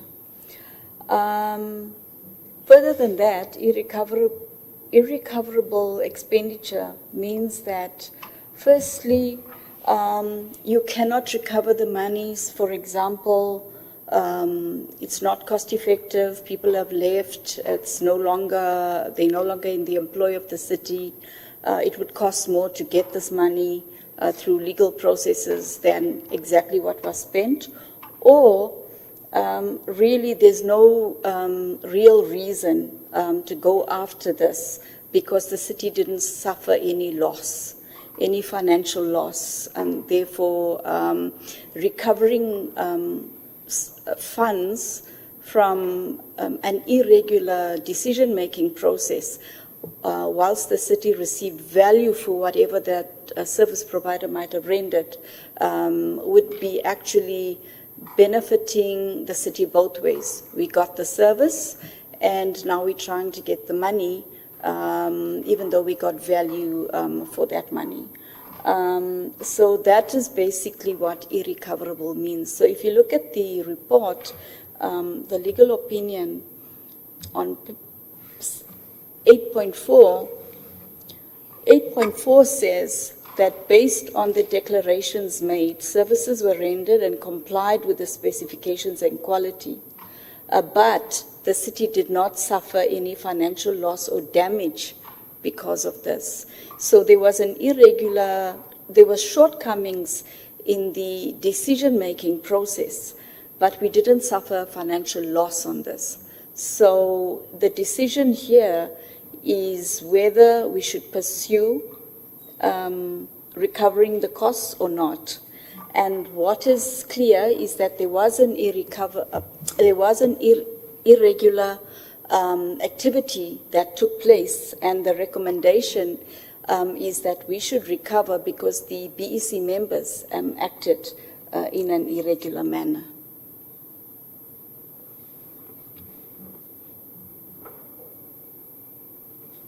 A follow-up question from Councillor Khatlin.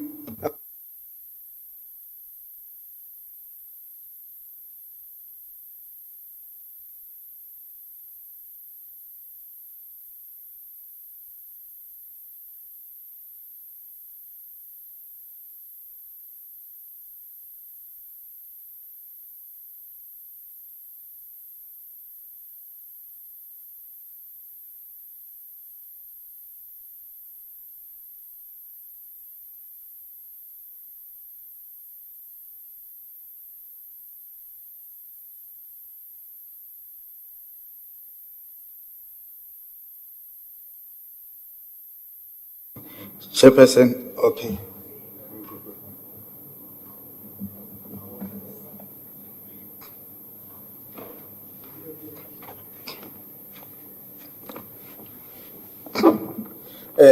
Chairperson, from where I'm sitting, there are two things. There's recoverability, there is disciplinary processes. If people did an irregular decision, what's happening with the disciplinary processes? Are they charged on the deferral license, suspended, or done what on the disciplinary processes? I think we want to use the other one as a tool of the other one. If money is recoverable, city got the road. We can't claim something twice. Then it's fine. Then there's nothing to recover. But there's another question. Internally, those people have found guilty of making an irregular decision. They failed in their execution of their duties. That's another part internal that has to go for disciplinary hearings and whether they are suspected, fired or what. That's another issue. I think we are confusing the two. We want to use this one as an element of dealing with the other one. Here we are dealing with recoverability. We did not suffer any loss. We are supposed to condone this thing to say that there's no suffer any loss, so let's condone it. It's irrecoverable, then it's fine. And the disciplinary part of the irregular actions will have to happen internal. I hope it has happened or it's about to happen or what. There needs to be a separate report on that one. Or what is mechanisms in place to deal with the actions of those people. But we are dealing with these two things at the same time. And I think that's what the challenge is. Thanks. Okay, we've got a hand from the CM.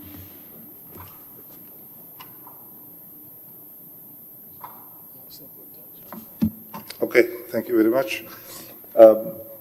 Chairperson, may I request that this particular report be withdrawn now and serve at the following impact meeting, so that this particular matter can be ventilated properly and on record. That is my request. Yes, I think we can allow for that to happen. David, do you want to say something? Yes, thanks, Madam Chair. Just my recommendations say what information we need to make a write-off decision. So if we do the recommendations that I've got, then we can have it as put to us as the Section 32 committee that decides on write-offs. Okay, so we can't do recommendations now because this report is being sent back. But because, you know, we want to get things going, we're not going to wait for the 8th of March. What we will do is get approval from Chair of Chairs that we have a special MPEG meeting, can be a 1 hour, 2 hour meeting, that we just deal with the Section 32 reports. And also, yeah, I think that is what we will do. We will try set up a special meeting sometime this month so that we can deal with this and address the issues. And also maybe we'll request to have a special, I have tried to have a meeting with the CAE to actually address something like recommendation 2 on the first report. So it would be great that we can have that meeting with the CAE, but also to have the special meeting. So we will refer these reports to our special meeting of MPEG where we will deal with these reports. So thank you.